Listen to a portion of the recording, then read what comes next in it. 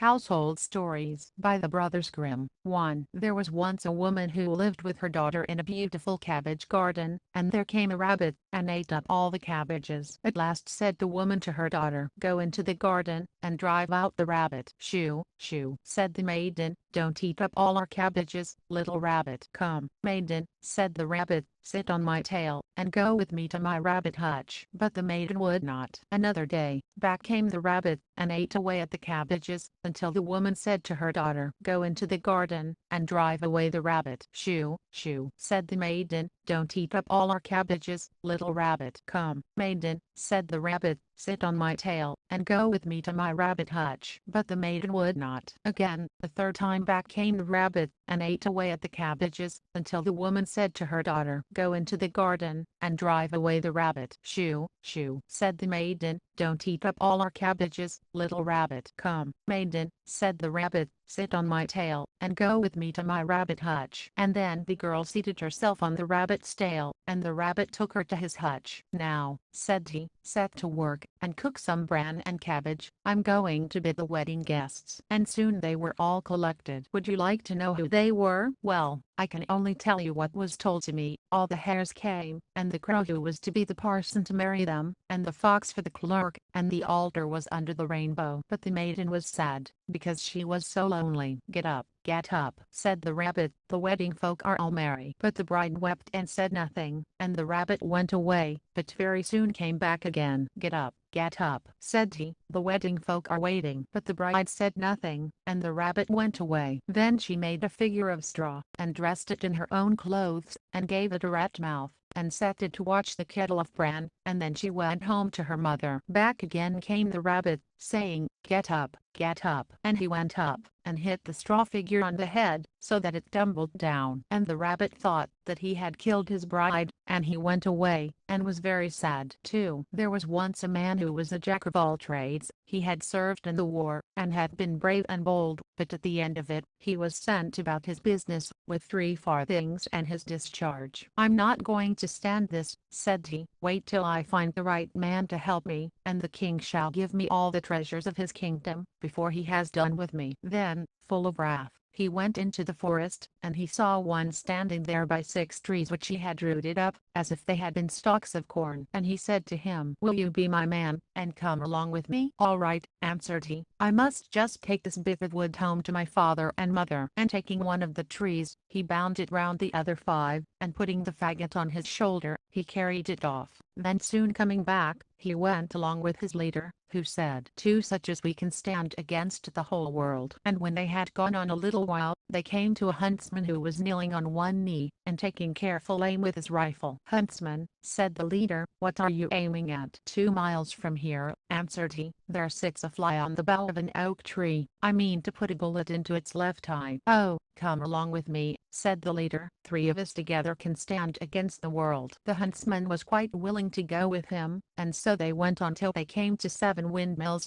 whose sails were going round briskly, and yet there was no wind blowing from any quarter, and not a leaf stirred. "Well," said the leader, "I cannot think what ails the windmills, turning without wind." And he went on with his followers about 2 miles farther, and then they came to a man sitting up in a tree, holding one nostril, and blowing with the other. "Now then," said the leader, "what are you doing up there?" 2 miles from here," answered he, "there are 7 windmills. I'm blowing, and they are going round." "Oh, go with me," cried the leader. 4 of us together can stand against the world." So the blower got down, and went with them, and after a time they came to a man standing on one leg, and the other had been taken off, and was lying near him. "You seem to have got a handy way of resting yourself," said the leader to the man. "I'm a runner," answered he, "and in order to keep myself from going too fast I have taken off a leg, for when I run with both, I go faster than a bird can fly." "Oh, go with me," cried the leader. 5 of us together may well stand against the world." So he went with them all together, and it was not long before they met the man with a little hat on, and he wore it just over one ear. "Manners, manners," said the leader, "with your hat like that, you look like a jackfool." "I dare not put it straight," answered the other. "If I did, there would be such a terrible frost, that the very birds would be frozen, and fall dead from the sky to the ground." "Oh, come with me," said the leader. "We six together may well stand against the whole world." So the six went on until they came to a town, where the king had caused it to be made known that whoever would run a race with his daughter and win it might become her husband, but that whoever lost must lose his head into the bargain. And the leader came forward, and said one of his men should run for him. "Then," said the king, "his life too must be put in pledge, and if he fails, his head and yours too must fall." When this was quite settled and agreed upon, the leader called the runner, and strapped his second leg onto him. "Now, look out," said he, "and take care that we win." It had been agreed that the one who should bring water first from a far distant brook should be accounted winner. Now the king's daughter and the runner each took a pitcher, and they started both at the same time, but in one moment, when the king's daughter had gone but a very little way, the runner was out of sight, for his running was as if the wind rushed by. In the short time he reached the brook, filled his pitcher full of water, and turned back again. About halfway home, however, he was overcome with weariness, and setting down his pitcher, he lay down on the ground to sleep. But in order to awaken soon again by not lying too soft, he had taken a horse's skull which lay near, and placed it under his head for a pillow. In the meanwhile the king's daughter, who really was a good runner, good enough to beat an ordinary man, had reached the brook, and filled her pitcher, and was hastening with it back again, when she saw the runner lying asleep. "The day is mine," said she with much joy, and she emptied his pitcher and hastened on. And now all had been lost, but for the huntsman, who was standing on the castle wall, and with his keen eyes, saw all that happened. "We must not be outdone by the king's daughter," said he, and he loaded his rifle, and took so good an aim, that he shot the horse's skull from under the runner's head without doing him any harm. And the runner awoke and jumped up, and saw his pitcher standing empty and the king's daughter far on her way home. But, not losing courage, he ran swiftly to the brook, filled it again with water, and for all that, he got home 10 minutes before the king's daughter. "Look you," said he, "this is the first time I have really stretched my legs. Before it was not worth the name of running." The king was vexed, and his daughter yet more so, that she should be beaten by a discharged common soldier, and they took counsel together how they might rid themselves of him, and of his companions at the same time. "I have a plan," said the king. "Do not fear, but that we shall be quit of them forever." Then he went out to the men, and bade them to feast, and be merry, and eat and drink, and he led them into a room, which had a floor of iron, and the doors were iron, the windows had iron frames and bolts. In the room was a table set out with costly food. "Now, go in there, and make yourselves comfortable," said the king. And when they had gone in, he had the door locked and bolted. Then he called a cook, and told him to make a big fire underneath the room, so that the iron floor of it should be red hot. And the cook did so, and the 6 men began to feel the room growing very warm, by reason, as they thought at first, of the good dinner. But as the heat grew greater and greater, and they found the doors and windows fastened, they began to think it was an evil plan of the king's to suffocate them. "He shall not succeed, however," said the man with the little hat. "I will bring on a frost, that shall make the fire feel ashamed of itself, and creep out of the way." So he set his hat straight on his head, and immediately there came such a frost that all the heat passed away, and the food froze in the dishes. After an hour or two had passed, and the king thought they must have all perished in the heat, he caused the door to be opened, and went himself to see how they fared. And when the door flew back, there they were all 6 quite safe and sound, and they said they were quite ready to come out, so that they might warm themselves, for the great cold of that room had caused the food to freeze in the dishes. Full of wrath,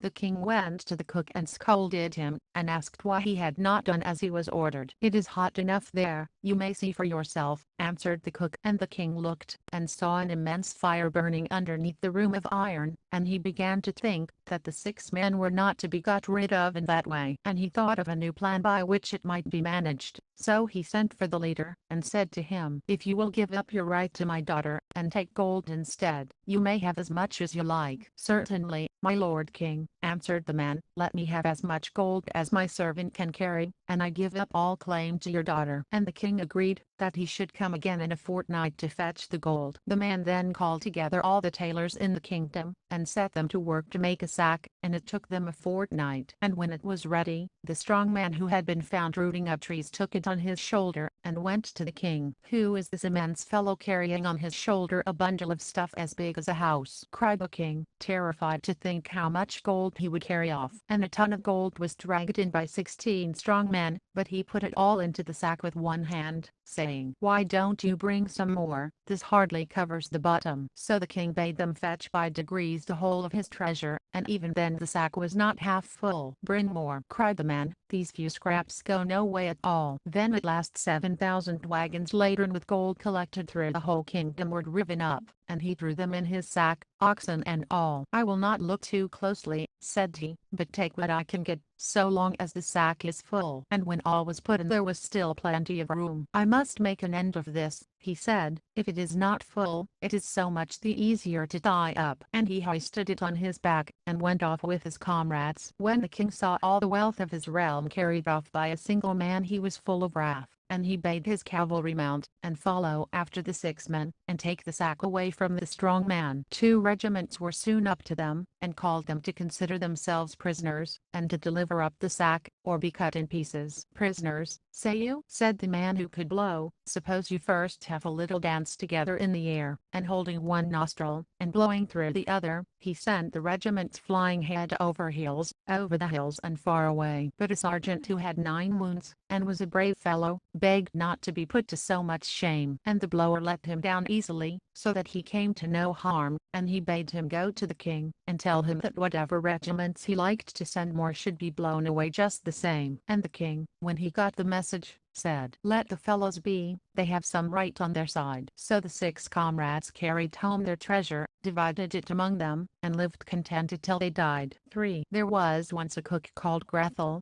who wore shoes with red heels, and when she went out in them, she gave herself great airs, and thought herself very fine indeed. When she came home again, she would take a drink of wine to refresh herself, and as that gave her an appetite, she would take some of the best of whatever she was cooking, until she had had enough. "For," said she, "the cook must know how things taste." Now it happened that one day her master said to her, "Grethel, I expect a guest this evening. You must make ready a pair of fowls." "Certainly, sir, I will," answered Grethel. So she killed the fowls, cleaned them, and plucked them, and put them on the spit, and then, as evening drew near, placed them before the fire to roast. And they began to be brown, and were nearly done, but the guest had not come. "If he does not make haste," cried Grethel to her master, "I must take them away from the fire. It's a pity and a shame not to eat them now, just when they are done to a turn." And the master said he would run himself, and fetch the guest. As soon as he had turned his back, Grethel took the fowls from before the fire. "Standing so long before the fire," said she, "makes one hot and thirsty, and who knows when they will come. In the meanwhile I will go to the cellar, and have a drink." So down she ran, took up a mug, and saying, "Here's to me, took a good draught." "One good drink deserves another," she said, "and it should not be cut short." So she took another hearty draught. Then she went, and put the fowls down to the fire again, and, basting them with butter, she turned the spit briskly round. And now they began to smell so good that Grethel, saying, "I must find out whether they really are all right," licked her fingers, and then cried, "Well, I never, the fowls are good. It's a sin and a shame that no one is here to eat them." So she ran to the window to see if her master and his guest were coming, but as she could see nobody, she went back to her fowls. "Why, one of the wings is burning," she cried presently. "I had better eat it, and get it out of the way." So she cut it off, and ate it up, and it tasted good, and then she thought, "I had better cut off the other 2, in case the master should miss anything." And when both wings had been disposed of, she went, and looked for the master, but still he did not come. "Who knows," said she, "whether they are coming or not? They may have put up at an inn." And after a pause she said again, "Come, I may as well make myself happy, and first I will make sure of a good drink, and then of a good meal, and when all is done I shall be easy. The gifts of the gods are not to be despised." So first she ran down into the cellar, and had a famous drink, and ate up one of the fowls with great relish. And when that was done, and still the master did not come, Grethel eyed the other fowl, saying, "What one is the other must be. The 2 belong to each other. It is only fair that they should be both treated alike. Perhaps, when I have had another drink, I shall be able to manage it." So she took another hearty drink, and then the second fowl went the way of the first. Just as she was in the middle of it, the master came back. "Make haste, Grethel," cried he, "the guest is coming directly." "Very well, master," she answered, "it will soon be ready." The master went to see that the table was properly laid, and, taking the great carving knife with which he meant to carve the fowls, he sharpened it upon the step. Presently came the guest, knocking very gently and softly at the front door. Grethel ran and looked to see who it was, and when she caught sight of the guest she put her finger on her lips, saying, "Hush, make the best haste you can out of this, for if my master catches you, it will be bad for you. He asked you to come to supper, but he really means to cut off your ears. Just listen how he is sharpening his knife." The guest, hearing the noise of the sharpening, made off as fast as he could go, and Grethel ran screaming to her master. "A pretty guest you have asked to the house," cried she. "How so, Grethel? What do you mean?" asked he. "What indeed?" said she. "Why, he has gone and run away with my pair of fowls that I had just dished up." "That's pretty sort of conduct," said the master, feeling very sorry about the fowls. "He might at least have left me one, that I might have had something to eat." And he called out to him to stop, but the guest made as if he did not hear him. Then he ran after him, the knife still in his hand, crying out, only one," meaning that the guest should let him have one of the fowls, and not take both. But the guest thought he meant to have only one of his ears, and he ran so much the faster, that he might get home with both of them safe. For once on a time the cock and the hen went to the nut mountain, and they agreed beforehand that whichever of them should find a nut was to divide it with the other. Now the hen found a great big nut, but said nothing about it, and was going to eat it all alone, but the kernel was such a fat one, that she could not swallow it down, and it stuck in her throat, so that she was afraid she should choke. "Cock," cried she, "run as fast as you can, and fetch me some water, or I shall choke." So the cock ran as fast as he could to the brook, and said, "Brook, give me some water, the hen is up yonder choking with a big nut stuck in her throat." But the brook answered, "First run to the bride, and ask her for some red silk." So the cock ran to the bride and said, "Bride, give me some red silk. The brook wants me to give him some red silk. I want him to give me some water, for the hen lies yonder choking with a big nut stuck in her throat." But the bride answered, "First go and fetch me my garland that hangs on a willow." And the cock ran to the willow, and pulled the garland from the bough, and brought it to the bride, and the bride gave him red silk, and he brought it to the brook, and the brook gave him water. So then the cock brought the water to the hen, but alas, it was too late. The hen had choked in the meanwhile, and lay there dead. And the cock was so grieved, that he cried aloud, and all the beasts came, and lamented for the hen, and 6 mice built a little wagon on which to carry the poor hen to her grave, and when it was ready they harnessed themselves to it, and the cock drove. On the way they met the fox. "Halloa, cock," cried he, "where are you off to?" "To bury my hen," answered the cock. "Can I come too?" said the fox. "Yes, if you follow behind," said the cock. So the fox followed behind, and he was soon joined by the wolf, the bear, the stag, the lion, and all the beasts in the wood. And the procession went on till they came to a brook. "How shall we get over?" said the cock. Now in the brook there was a straw, and he said, "I will lay myself across, so that you may pass over on me." But when the 6 mice had got upon this bridge, the straw slipped, and fell into the water, and they all tumbled in and whirled round. So they were as badly off as ever. When a cow came up, and said he would lay himself across, and they might pass over him, but no sooner had he touched the water than he hissed, went out, and was dead. A stone seeing this was touched with pity, and, wishing to help the cock, he laid himself across the stream. And the cock drew the wagon with the dead hen in it safely to the other side, and then began to draw the others who followed behind across too. But it was too much for him. The wagon turned over, and all tumbled into the water one on the top of another, and whirled round. So the cock was left all alone with the dead hen, and he digged a grave, and laid her in it, and he raised a mound above her, and sat himself down, and lamented so sore that at last he died. And so they were all dead together. 5. Hans had served his master 7 years, and at the end of the 7th year he said, "Master, my time is up. I want to go home and see my mother, so give me my wages." "You have served me truly and faithfully," said the master. "As the service is, so must the wages be." And he gave him a lump of gold as big as his head. Hans pulled his handkerchief out of his pocket, and tied up a lump of gold in it, hoisted it on his shoulder, and set off on his way home. And as he was trudging along, there came in sight a man riding on a spirited horse, and looking very gay and lively. "Oh," cried Hans aloud, "how splendid riding must be, sitting as much at one's ease as in an armchair, stumbling over no stones, saving one's shoes, and getting on one hardly knows how." The horseman heard Hans say this, and called out to him, "Well, Hans, what are you doing on foot?" "I can't help myself," said Hans. "I have this great lump to carry, to be sure. It is gold, but then I can't hold my head straight for it, and it hurts my shoulder." "I'll tell you what," said the horseman, "we will change. I will give you my horse, and you shall give me your lump of gold." "With all my heart," said Hans, "but I warn you, you will find it heavy." And the horseman got down, took the gold, and, helping Hans up, he gave the reins into his hand. "When you want to go fast," said he, "you must click your tongue and cry gee up." And Hans, as he sat upon his horse, was glad at heart, and rode off with merry cheer. After a while he thought he should like to go quicker, so he began to click with his tongue and to cry gee up. And the horse began to trot, and Hans was thrown, before he knew what was going to happen, and there he lay in the ditch by the side of the road. The horse would have got away, but that he was caught by a peasant who was passing that way, and driving the cow before him. And Hans pulled himself together, and got upon his feet, feeling very vexed. "Poor work, riding," said he, "especially on a jade like this, who starts off, and throws you, before you know where you are,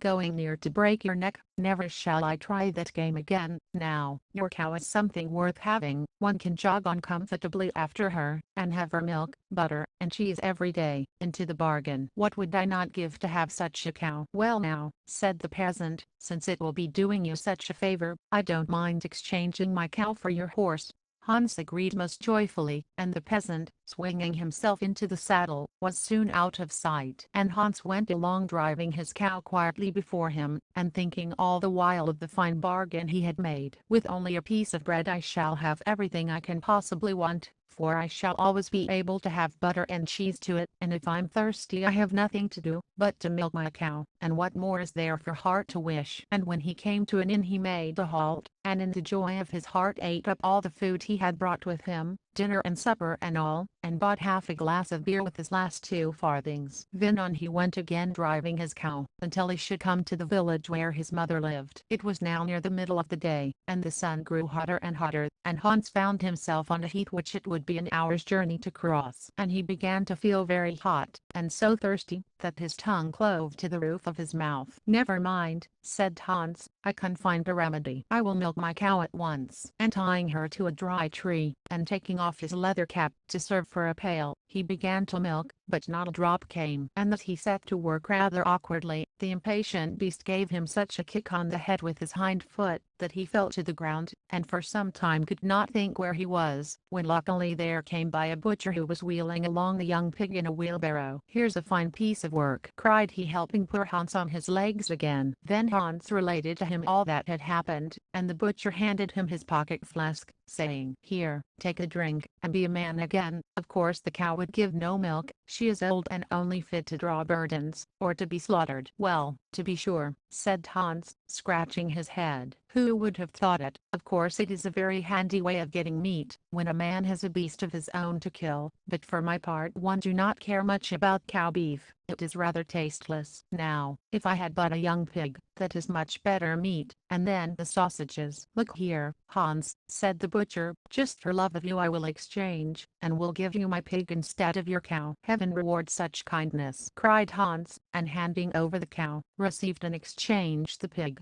who was turned out of his wheelbarrow, and was to be led by a string. So on went Hans, thinking how everything turned out according to his wishes, and how, if trouble overtook him, all was sure to be set right directly. After a while he fell in with a peasant, who was carrying a fine white goose under his arm. They bid each other good day, and Hans began to tell about his luck, and how he had made so many good exchanges. And the peasant told how he was taking the goose to a christening feast. "Just feel how heavy it is," said he, taking it up by the wings. "It has been fattening for the last 8 weeks, and when it is roasted, won't the fat run down?" "Yes, indeed," said Hans, weighing it in his hand, "very fine to be sure, but my pig is not to be despised." Upon which the peasant glanced cautiously on all sides, and shook his head. "I'm afraid," said he, "that there is something not quite right about your pig. In the village I have just left one had actually been stolen from the bailiff's yard. I fear you have it in your hand. They have sent after the thief, and it would be a bad lookout for you, if it was found upon you. The least that could happen would be, to be thrown into a dark hole." Poor Hans grew pale with fright. "For heaven's sake," said he. "Help me out of this scrape. I'm a stranger in these parts. Take my pig, and give me your goose." "It will be running some risk," answered the man, "but I will do it sooner than that you should come to grief." And so, taking the cord in his hand, he drove the pig quickly along a bypath,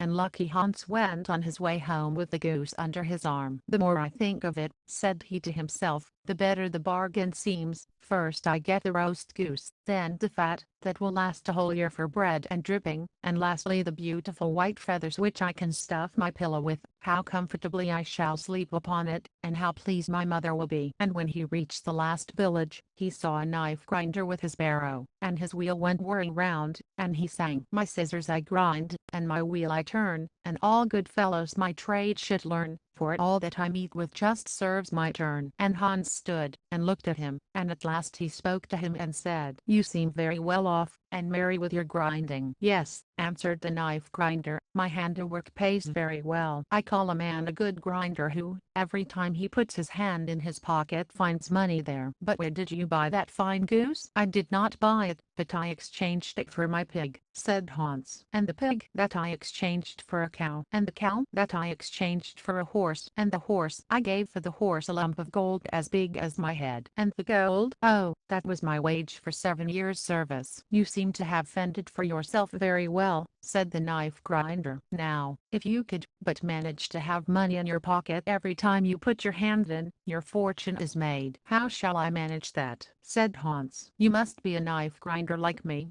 said the man. "All you want is a grindstone, the rest comes of itself. I have one here, to be sure it is a little damaged, but I don't mind letting you have it in exchange for your goose. What say you?" "How can you ask?" answered Hans. "I shall be the luckiest fellow in the world, for if I find money, whenever I put my hand in my pocket, there is nothing more left to want." And so he handed over the goose to the peddler, and received the grindstone in exchange. "Now," said the knife grinder, taking up a heavy common stone that lay near him, "here is another proper sort of stone that will stand a good deal of wear, and that you can hammer out your old nails upon. Take it with you, and carry it carefully." Hans lifted up the stone, and carried it off with a contented mind. "I must have been born under a lucky star," cried he, while his eyes sparkled for joy. "I have only to wish for a thing, and it is mine." After a while he began to feel rather tired, as indeed he had been on his legs since daybreak. He also began to feel rather hungry, as in the fullness of his joy at getting the cow, he had eaten up all he had. At last he could scarcely go on at all, and had to make a halt every moment, for the stones weighed him down most unmercifully, and he could not help wishing that he did not feel obliged to drag them along. And on he went at a snail's pace, until he came to a well. Then he thought he would rest, and take a drink of the fresh water. And he placed the stones carefully by his side at the edge of the well. Then he sat down, and as he stooped to drink, he happened to give the stones a little push, and they both fell into the water with a splash. And then Hans, having watched them disappear, jumped for joy, and thanked his stars that he had been so lucky as to get rid of the stones that had weighed upon him so long without any effort of his own. "I really think," cried he, "I'm the luckiest man under the Sunday." So on he went, void of care, until he reached his mother's house. 6. There lived once an old queen,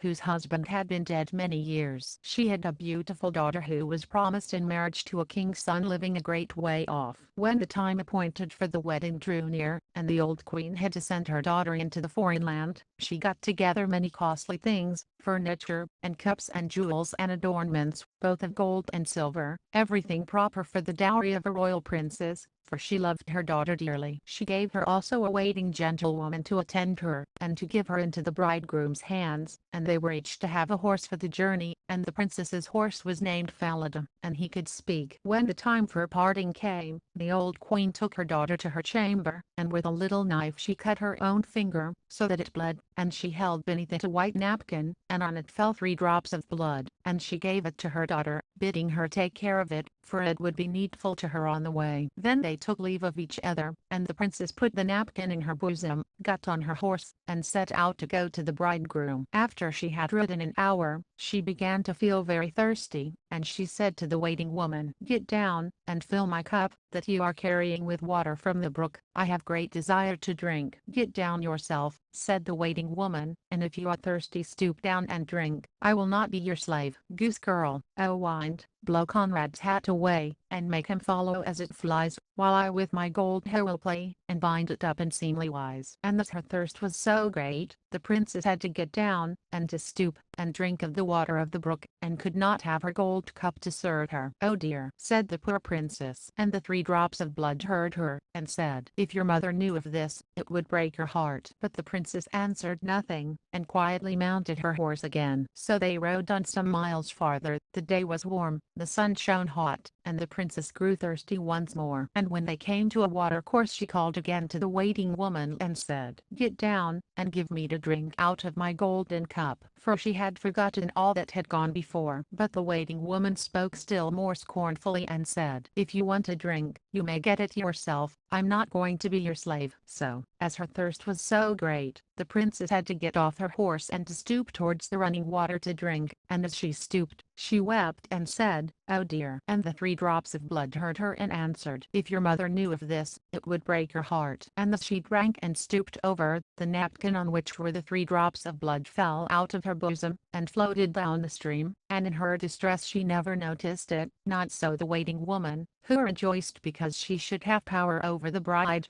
who, now that she had lost the 3 drops of blood, had become weak, and unable to defend herself. And when she was going to mount her horse again, the waiting woman cried, "Falada belongs to me, and this jade to you." And the princess had to give way and let it be as she said. Then the waiting woman ordered the princess with many hard words, to take off her rich clothing, and to put on her plain garments, and then she made her swear, to say nothing of the matter, when they came to the royal court, threatening to take her life if she refused. And all the while Falada noticed and remembered the waiting woman. Then mounting Falada, and the princess the sorry jade, they journeyed until they reached the royal castle. There was great joy at their coming, and the king's son hastened to meet them, and lifted the waiting woman from her horse, thinking she was his bride, and then he led her up the stairs, while the real princess had to remain below. But the old king, who was looking out of the window, saw her standing in the yard, and noticed how delicate and gentle and beautiful she was, and then he went down, and asked the seeming bride who it was that she had brought with her, and that was now standing in the courtyard. "Oh," answered the bride, "I only brought her with me for company. Give the maid something to do, that she may not be forever standing idle." But the old king had no work to give her, until he bethought him of a boy he had who took care of the geese, and that she might help him. And so the real princess was sent to keep geese with the goose boy, who was called Conrad. Soon after, the false bride said to the prince, "Dearest husband, I pray thee do me a pleasure." "With all my heart," answered he. Then said she, "Send for the knacker, that he may carry off the horse I came here upon, and make away with him. He was very troublesome to me on the journey." For she was afraid that the horse might tell how she had behaved to the princess. And when the order had been given that Falada should die, it came to the princess's ears, and she came to the knacker's man secretly, and promised him a piece of gold, if he would do her a service. There was in the town a great dark gateway through which she had to pass morning and evening with her geese, and she asked the man to take Falada's head and to nail it on the gate, that she might always see it as she passed by. And the man promised, and he took Falada's head, and nailed it fast in the dark gateway. Early next morning, as she and Conrad drove their geese through the gate, she said as she went by, "O Falada, dost thou hang there?" And the head answered, "Princess, dost thou so meanly fare? But if thy mother knew thy pain,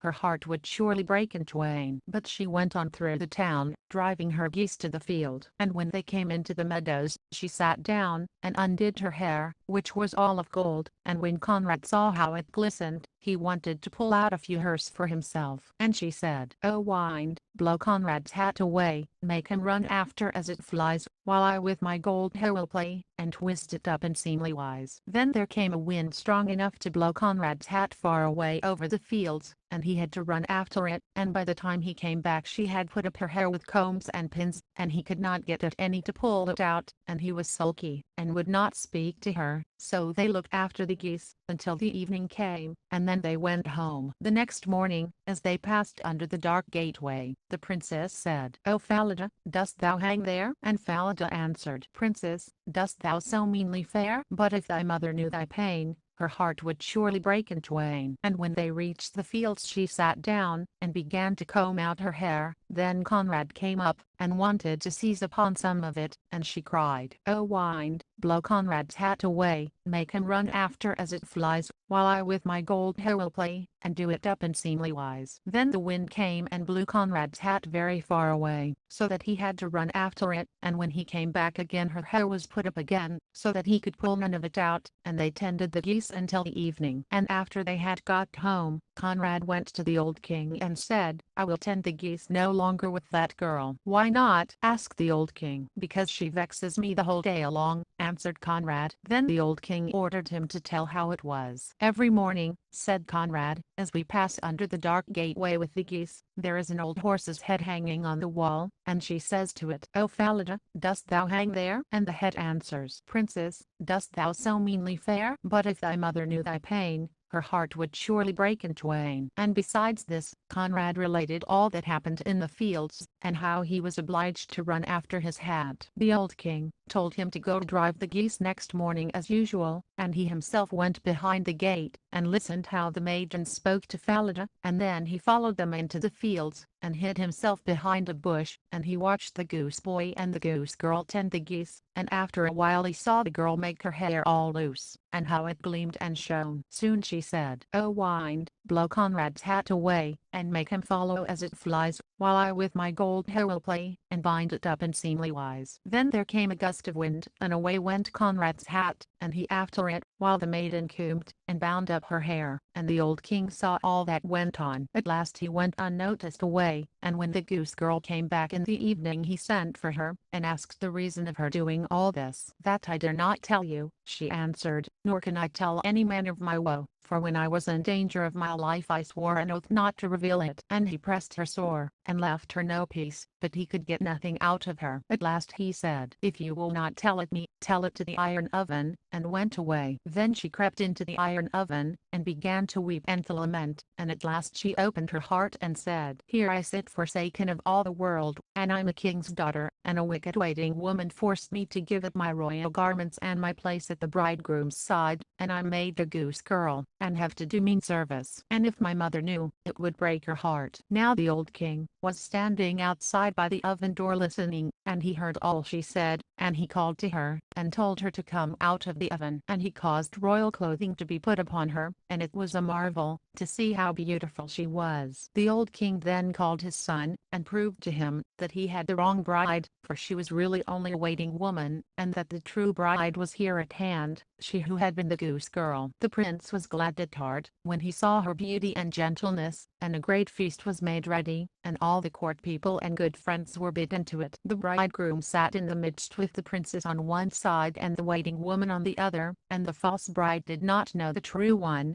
because she was dazzled with her glittering braveries. When all the company had eaten and drunk and were merry, the old king gave the waiting woman a question to answer, as to what such an one deserved, who had deceived her masters in such and such a manner, telling the whole story, and ending by asking, "Now, what doom does such an one deserve?" "No better than this," answered the false bride, "that she be put naked into a cask, studded inside with sharp nails, and be dragged along in it by two white horses from street to street, until she be dead." "Thou hast spoken thy own doom," said the old king. "As thou hast said, so shall it be done." And when the sentence was fulfilled, the prince married the true bride, and ever after they ruled over their kingdom in peace and blessedness. The Raven. There was once a queen, and she had a little daughter, who was as yet a babe in arms, and once the child was so restless that the mother could get no peace, do what she would, so she lost patience, and seeing a flight of ravens passing over the castle, she opened a window, and said to her child, "Oh, that thou wert a raven and couldst fly away, that I might be at peace." No sooner had she uttered the words, than the child was indeed changed into a raven, and fluttered from her arms out of the window. And she flew into a dark wood, and stayed there a long time, and her parents knew nothing of her. Once a man was passing through the wood, and he heard the raven cry, and he followed the voice, and when he came near it said, "I was born a king's daughter, and have been bewitched, but thou canst set me free." "What shall I do?" asked the man. "Go deeper into the wood," said she, "and thou shalt find a house and an old woman sitting in it. She will offer thee meat and drink, but thou must take none. If thou eatest or drinkest thou fallest into a deep sleep, and canst not set me free at all." In the garden behind the house is a big heap of tan, stand upon that, and wait for me 3 days. At about the middle of the day, shall I come to thee in a car, drawn by 4 white horses the first time, by 4 red ones the second time, and lastly by 4 black ones, and if thou art not waking but sleeping, thou failest to set me free." The man promised to do all she said. "But cried she, "I know quite well I shall not be set free of thee, something thou wilt surely take from the old woman." But the man promised yet once more that certainly he would not touch the meat or the drink. But when he came to the house the old woman came up to him. "My poor man," said she to him, "you are quite tired out, come and be refreshed, and eat and drink." "No," said the man, "I will eat and drink nothing." But she left him no peace, saying, "Even if you eat nothing, take a draught out of this cup once and away." So he was overpersuaded, and he drank. In the afternoon, about 2 o'clock, he went out into the garden, to stand upon the tan heap, and wait for the raven. As he stood there he felt all at once so tired, that he could bear it no longer, and laid himself down for a little, but not to sleep. But no sooner was he stretched at length than his eyes closed of themselves, and he fell asleep,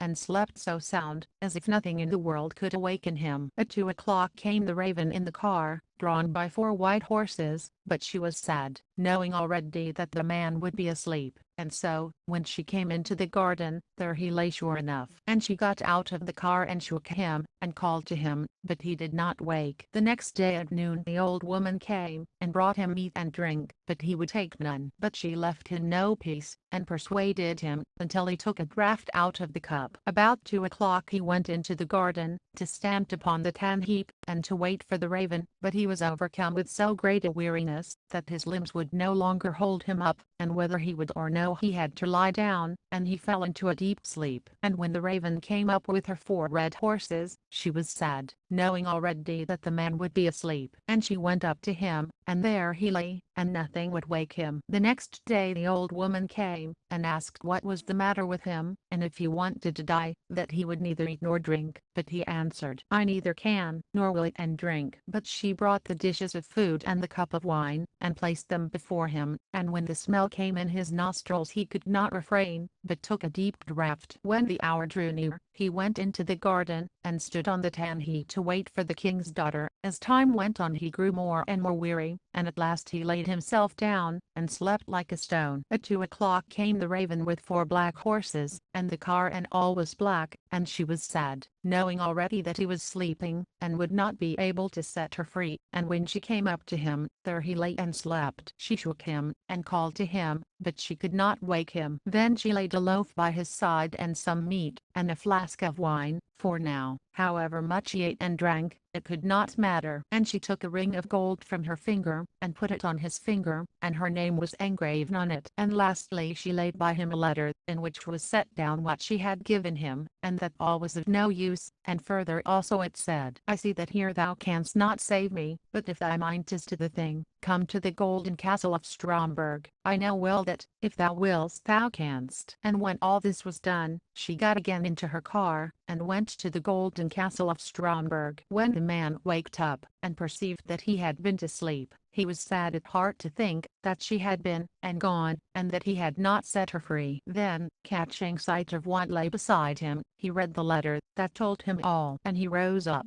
and set off at once to go to the golden castle of Stromberg, though he knew not where it was. And when he had wandered about in the world for a long time, he came to a dark wood, and there spent a fortnight trying to find the way out, and not being able. At the end of this time, it being towards evening, he was so tired, that he laid himself down under a clump of bushes, and went to sleep. The next day he went on again, and in the evening, when he was going to lie down again to rest, he heard howlings and lamentations, so that he could not sleep. And about the hour, when lamps are lighted, he looked up, and saw a light glimmer in the forest, and he got up and followed it, and he found that it came from a house that looked very small indeed, because there stood a giant before it. And the man thought to himself that, if he were to try to enter, and the giant were to see him, it would go hard, but he should lose his life. At last he made up his mind, and walked in. And the giant saw him. "I'm glad thou art come," said he. "It is now a long time since I have had anything to eat, I shall make a good supper of thee. That may be, said the man, but I shall not relish it. Besides, if thou desirest to eat, I have somewhat here that may satisfy thee. If that is true, answered the giant, thou mayest make thy mind easy. It was only for want of something better that I wished to devour thee. Then they went in, and placed themselves at the table, and the man brought out bread, meat, and wine in plenty. This pleases me well, said the giant, and he ate to his heart's content. After a while the man asked him if he could tell him where the golden castle of Stromberg was. I will look on my land chart, said the giant, for on it all towns and villages and houses are marked. So he fetched the land chart which was in his room, and sought for the castle, but it was not to be found. Never mind, said he, I have upstairs in the cupboard much bigger maps than this, we will have a look at them. And so they did, but in vain. And now the man wanted to pursue his journey, but the giant begged him to stay a few days longer, until his brother, who had gone to get in a store of provisions, should return. When the brother came, they asked him about the golden castle of Stromberg. When I have had time to eat a meal and be satisfied, I will look at the map. That being done, he went into his room with them, and they looked at his maps, but could find nothing. Then he fetched other old maps, and they never left off searching, until they found the golden castle of Stromberg, but it was many thousand miles away. How shall I ever get there? Said the man. I have a couple of hours to spare, said the giant, and I will set you on your way, but I shall have to come back, and look after the child that we have in the house with us. Then the giant bore the man, until within about 100 hours' journey from the castle, and saying, you can manage the rest of the way by yourself, he departed, and the man went on day and night, until at last he came to the golden castle of Stromberg. It stood on a mountain of glass, and he could see the enchanted princess driving round it, and then passing inside the gates. He was rejoiced when he saw her, and began at once to climb the mountain to get to her, but it was so slippery, as fast as he went he fell back again. And when he saw this, he felt he should never reach her, and he was full of grief, and resolved at least to stay at the foot of the mountain, and wait for her. So he built himself a hut, and sat there, and waited a whole year, and every day he saw the princess drive round and pass in, and was never able to reach her. One day he looked out of his hut, and saw 3 robbers fighting, and he called out, "Mercy on us!" Hearing a voice, they stopped for a moment, but went on again beating one another in a dreadful manner. And he cried out again, "Mercy on us!" They stopped and listened, and looked about them, and then went on again. And he cried out a third time, "Mercy on us!" And then, thinking he would go and see what was the matter, he went out, and asked them what they were fighting for. One of them told him he had found a stick which would open any door only by knocking at it. The second said he had found a cloak which, if he put it on, made him invisible. The third said he was possessed of a horse that would ride over everything, even the glass mountain. Now they had fought, because they could not agree whether they should enjoy these things in common or separately. "Suppose we make a bargain," said the man. "It is true I have no money, but I have other things yet more valuable to exchange for these. I must, however, make trial of them beforehand, to see if you have spoken truth concerning them." So they let him mount a horse, and put the cloak round him, and they gave him the stick into his hand, and as soon as he had all this he was no longer to be seen, but laying about him well, he gave them all a sound thrashing, crying out, "Now, you good-for-nothing fellows, you have got what you deserve, perhaps you will be satisfied now." Then he rode up the glass mountain, and when he reached the castle gates he found them locked, but he beat with his stick upon the door, and it opened at once. And he walked in, and up the stairs to the great room, where sat the princess with a golden cup and wine before her. She could not see him, so long as the cloak was on him, but drawing near to her he pulled off the ring she had given him, and threw it into the cup with a clang. "This is my ring," she cried, "and the man who is to set me free must be here too." But though she sought through the whole castle she found him not. He had gone outside, seated himself on his horse, and thrown off the cloak. And when she came to look out at the door, she saw him, and shrieked out for joy. And he dismounted, and took her in his arms, and she kissed him, saying, "Now hast thou set me free from my enchantment, and tomorrow we will be married." The Frog Prince. In the old times, when it was still of some use to wish for the thing one wanted, there lived a king whose daughters were all handsome, but the youngest was so beautiful that the sun himself, who has seen so much, wondered each time he shone over her, because of her beauty. Near the royal castle there was a great dark wood, and in the wood under an old linden tree was a well, and when the day was hot, the king's daughter used to go forth into the wood and sit by the brink of the cool well, and if the time seemed long, she would take out a golden ball, and throw it up, and catch it again, and this was her favorite pastime. Now it happened one day, that the golden ball, instead of falling back into the maiden's little hand which had sent it aloft, dropped to the ground near the edge of the well and rolled in. The king's daughter followed it with her eyes as it sank, but the well was deep, so deep that the bottom could not be seen. Then she began to weep, and she wept and wept, as if she could never be comforted. And in the midst of her weeping she heard a voice saying to her, "What ails thee, king's daughter? Thy tears would melt a heart of stone." And when she looked to see where the voice came from, there was nothing but a frog stretching his thick ugly head out of the water. "Oh, is it you, old waddler?" said she. "I weep because my golden ball has fallen into the well." "Never mind, do not weep," answered the frog. "I can help you, but what will you give me if I fetch up your ball again?" "Whatever you like, dear frog," said she. "Any of my clothes, my pearls and jewels, or even the golden crown that I wear." "Thy clothes, thy pearls and jewels, and thy golden crown are not for me," answered the frog, "but if thou wouldst love me, and have me for thy companion and playfellow, and let me sit by thee at table, and eat from thy plate, and drink from thy cup,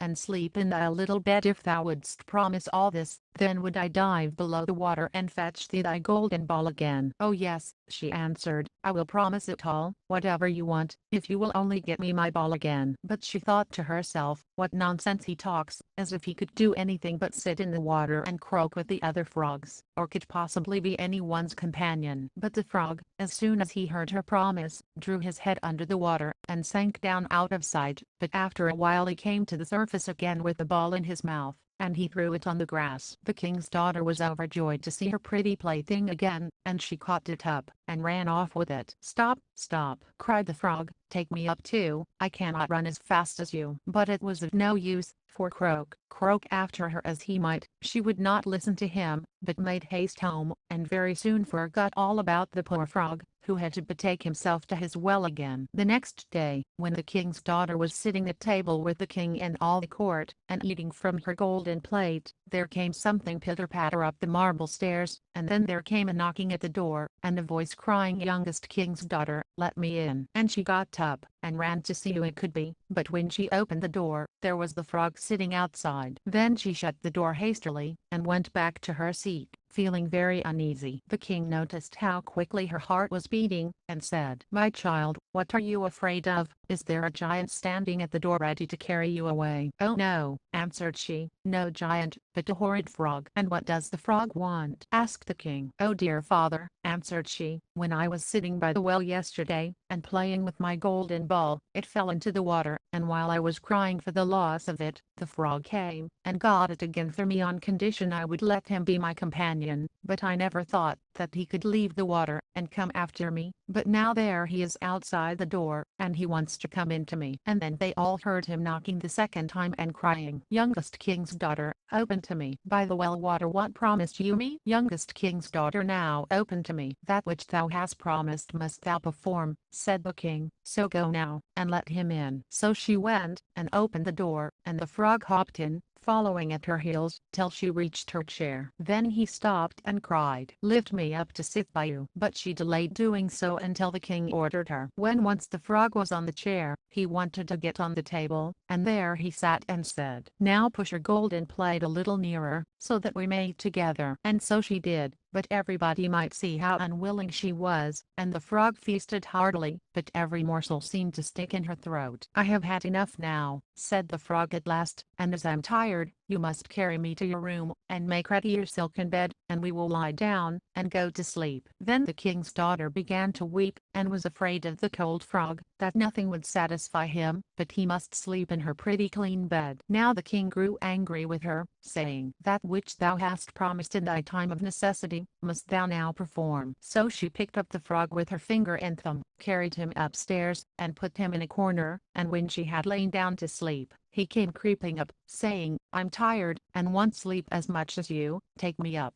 or I will tell your father. Then she felt beside herself with rage, and picking him up, she threw him with all her strength against the wall, crying, Now will you be quiet, you horrid frog. But as he fell, he ceased to be a frog, and became all at once a prince with beautiful kind eyes. And it came to pass that, with her father's consent, they became bride and bridegroom. And he told her how a wicked witch had bound him by her spells, and how no one but she alone could have released him, and that they two would go together to his father's kingdom. And there came to the door a carriage drawn by 8 white horses, with white plumes on their heads, and with golden harness, and behind the carriage was standing faithful Henry, the servant of the young prince. Now, faithful Henry had suffered such care and pain when his master was turned into a frog, that he had been obliged to wear 3 iron bands over his heart, to keep it from breaking with trouble and anxiety. When the carriage started to take the prince to his kingdom, and faithful Henry had helped them both in, he got up behind, and was full of joy at his master's deliverance. And when they had gone a part of the way, the prince heard a sound at the back of the carriage, as if something had broken, and he turned round and cried, Henry, the wheel must be breaking. But Henry answered, The wheel does not break, 'tis the band round my heart that, to lessen its ache, when I grieved for your sake, I bound round my heart. Again, and yet once again there was the same sound, and the prince thought it must be the wheel breaking, but it was the breaking of the other bands from faithful Henry's heart, because it was now so relieved and happy. Cat and Mouse in partnership. A cat, having made acquaintance with a mouse, professed such great love and friendship for her, that the mouse at last agreed that they should live and keep house together. We must make provision for the winter, said the cat, or we shall suffer hunger, and you, little mouse, must not stir out, or you will be caught in a trap. So they took counsel together, and bought a little pot of fat. And then they could not tell her to put it for safety, but after long consideration the cat said there could not be a better place than the church, for nobody would steal there, and they would put it under the altar, and not touch it, until they were really in want. So this was done, and the little pot placed in safety. But before long the cat was seized with a great wish to taste it. Listen to me, little mouse, said he, I have been asked by my cousin, to stand godfather to a little son she has brought into the world. He is white with brown spots, and they want to have the christening today. So let me go to it, and you stay at home and keep house. Oh yes, certainly, answered the mouse, pray go by all means, and when you are feasting on all the good things, think of me. I should so like a drop of the sweet red wine. But there was not a word of truth in all this. The cat had no cousin, and had not been asked to stand godfather. He went to the church, straight up to the little pot, and licked the fat off the top. Then he took a walk over the roofs of the town, saw his acquaintances, stretched himself in the sun, and licked his whiskers as often as he thought of the little pot of fat, and then when it was evening he went home. Here you are at last, said the mouse, I expect you have had a merry time. Oh, pretty well, answered the cat. And what name did you give the child? asked the mouse. Top-off, answered the cat. Really? Top-off, cried the mouse, that is a singular and wonderful name. Is it common in your family? What does it matter? Said the cat. It's not any worse than Crumbpicker, like your godchild. A little time after this the cat was again seized with a longing. Again I must ask you, said he to the mouse, to do me a favor, and keep house alone for a day. I have been asked a second time to stand godfather, and as the little one has a white ring round its neck, I cannot well refuse. So the kind little mouse consented, and the cat crept along by the town wall, until he reached the church, and going straight to the little pot of fat, devoured half of it. Nothing tastes so well as what one keeps to oneself, said he, feeling quite content with his day's work. When he reached home, the mouse asked what name had been given to the child. Half gone, answered the cat. Half gone, cried the mouse, I never heard such a name in my life. I'll bet it's not to be found in the calendar. Soon after that the cat's mouth began to water again for the fat. Good things always come in threes, said he to the mouse. Again I have been asked to stand godfather. The little one is quite black with white feet, and not any white hair on its body. Such a thing does not happen every day, so you will let me go, won't you? Top-off, half gone," murmured the mouse. "They are such curious names, I cannot but wonder at them." "That's because you are always sitting at home," said the cat, "in your little gray frock and hairy tail, never seeing the world, and fancying all sorts of things." So the little mouse cleaned up the house and set it all in order. Meanwhile the greedy cat went and made an end of the little pot of fat. "Now all is finished, one's mind will be easy," said he, and came home in the evening, quite sleek and comfortable. The mouse asked at once what name had been given to the third child. "It won't please you any better than the others," answered the cat. "It is called All Gone." "All Gone!" cried the mouse. "What an unheard of name! I never met with anything like it. All gone, whatever can it mean?" And shaking her head, she curled herself round and went to sleep. After that the cat was not again asked to stand godfather. When the winter had come, and there was nothing more to be had out of doors, the mouse began to think of their store. "Come, cat," said she, "we will fetch our pot of fat. How good it will taste, to be sure." "Of course it will," said the cat, "just as good as if you stuck your tongue out of window." So they set out, and when they reached the place, they found the pot, but it was standing empty. "Oh, now I know what it all meant," cried the mouse. "Now I see what sort of a partner you have been. Instead of standing godfather you have devoured it all up.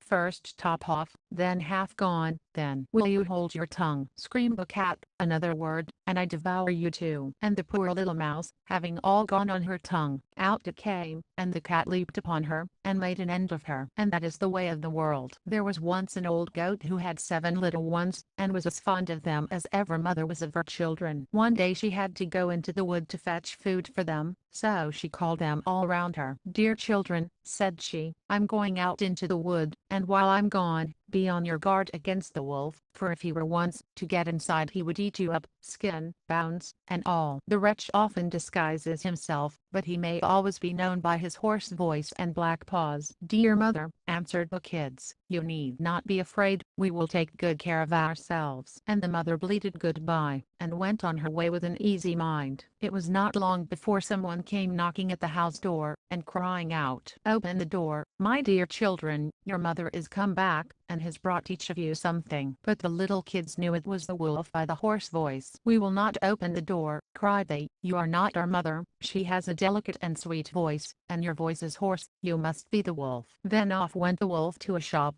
and bought a big lump of chalk, and ate it up, to make his voice soft. And then he came back, knocked at the house door, and cried, "Open the door, my dear children, your mother is here, and has brought each of you something." But the wolf had put up his black paws against the window, and the kids seeing this, cried out, "We will not open the door, our mother has no black paws like you, you must be the wolf." The wolf then ran to a baker. "Baker," said he, "I'm hurt in the foot, pray spread some dough over the place." And when the baker had plastered his feet, he ran to the miller. "Miller," said he, "strew me some white meal over my paws." But the miller refused, thinking the wolf must be meaning harm to someone. "If you don't do it," cried the wolf, "I'll eat you up." And the miller was afraid, and did as he was told. And that just shows what men are. And now came the rogue the third time to the door and knocked. "Open, children," cried he. "Your dear mother has come home, and brought you each something from the wood." "First show us your paws," said the kids, "so that we may know if you are really our mother or not." And he put up his paws against the window, and when they saw that they were white, all seemed right, and they opened the door, and when he was inside they saw it was the wolf, and they were terrified and tried to hide themselves. One ran under the table, the second got into the bed, the third into the oven, the fourth in the kitchen, the fifth in the cupboard, the sixth under the sink, the seventh in the clock case. But the wolf found them all, and gave them short shrift. One after the other he swallowed down, all but the youngest, who was hid in the clock case. And so the wolf, having got what he wanted, strolled forth into the green meadows, and laying himself down under a tree, he fell asleep. Not long after, the mother goat came back from the wood, and, oh, what a sight met her eyes! The door was standing wide open, table, chairs, and stools, all thrown about, dishes broken, quilt and pillows torn off the bed. She sought her children, they were nowhere to be found. She called to each of them by name, but nobody answered, until she came to the name of the youngest. "Here I am, mother," a little voice cried, "here, in the clock case." And so she helped him out, and heard how the wolf had come, and eaten all the rest. And you may think how she cried for the loss of her dear children. At last in her grief she wandered out of doors, and the youngest kid with her, and when they came into the meadow, there they saw the wolf lying under a tree, and snoring so, that the branches shook. The mother goat looked at him carefully on all sides, and she noticed how something inside his body was moving and struggling. "Dear me," thought she, "can it be that my poor children, that he devoured for his evening meal, are still alive?" And she sent the little kid back to the house for a pair of shears, and needle, and thread. Then she cut the wolf's body open, and no sooner had she made one snip than out came the head of one of the kids, and then another snip, and then one after the other. The 6 little kids all jumped out alive and well, for in his greediness the rogue had swallowed them down whole. How delightful this was! So they comforted their dear mother, and hopped about like tailors at a wedding. "Now fetch some good hard stones," said the mother, "and we will fill his body with them, as he lies asleep." And so they fetched some in all haste, and put them inside him, and the mother sewed him up so quickly again, that he was none the wiser. When the wolf at last awoke, and got up, the stones inside him made him feel very thirsty, and as he was going to the brook to drink, they struck and rattled one against another. And so he cried out, "What is this I feel inside me knocking hard against my bones? How should such a thing betide me?" They were kids, and now they're stones. So he came to the brook, and stooped to drink, but the heavy stones weighed him down, so he fell over into the water and was drowned. And when the 7 little kids saw it, they came up running. "The wolf is dead, the wolf is dead," they cried, and taking hands, they danced with their mother all about the place. Faithful John. There was once an old king, who, having fallen sick, thought to himself, "This is very likely my deathbed on which I'm lying." Then he said, "Let Faithful John be sent for." Faithful John was his best beloved servant, and was so called, because he had served the king faithfully all his life long. When he came near the bed, the king said to him, "Faithful John, I feel my end drawing near, and my only care is for my son. He is yet of tender years, and does not always know how to shape his conduct, and unless you promise me to instruct him in all his actions, and be a true foster father to him, I shall not be able to close my eyes in peace." Then answered Faithful John, "I will never forsake him, and will serve him faithfully, even though it should cost me my life." And the old king said, "Then I die, being of good cheer and at peace." And he went on to say, "After my death, you must lead him through the whole castle, into all the chambers, halls, and vaults, and show him the treasures that in them lie. But the last chamber in the long gallery, in which lies hidden the picture of the princess of the golden palace, you must not show him. If he were to see that picture, he would directly fall into so great a love for her, that he would faint with the strength of it, and afterwards for her sake run into great dangers. So you must guard him well." And thus Faithful John gave him his hand upon it. The old king became still and silent, laid his head upon the pillow, and died. When the old king was laid in the grave,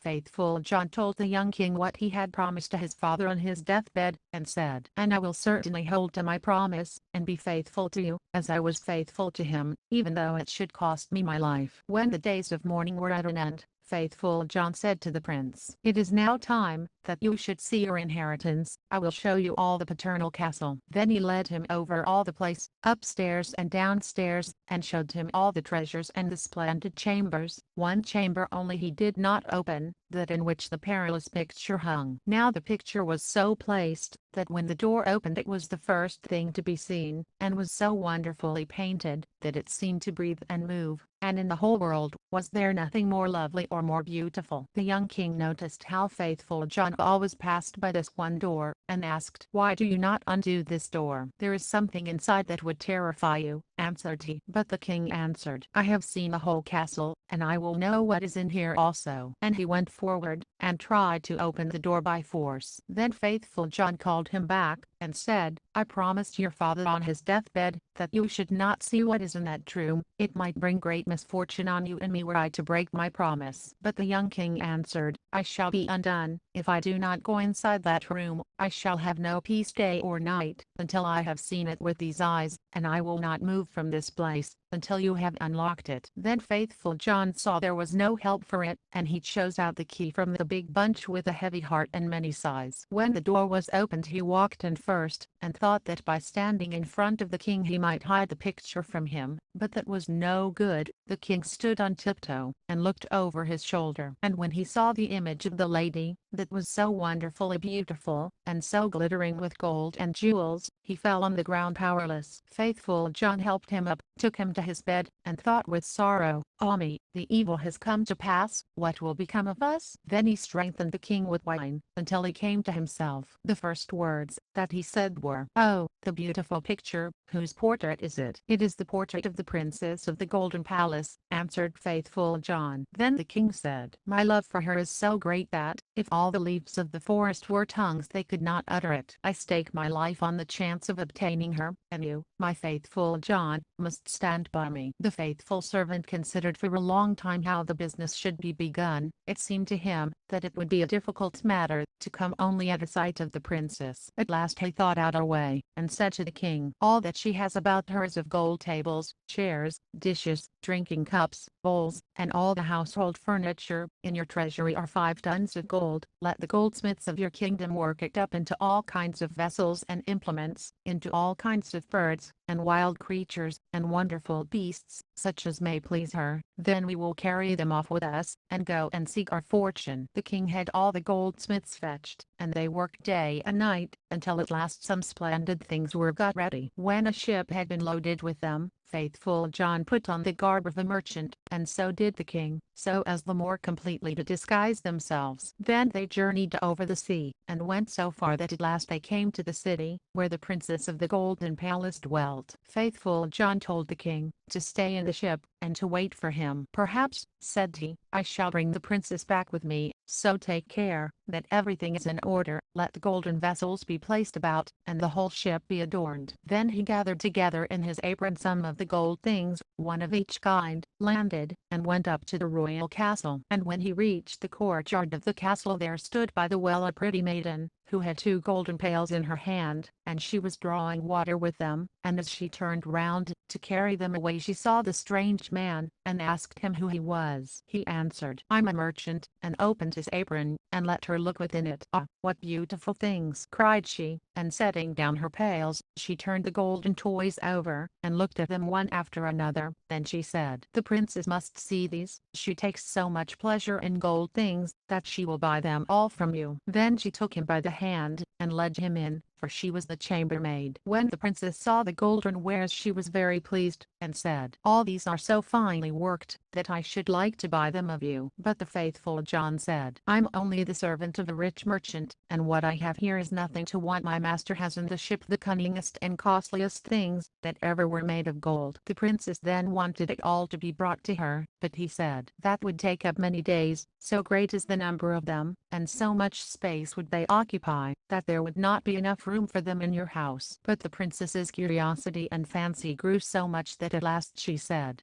"Lead me to the ship, I will myself go and see your master's treasures." Then faithful John led her to the ship joyfully, and the king, when he saw that her beauty was even greater than the picture had set forth, felt his heart leap at the sight. Then she climbed up into the ship, and the king received her. Faithful John stayed by the steersman, and gave orders for the ship to push off, saying, "Spread all sail, that she may fly like a bird in the air." So the king showed her all the golden things, each separately: the dishes, the bowls, the birds, the wild creatures, and the wonderful beasts. Many hours were passed in looking at them all, and in her pleasure the princess never noticed that the ship was moving onwards. When she had examined the last, she thanked the merchant, and prepared to return home. But when she came to the ship's side, she saw that they were on the high seas, far from land, and speeding on under full sail. "Ah!" cried she, full of terror, "I'm betrayed and carried off by this merchant. Oh, that I had died, rather than have fallen into his power." But the king took hold of her hand and said, "No merchant am I, but a king, and no baser of birth than thyself. It is because of my overmastering love for thee,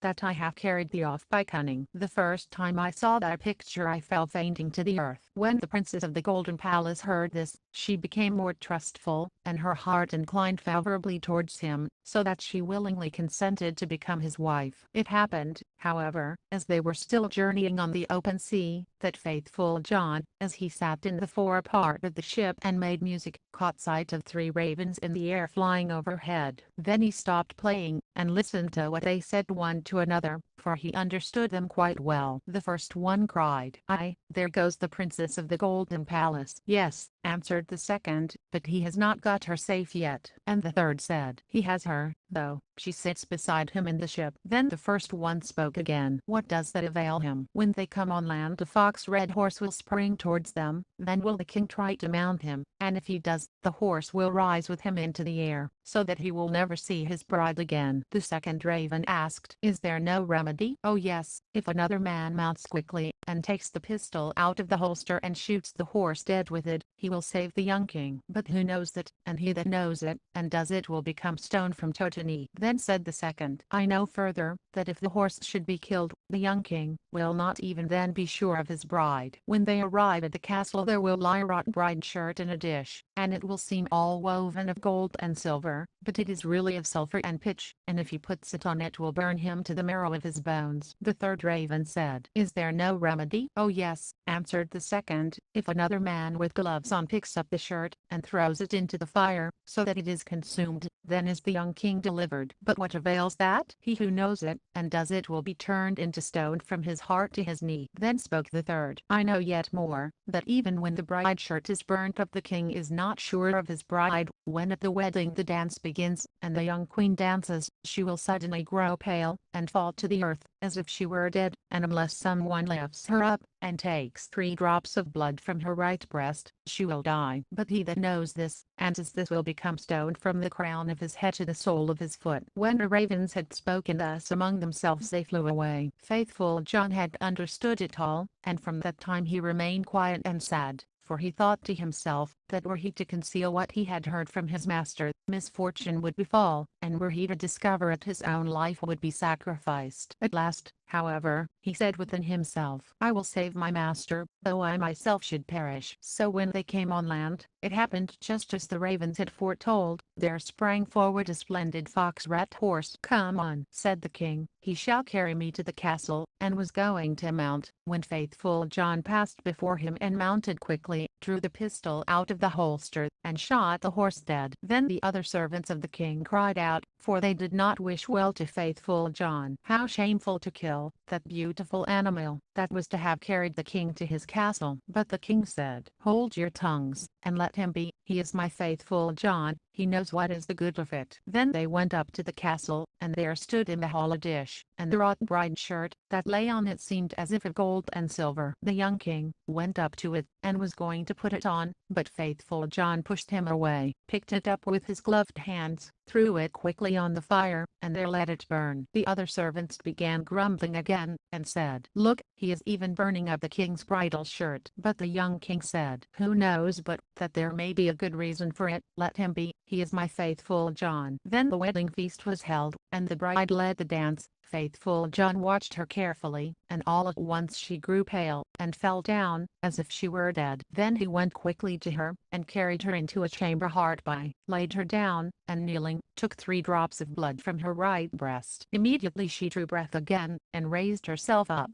But the young king, witnessing all, and not knowing why faithful John had done this, grew very angry, and cried out, "Throw him into prison." The next morning faithful John was condemned to death, and led to the gallows, and as he stood there ready to suffer, he said, "He who is about to die, is permitted to speak once before his end. May I claim that right?" "Yes," answered the king, "it is granted to you." Then said faithful John, "I have been condemned unjustly, for I have always been faithful," and he related how he had heard on the sea voyage the talk of the ravens, and how he had done everything in order to save his master. Then cried the king, "Oh my faithful John, pardon, pardon, lead him down." But faithful John, as he spoke the last words, fell lifeless, and became stone. The king and queen had great grief because of this, and the king said, "Ah, how could I have evil rewarded such faithfulness?" And he caused the stone image to be lifted up, and put to stand in his sleeping room by the side of his bed. And as often as he saw it, he wept and said, "Would that I could bring thee back to life, my faithful John." After some time the queen bore twins, two little sons that grew and thrived, and were the joy of their parents. One day, when the queen was in church, the two children were sitting and playing with their father, and he gazed at the stone image full of sadness, sighed, and cried, "Oh, that I could bring thee back to life, my faithful John." Then the stone began to speak, and said, "Yes, thou canst bring me back to life again, if thou wilt bestow therefore thy best beloved." Then cried the king, "All that I have in the world will I give up for thee." The stone went on to say, "If thou wilt cut off the heads of thy two children with thy own hand, and besmear me with their blood, I shall receive life again." The king was horror-struck at the thought that he must put his beloved children to death, but he remembered all John's faithfulness, and how he had died for him, and he drew his sword, and cut off his children's heads with his own hand. And when he had besmeared the stone with their blood, life returned to it, and faithful John stood alive, and well before him, and he said to the king, "Thy faithfulness shall not be unrewarded." And, taking up the heads of the children, he set them on again, and besmeared the wound with their blood, upon which in the moment they were whole again, and jumped about, and went on playing, as if nothing had happened to them. Now was the king full of joy, and when he saw the queen coming he put the faithful John and the two children in a great chest. When she came in he said to her, "Hast thou prayed in church?" "Yes," answered she, "but I was thinking all the while of faithful John, and how he came to such great misfortune through us." Then, said he, "Dear wife, we can give him life again, but it will cost us both our little sons, whom we must sacrifice." The queen grew pale and sick at heart, but said, "We owe it him, because of his great faithfulness." Then the king rejoiced, because she thought as he did, and he went, and unlocked the chest, and took out the children and faithful John, and said, "God be praised, he is delivered, and our little sons are ours again." And he related to her how it had come to pass. After that they all lived together in happiness to their lives' end. The wonderful musician. There was once a wonderful musician, and he was one day walking through a wood all alone, thinking of this and that, and when he had nothing more left to think about, he said to himself, "I shall grow tired of being in this wood, so I will bring out a good companion." So he took the fiddle that hung at his back, and fiddled so that the wood echoed. Before long a wolf came through the thicket, and trotted up to him. "Oh, here comes a wolf." "I had no particular wish for such company," said the musician, but the wolf drew nearer, and said to him, "Ho, you musician, how finely you play. I must learn how to play too." "That is easily done," answered the musician, "you have only to do exactly as I tell you." "O musician," said the wolf, "I will obey you, as a scholar does his master." The musician told him to come with him. As they went a part of the way together they came to an old oak tree, which was hollow within, and cleft through the middle. "Look here," said the musician, "if you want to learn how to fiddle, you must put your forefeet in this cleft." The wolf obeyed, but the musician took up a stone and quickly wedged both his paws with one stroke, so fast that the wolf was a prisoner, and they're obliged to stop. "Stay there until I come back again," said the musician, and went his way. After a while he said again to himself, "I shall grow weary here in this wood, I will bring out another companion," and he took his fiddle, and fiddled away in the wood. Before long a fox came slinking through the trees. "Oh, here comes a fox," said the musician, "I had no particular wish for such company." The fox came up to him and said, "Oh my dear musician, how finely you play. I must learn how to play too." "That is easily done," said the musician, "you have only to do exactly as I tell you." "O musician," answered the fox, "I will obey you, as a scholar his master." "Follow me," said the musician, and as they went a part of the way together they came to a footpath with a high hedge on each side. Then the musician stopped, and taking hold of a hazel branch bent it down to the earth, and put his foot on the end of it. Then he bent down a branch from the other side, and said, "Come on, little fox, if you wish to learn something, reach me your left forefoot." The fox obeyed, and the musician bound the foot to the left-hand branch. "Now, little fox," said he, "reach me the right one." Then he bound it to the right-hand branch, and when he had seen that the knots were fast enough he let go, and the branches flew back, and caught up the fox, shaking and struggling, in the air. "Wait there until I come back again," said the musician, and went his way. By and by he said to himself, "I shall grow weary in this wood, I will bring out another companion." So he took his fiddle, and the sound echoed through the wood. Then a hare sprang out before him. "Oh, here comes a hare," said he, "That's not what I want." "Ah, my dear musician," said the hare, "how finely you play. I should like to learn how to play too." "That is soon done," said the musician, "only you must do whatever I tell you." "O musician," answered the hare, "I will obey you, as a scholar his master." So they went a part of the way together, until they came to a clear place in the wood where there stood an aspen tree. The musician tied a long string round the neck of the hare, and knotted the other end of it to the tree. "Now then, courage, little hare, run 20 times round the tree," cried the musician, and the hare obeyed. As he ran round the 20th time, the string had wound 20 times round the tree trunk, and the hare was imprisoned, and pull and tug as he would, he only cut his tender neck with the string. "Wait there until I come back again," said the musician, and walked on. The wolf meanwhile had struggled, and pulled, and bitten, at the stone, and worked away so long, that at last he made his paws free, and got himself out of the cleft. Full of anger and fury, he hastened after the musician to tear him to pieces. When the fox saw him run by, he began groaning, and cried out with all his might, "Brother Wolf, come and help me, the musician has betrayed me." The wolf then pulled the branches down, bit the knots in two, and set the fox free, and he went with him to take vengeance on the musician. They found the imprisoned hare, and set him likewise free, and then they all went on together to seek their enemy. The musician had once more played his fiddle, and this time he had been more fortunate. The sound had reached the ears of a poor woodcutter, who immediately, and in spite of himself, left his work, and, with his axe under his arm, came to listen to the music. "At last here comes the right sort of companion," said the musician. "It was a man I wanted, and not wild animals." And then he began to play so sweetly, that the poor man stood as if enchanted, and his heart was filled with joy. And as he was standing there, up came the wolf, the fox, and the hare, and he could easily see that they meant mischief. Then he raised his shining axe, and stood in front of the musician, as if to say, "Whoever means harm to him had better take care of himself, for he will have to do with me." Then the animals were frightened, and ran back into the wood, and the musician, when he had played once more to the man to show his gratitude, went on his way. Once upon a time there lived a king and queen very peacefully together. They had 12 children, all boys. Now the king said to the queen one day, "If our 13th child should be a girl, the 12 boys shall die, so that her riches may be the greater, and the kingdom fall to her alone." Then he caused 12 coffins to be made, and they were filled with shavings, and a little pillow laid in each, and they were brought, and put in a locked-up room, and the king gave the key to the queen, and told her to say nothing about it to anyone. But the mother sat the whole day sorrowing, so that her youngest son,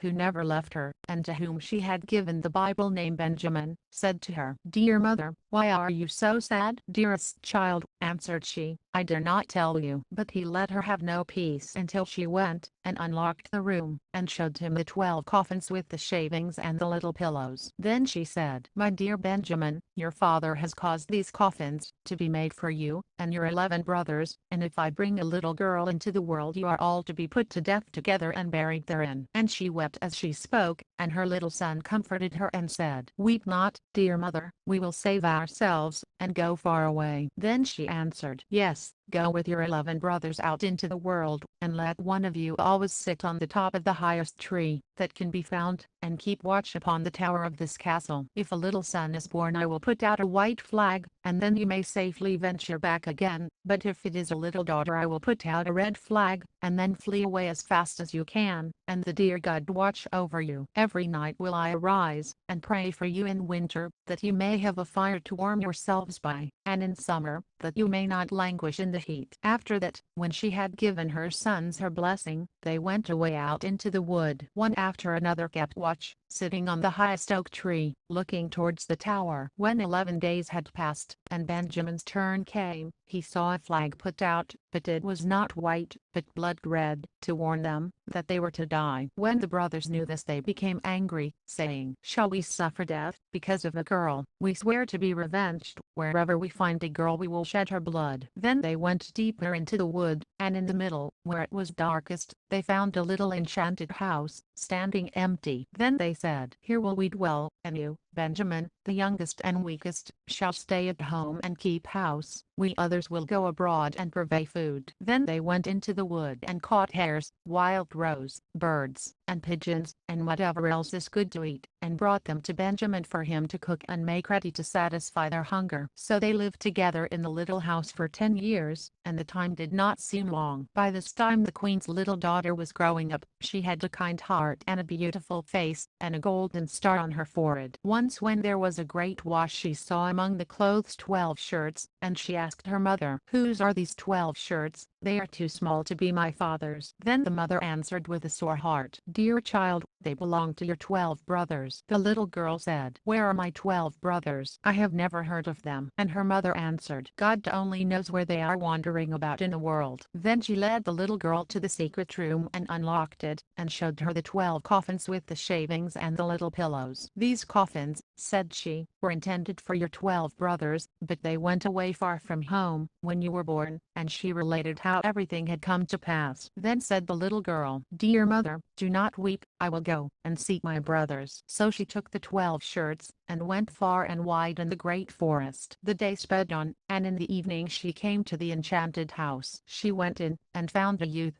who asked, "Whence do you come, and what do you want?" And he marveled at her beauty, her royal garments, and the star on her forehead. Then she answered, "I'm a king's daughter, and I seek my 12 brothers, and I will go everywhere under the blue sky, until I find them." And she showed him the 12 shirts which belonged to them. Then Benjamin saw that it must be his sister, and said, "I'm Benjamin, your youngest brother." And she began weeping for joy, and Benjamin also, and they kissed, and cheered each other with great love. After a while he said, "Dear sister, there is still a hindrance. We have sworn that any maiden that we meet must die, as it was because of a maiden that we had to leave our kingdom." Then she said, "I will willingly die, if so I may benefit my 12 brothers." "No," answered he, "you shall not die. Sit down under this tub until the 11 brothers come, and I agree with them about it." She did so, and as night came on they returned from hunting, and supper was ready. And as they were sitting at table and eating, they asked, "What news?" And Benjamin said, "Don't you know any?" "No," answered they. So he said, "You have been in the wood, and I have stayed at home, and yet I know more than you." "Tell us," cried they. He answered, "Promise me that the first maiden we see shall not be put to death."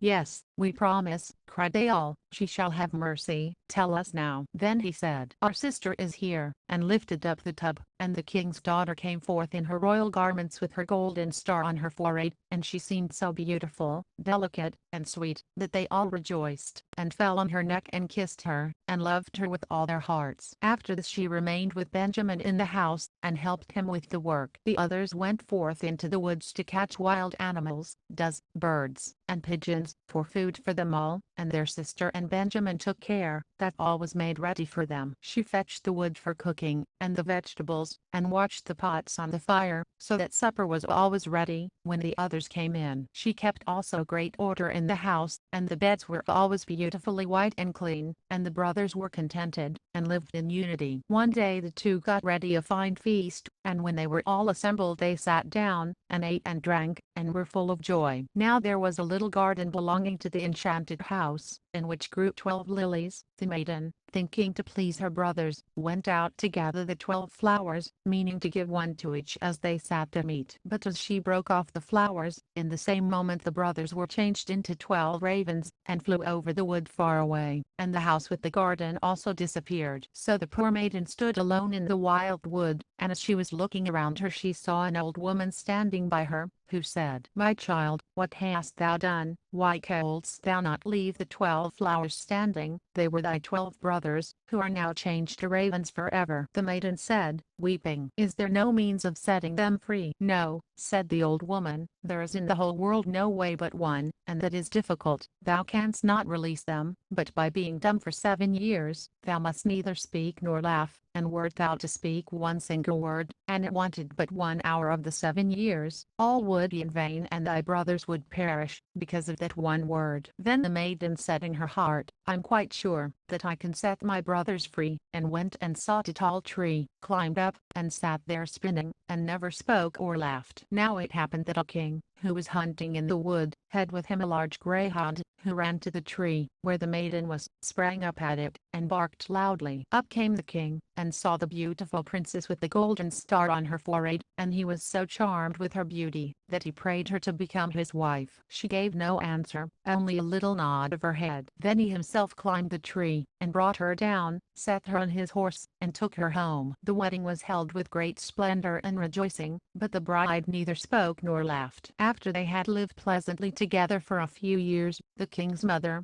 who was a wicked woman, began to slander the young queen, and said to the king, "She is only a low beggar maid, that you have taken to yourself. Who knows what mean tricks she is playing? Even if she is really dumb, and cannot speak, she might at least laugh. Not to laugh is the sign of a bad conscience." At first the king would believe nothing of it, but the old woman talked so long, and suggested so many bad things, that he at last let himself be persuaded, and condemned the queen to death. Now a great fire was kindled in the courtyard, and she was to be burned in it, and the king stood above at the window, and watched it all with weeping eyes, for he had held her very dear. And when she was already fast bound to the stake, and the fire was licking her garments with red tongues, the last moment of the 7 years came to an end. Then a rushing sound was heard in the air, and 12 ravens came flying and sank downwards, and as they touched the earth they became her 12 brothers that she had lost. They rushed through the fire and quenched the flames, and set their dear sister free, kissing and consoling her. And now that her mouth was opened, and that she might venture to speak, she told the king the reason of her dumbness, and why she had never laughed. The king rejoiced when he heard of her innocence, and they all lived together in happiness until their death.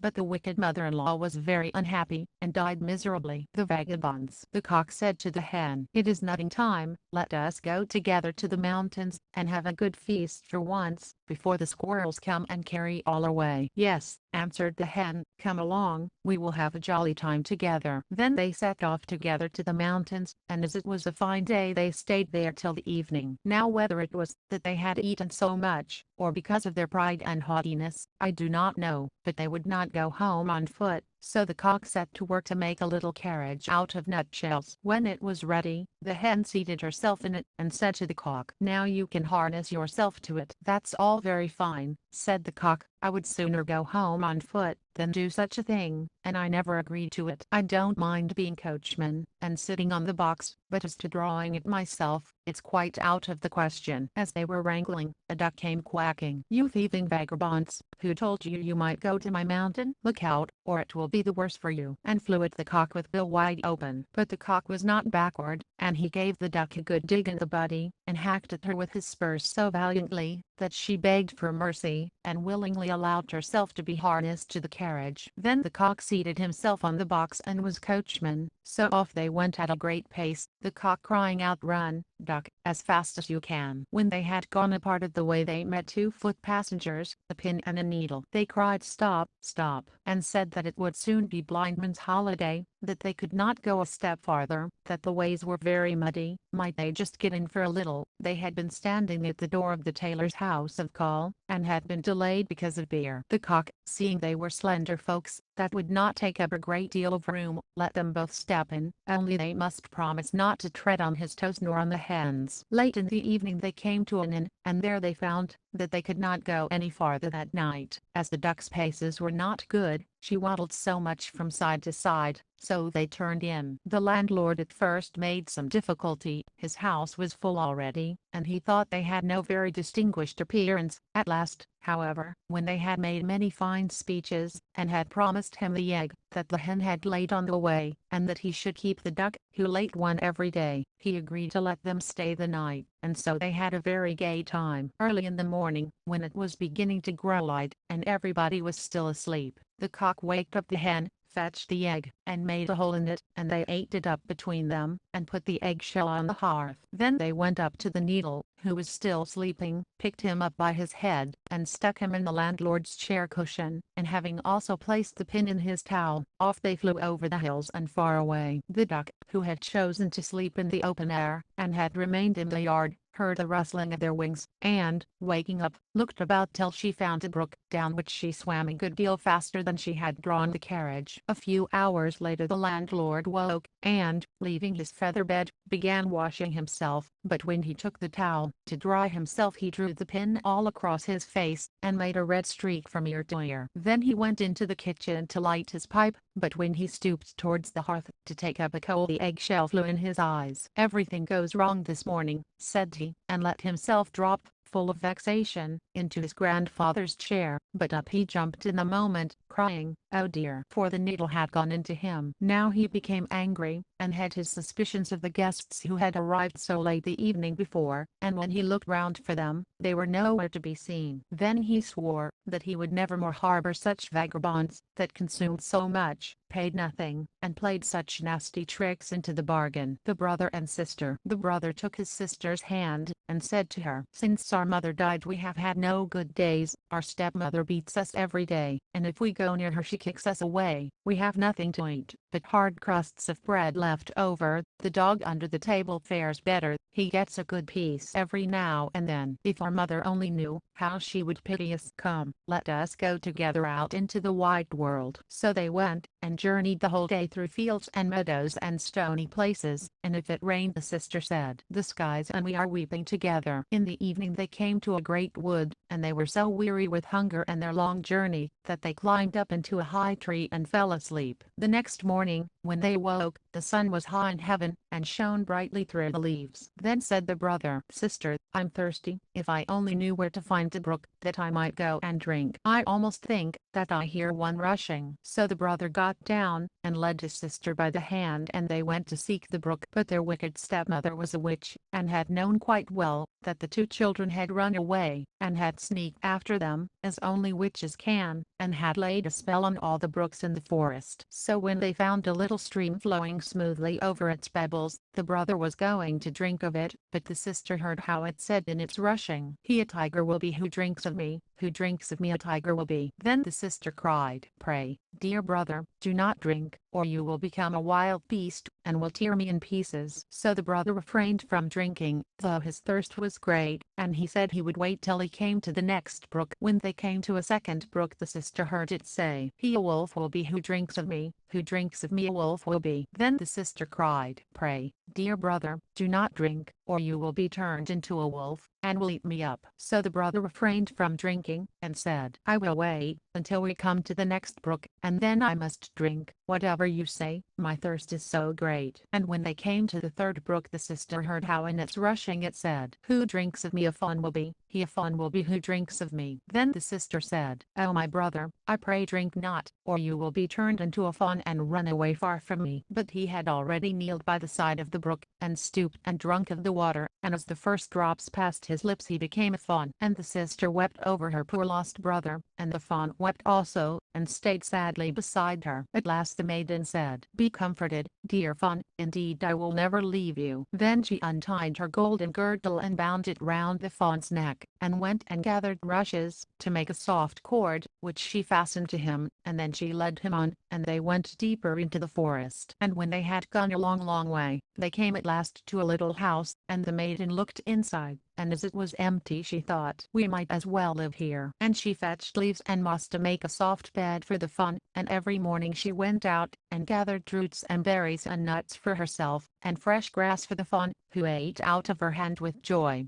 frolicking round her. At night, when the sister was tired, and had said her prayers, she laid her head on the fawn's back, which served her for a pillow, and softly fell asleep. And if only the brother could have got back his own shape again, it would have been a charming life. So they lived along, while in the wilderness alone. Now it happened, that the king of that country held a great hunt in the forest. The blowing of the horns, the barking of the dogs, and the lusty shouts of the huntsmen sounded through the wood, and the fawn heard them, and was eager to be among them. "Oh," said he to his sister, "do let me go to the hunt, I cannot stay behind any longer," and begged so long that at last she consented. "But mind," said she to him, "come back to me at night. I must lock my door against the wild hunters, so, in order that I may know you, you must knock and say, 'Little sister, let me in,' and unless I hear that I shall not unlock the door." Then the fawn sprang out, and felt glad and merry in the open air. The king and his huntsmen saw the beautiful animal, and began at once to pursue him, but they could not come within reach of him, for when they thought they were certain of him, he sprang away over the bushes and disappeared. As soon as it was dark he went back to the little house, knocked at the door, and said, "Little sister, let me in." Then the door was opened to him, and he went in, and rested the whole night long on his soft bed. The next morning the hunt began anew, and when the fawn heard the hunting horns and the tally-ho of the huntsman he could rest no longer, and said, "Little sister, let me out, I must go." The sister opened the door and said, "Now, mind you must come back at night, and say the same words." When the king and his hunters saw the fawn with the golden collar again, they chased him closely, but he was too nimble and swift for them. This lasted the whole day, and at last the hunters surrounded him, and one of them wounded his foot a little, so that he was obliged to limp and to go slowly. Then a hunter slipped after him to the little house, and heard how he called out, "Little sister, let me in," and saw the door open and shut again after him directly. The hunter noticed all this carefully, went to the king, and told him all he had seen and heard. Then said the king, "Tomorrow we will hunt again." But the sister was very terrified when she saw that her fawn was wounded. She washed his foot, laid cooling leaves round it, and said, "Lie down on your bed, dear fawn, and rest, that you may be soon well." The wound was very slight, so that the fawn felt nothing of it the next morning. And when he heard the noise of the hunting outside, he said, "I cannot stay in, I must go after them, I shall not be taken easily again." The sister began to weep, and said, "I know you will be killed, and I left alone here in the forest, and forsaken of everybody. I cannot let you go." "Then I shall die here with longing," answered the fawn. "When I hear the sound of the horn I feel as if I should leap out of my skin." Then the sister, seeing there was no help for it, unlocked the door with a heavy heart, and the fawn bounded away into the forest, well and merry. When the king saw him, he said to his hunters, "Now, follow him up all day long till the night comes, and see that you do him no hurt." So as soon as the sun had gone down, the king said to the huntsman, "Now, come and show me the little house in the wood." And when he got to the door he knocked at it, and cried, "Little sister, let me in." Then the door opened, and the king went in, and there stood a maiden more beautiful than any he had seen before. The maiden shrieked out when she saw, instead of the fawn, a man standing there with a gold crown on his head. But the king looked kindly on her, took her by the hand and said, "Will you go with me to my castle, and be my dear wife?" "Oh yes," answered the maiden, "but the fawn must come too. I could not leave him." And the king said, "He shall remain with you, as long as you live, and shall lack nothing." Then the fawn came bounding in, and the sister tied the cord of rushes to him, and led him by her own hand out of the little house. The king put the beautiful maiden on his horse, and carried her to his castle, where the wedding was held with great pomp. So she became Lady Queen, and they lived together happily for a long while. The fawn was well tended and cherished, and he gamboled about the castle garden. Now the wicked stepmother, whose fault it was that the children were driven out into the world, never dreamed but that the sister had been eaten up by wild beasts in the forest, and that the brother, in the likeness of a fawn, had been slain by the hunters. But when she heard that they were so happy, and that things had gone so well with them, jealousy and envy arose in her heart, and left her no peace, and her chief thought was how to bring misfortune upon them. Her own daughter, who was as ugly as sin, and had only one eye, complained to her, and said, "I never had the chance of being a queen." "Never mind," said the old woman, "to satisfy her, when the time comes, I shall be at hand." After a while the queen brought a beautiful baby boy into the world, and that day the king was out hunting. The old witch took the shape of the bedchamber woman, and went into the room where the queen lay, and said to her, "Come, the bath is ready, it will give you refreshment and new strength. Quick, or it will be cold." Her daughter was within call, so they carried the sick queen into the bathroom, and left her there. And in the bathroom they had made a great fire, so as to suffocate the beautiful young queen. When that was managed,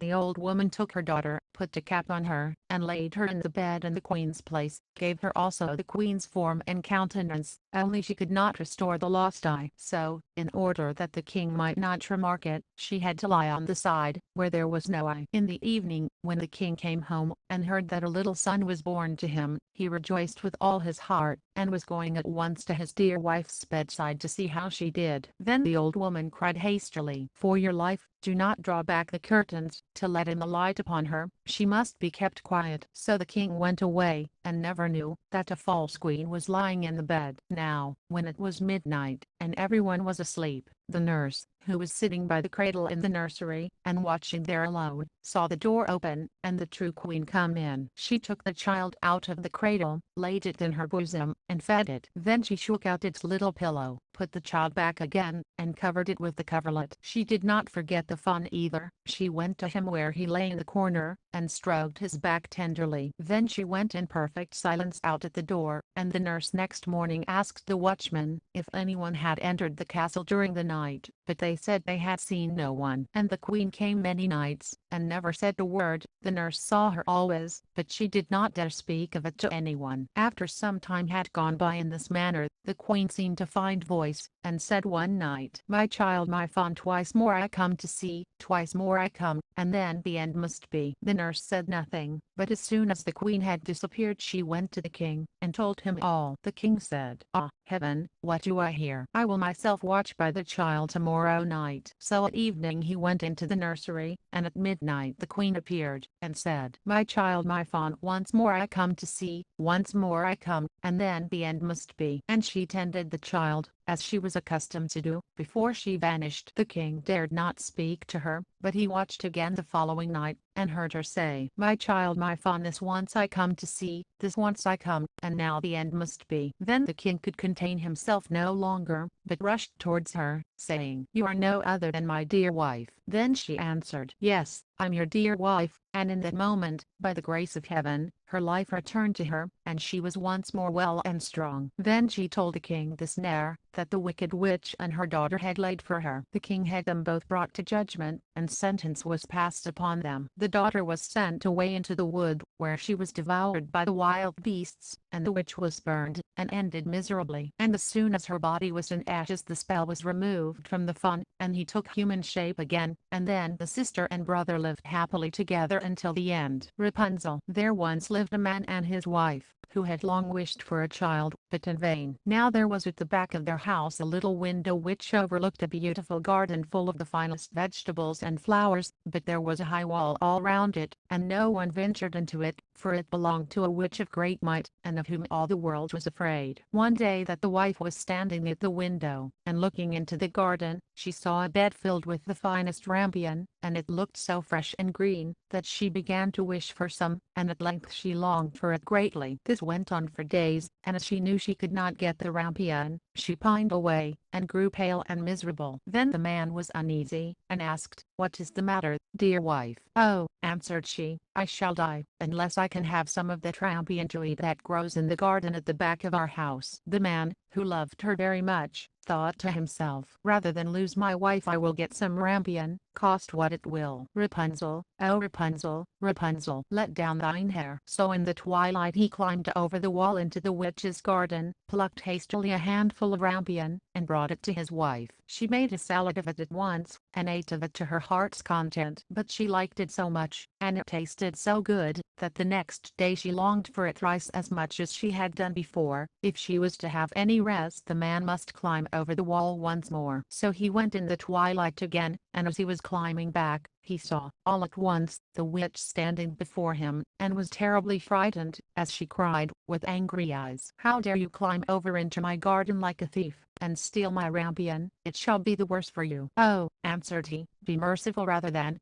just. I have only done it through necessity, for my wife saw a rampion out of the window, and became possessed with so great a longing, that she would have died, if she could not have had some to eat." Then the witch said, "If it is all as you say you may have as much rampion as you like, on one condition: the child that will come into the world must be given to me. It shall go well with the child, and I will care for it like a mother." In his distress of mind the man promised everything, and when the time came, when the child was born, the witch appeared, and, giving the child the name of Rapunzel, which is the same as rampion, she took it away with her. Rapunzel was the most beautiful child in the world. When she was 12 years old the witch shut her up in a tower in the midst of a wood, and it had neither steps nor door, only a small window above. When the witch wished to be let in, she would stand below and would cry, "Rapunzel, Rapunzel, let down your hair." Rapunzel had beautiful long hair that shone like gold. When she heard the voice of the witch, she would undo the fastening of the upper window, unbind the plaits of her hair, and let it down 20 ales below, and the witch would climb up by it. After they had lived thus a few years, it happened that as the king's son was riding through the wood, he came to the tower, and as he drew near he heard a voice singing so sweetly that he stood still and listened. It was Rapunzel in her loneliness, trying to pass away the time with sweet songs. The king's son wished to go into her, and sought to find the door in the tower, but there was none. So he rode home, but the song had entered into his heart, and every day he went into the wood, and listened to it. Once, as he was standing there under a tree, he saw the witch come up,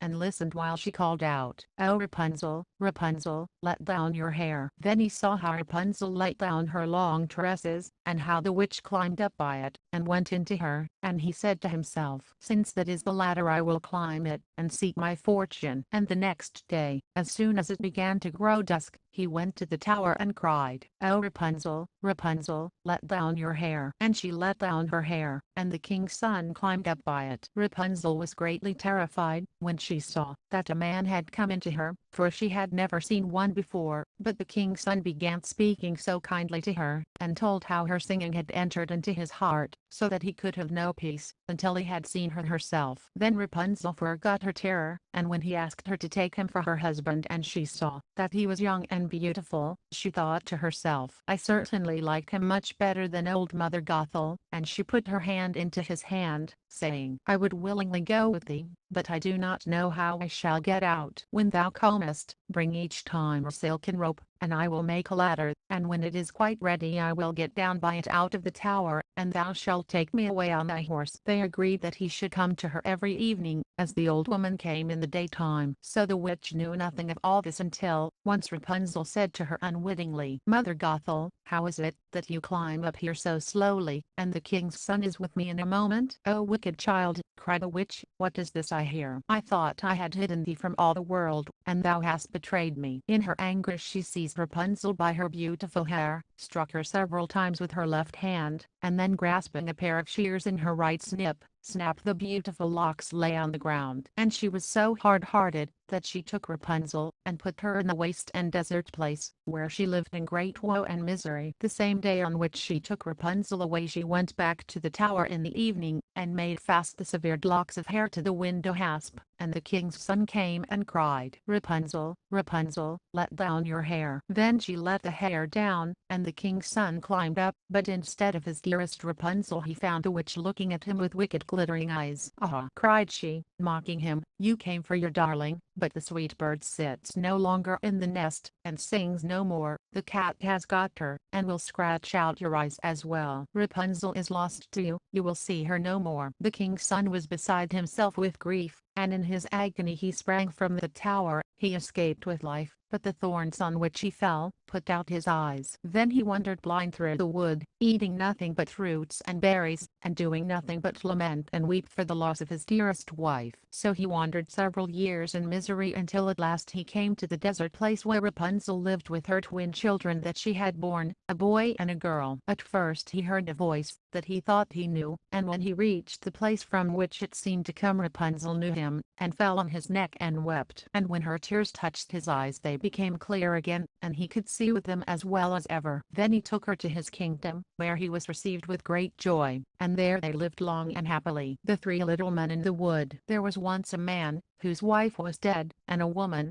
whose husband was dead, and the man had the daughter, and so had the woman. The girls were acquainted with each other, and used to play together sometimes in the woman's house. So the woman said to the man's daughter, "Listen to me, tell your father that I will marry him, and then you shall have milk to wash in every morning and wine to drink, and my daughter shall have water to wash in, and water to drink." The girl went home, and told her father what the woman had said. The man said, "What shall I do? Marriage is a joy, and also a torment." At last, as he could come to no conclusion, he took off his boot, and said to his daughter, "Take this boot, it has a hole in the sole, go up with it into the loft, hang it on the big nail and pour water in it. If it holds water, I will once more take to me a wife. If it lets out the water, so will I not." The girl did as she was told, but the water held the hole together, and the boot was full up to the top. So she went, and told her father how it was, and he went up to see with his own eyes, and as there was no mistake about it, he went to the widow and courted her, and then they had the wedding. The next morning, when the two girls awoke, there stood by the bedside of the man's daughter milk to wash in, and wine to drink, and by the bedside of the woman's daughter there stood water to wash in, and water to drink. On the second morning there stood water to wash in, and water to drink for both of them alike. On the third morning there stood water to wash in, and water to drink for the man's daughter, and milk to wash in, and wine to drink for the woman's daughter, and so it remained ever after. The woman hated her stepdaughter, and never knew how to treat her badly enough from one day to another. And she was jealous, because her stepdaughter was pleasant and pretty, and her real daughter was ugly and hateful. Once in winter, when it was freezing hard, and snow lay deep on hill and valley, the woman made a frock out of paper, called her stepdaughter, and said, "Here, put on this frock, go out into the wood and fetch me a basket of strawberries, I have a great wish for some." "Oh dear," said the girl, "there are no strawberries to be found in winter, the ground is frozen, and the snow covers everything. And why should I go in the paper frock? It is so cold out of doors, that one's breath is frozen, the wind will blow through it, and the thorns will tear it off my back." "How dare you contradict me?" cried the stepmother. "Be off, and don't let me see you again till you bring me a basket of strawberries." Then she gave her a little piece of hard bread, and said, "That will do for you to eat during the day." And she thought to herself, "She is sure to be frozen, or starved to death out of doors, and I shall never set eyes on her again." So the girl went obediently, put on the paper frock, and started out with the basket. The snow was lying everywhere, far and wide, and there was not a blade of green to be seen. When she entered the wood she saw a little house with three little men peeping out of it. She wished them good day, and knocked modestly at the door. They called her in, and she came into the room, and sat down by the side of the oven to warm herself, and eat her breakfast. The little men said, "Give us some of it." "Willingly," answered she, breaking her little piece of bread in two, and giving them half. They then said, "What are you doing here in the wood this winter time in your little thin frock?" "Oh," answered she, "I have to get a basket of strawberries, and I must not go home without them." When she had eaten her bread they gave her a broom, and told her to go and sweep the snow away from the back door. When she had gone outside to do it the little men talked among themselves about what they should do for her, as she was so good and pretty, and had shared her bread with them. Then the first one said, "She shall grow prettier every day." The second said, "Each time she speaks a piece of gold shall fall from her mouth." The third said, "A king shall come and take her for his wife." In the meanwhile the girl was doing as the little men had told her, and had cleared the snow from the back of the little house, and what do you suppose she found? Fine ripe strawberries, showing dark red against the snow. Then she joyfully filled her little basket full, thanked the little men, shook hands with them all, and ran home in haste, to bring her stepmother the thing she longed for. As she went in and said, "Good evening," a piece of gold fell from her mouth at once. Then she related all that had happened to her in the wood, and at each word that she spoke gold pieces fell out of her mouth, so that soon they were scattered all over the room. "Just look at her pride and conceit," cried the stepsister, throwing money about in this way. But in her heart she was jealous because of it, and wanted to go too into the wood to fetch strawberries. But the mother said, "No, my dear little daughter, it is too cold, you will be frozen to death." But she left her no peace, so at last the mother gave in, got her a splendid fur coat to put on, and gave her bread and butter and cakes to eat on the way. The girl went into the wood, and walked straight up to the little house. The three little men peeped out again, but she gave them no greeting, and without looking round, or taking any notice of them, she came stumping into the room, sat herself down by the oven, and began to eat her bread and butter and cakes. "Give us some of that," cried the little men, but she answered, "I've not enough for myself, how can I give away any?" Now when she had done with her eating, they said, "Here is a broom, go and sweep all clean by the back door." "Oh, go and do it yourselves," answered she, "I'm not your housemaid." But when she saw that they were not going to give her anything, she went out to the door. Then the three little men said among themselves, "What shall we do to her, because she is so unpleasant, and has such a wicked jealous heart, grudging everybody everything?" The first said, "She shall grow uglier every day." The second said, "Each time she speaks a toad shall jump out of her mouth at every word." The third said, "She shall die a miserable death."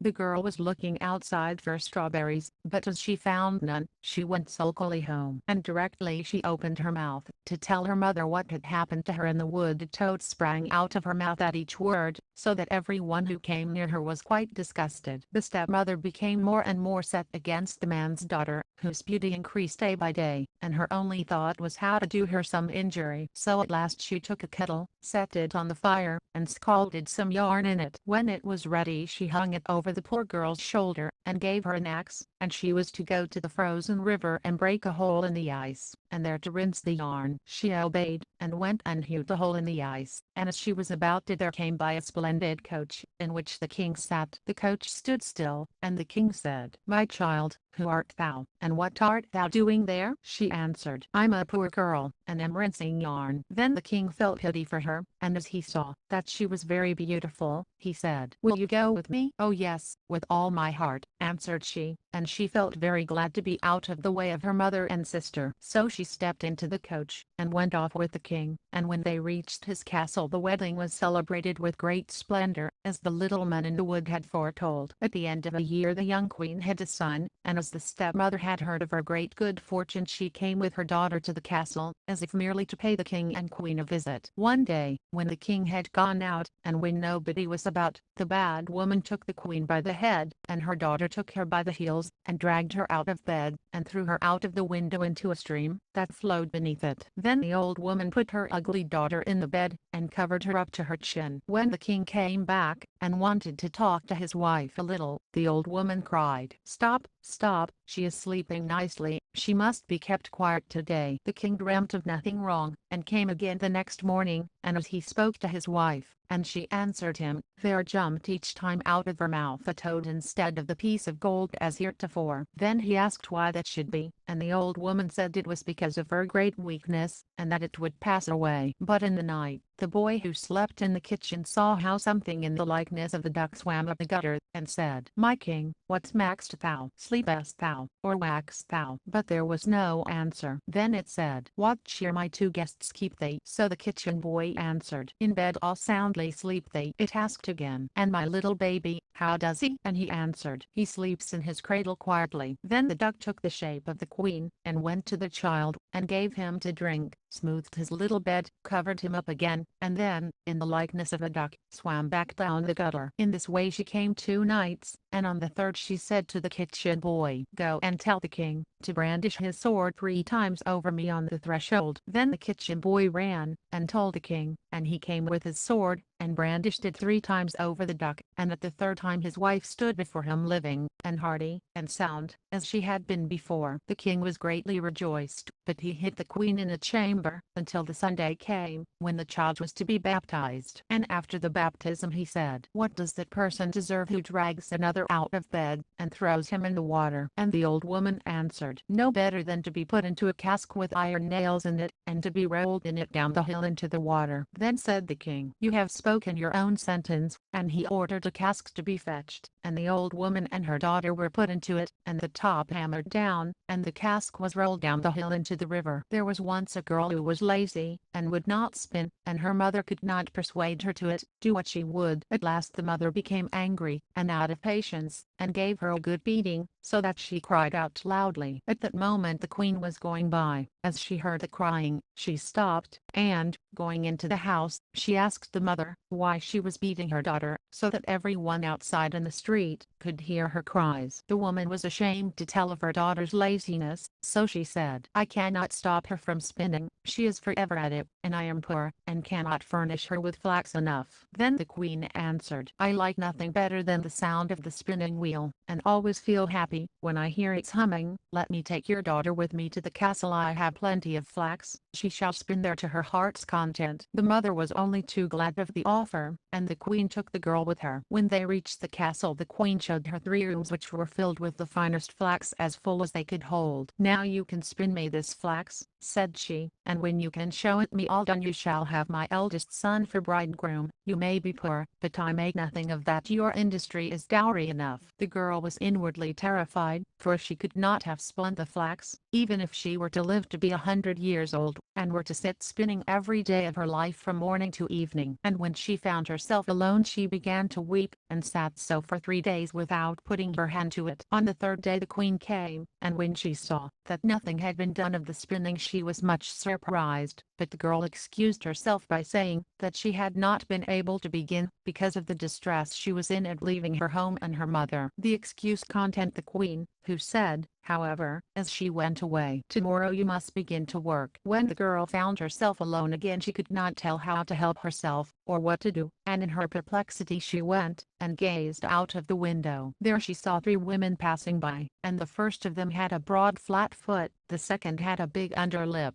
that hung down over her chin, and the third had the remarkably broad thumb. They all of them stopped in front of the window, and called out to know what it was that the girl wanted. She told them all her need, and they promised her their help, and said, "Then will you invite us to your wedding, and not be ashamed of us, and call us your cousins, and let us sit at your table? If you will promise this, we will finish off your flax spinning in a very short time." "With all my heart," answered the girl, "only come in now, and begin at once." Then these same women came in, and she cleared a space in the first room for them to sit and carry on their spinning. The first one drew out the thread, and moved the treadle that turned the wheel, the second moistened the thread, the third twisted it, and rapped with her finger on the table, and as often as she rapped a heap of yarn fell to the ground, and it was most beautifully spun. But the girl hid the 3 spinsters out of the queen's sight, and only showed her, as often as she came, the heaps of well-spun yarn, and there was no end to the praises she received. When the first room was empty they went on to the second, and then to the third, so that at last all was finished. Then the 3 women took their leave, saying to the girl, "Do not forget what you have promised, and it will be all the better for you." So when the girl took the queen, and showed her the empty rooms, and the great heaps of yarn, the wedding was at once arranged, and the bridegroom rejoiced that he should have so clever and diligent a wife, and praised her exceedingly. "I have 3 cousins," said the girl, "and as they have shown me a great deal of kindness, I would not wish to forget them in my good fortune. May I be allowed to invite them to the wedding, and to ask them to sit at the table with us?" The queen and the bridegroom said at once, "There is no reason against it." So when the feast began, in came the 3 spinsters in strange guise, and the bride said, "Dear cousins, you are welcome." "Oh," said the bridegroom, "how come you to have such dreadfully ugly relations?" And then he went up to the first spinster and said, "How is it that you have such a broad flat foot?" "With treading," answered she, "with treading." Then he went up to the second and said, "How is it that you have such a great hanging lip?" "With licking," answered she, "with licking." Then he asked the third, "How is it that you have such a broad thumb?" "With twisting thread," answered she, "with twisting thread." Then the bridegroom said that from that time forward his beautiful bride should never touch a spinning wheel, and so she escaped that tiresome flax spinning. Hansel and Gretel. Near a great forest there lived a poor woodcutter and his wife, and his 2 children. The boy's name was Hansel and the girl's Gretel. They had very little to bite or to sup, and once, when there was great dearth in the land, the man could not even gain the daily bread. As he lay in bed one night thinking of this, and turning and tossing, he sighed heavily, and said to his wife, "What will become of us? We cannot even feed our children, there is nothing left for ourselves." "I will tell you what, husband," answered the wife, "we will take the children early in the morning into the forest, where it is thickest, we will make them a fire, and we will give each of them a piece of bread, then we will go to our work and leave them alone. They will never find the way home again, and we shall be quit of them." "No, wife," said the man, "I cannot do that. I cannot find in my heart to take my children into the forest and to leave them there alone. The wild animals would soon come and devour them." "Oh, you fool," said she, "then we will all 4 starve. You had better get the coffins ready," and she left him no peace until he consented. "But I really pity the poor children," said the man. The 2 children had not been able to sleep for hunger, and had heard what their stepmother had said to their father. Gretel wept bitterly, and said to Hansel, "It is all over with us." "Do be quiet, Gretel, said Hansel, and do not fret, I will manage something. And when the parents had gone to sleep, he got up, put on his little coat, opened the back door, and slipped out. The moon was shining brightly, and the white flints that lay in front of the house glistened like pieces of silver. Hansel stooped and filled the little pocket of his coat as full as it would hold. Then he went back again, and said to Gretel, "Be easy, dear little sister, and go to sleep quietly. God will not forsake us," and laid himself down again in his bed. When the day was breaking, and before the sun had risen, the wife came and awakened the two children, saying, "Get up, you lazy bounds, we are going into the forest to cut wood." Then she gave each of them a piece of bread, and said, "That is for dinner, and you must not eat it before then, for you will get no more." Gretel carried the bread under her apron, for Hansel had his pockets full of the flints. Then they set off all together on their way to the forest. When they had gone a little way, Hansel stood still, and looked back towards the house, and this he did again and again, till his father said to him, "Hansel, what are you looking at? Take care not to forget your legs." "Oh father," said Hansel, "I'm looking at my little white kitten, who is sitting up on the roof to bid me goodbye." "You young fool," said the woman, "that is not your kitten, but the sunshine on the chimney pot." Of course Hansel had not been looking at his kitten, but had been taking every now and then a flint from his pocket, and dropping it on the road. When they reached the middle of the forest, the father told the children to collect wood to make a fire to keep them warm, and Hansel and Gretel gathered brushwood enough for a little mountain, and it was set on fire, and when the flame was burning quite high, the wife said, "Now lie down by the fire and rest yourselves, you children, and we will go and cut wood, and when we are ready we will come and fetch you." So Hansel and Gretel sat by the fire, and at noon they each ate their pieces of bread. They thought their father was in the wood all the time, as they seemed to hear the strokes of the axe, but really it was only a dry branch hanging to a withered tree, that the wind moved to and fro. So when they had stayed there a long time, their eyelids closed with weariness, and they fell fast asleep. When at last they woke, it was night, and Gretel began to cry, and said, "How shall we ever get out of this wood?" But Hansel comforted her, saying, "Wait a little while longer, until the moon rises, and then we can easily find the way home." And when the full moon got up, Hansel took his little sister by the hand, and followed the way, where the flint stones shone like silver, and showed them the road. They walked on the whole night through, and at the break of day they came to their father's house. They knocked at the door, and when the wife opened it, and saw that it was Hansel and Gretel, she said, "You naughty children, why did you sleep so long in the wood? We thought you were never coming home again." But the father was glad, for it had gone to his heart to leave them both in the woods alone. Not very long after that there was again great scarcity in those parts, and the children heard their mother say at night in bed to their father, "Everything is finished up, we have only half a loaf, and after that the tale comes to an end. The children must be off, we will take them farther into the wood this time, so that they shall not be able to find the way back again. There is no other way to manage." The man felt sad at heart, and he thought it would better to share one's last morsel with one's children. But the wife would listen to nothing that he said, but scolded and reproached him. "He who says A must say B too, and when a man has given in once he has to do it a second time." But the children were not asleep, and had heard all the talk. When the parents had gone to sleep, Hansel got up to go out and get more flint stones, as he did before, but the wife had locked the door, and Hansel could not get out. But he comforted his little sister, and said, "Don't cry, Gretel, and go to sleep quietly, and God will help us." Early the next morning the wife came, and pulled the children out of bed. She gave them each a little piece of bread less than before, and on the way to the wood Hansel crumbled the bread in his pocket, and often stopped to throw a crumb on the ground. "Hansel, what are you stopping behind and staring for?" said the father. "I'm looking at my little pigeon sitting on the roof, to say goodbye to me," answered Hansel. "You fool," said the wife, "that is no pigeon, but the morning sun shining on the chimney pots." Hansel went on as before, and strewed breadcrumbs all along the road. The woman led the children far into the wood, where they had never been before in all their lives. And again there was a large fire made, and the mother said, "Sit still there, you children, and when you are tired you can go to sleep. We are going into the forest to cut wood, and in the evening, when we are ready to go home, we will come and fetch you." So when noon came, Gretel shared her bread with Hansel, who had strewed his along the road. Then they went to sleep, and the evening passed, and no one came for the poor children. When they awoke it was dark night, and Hansel comforted his little sister, and said,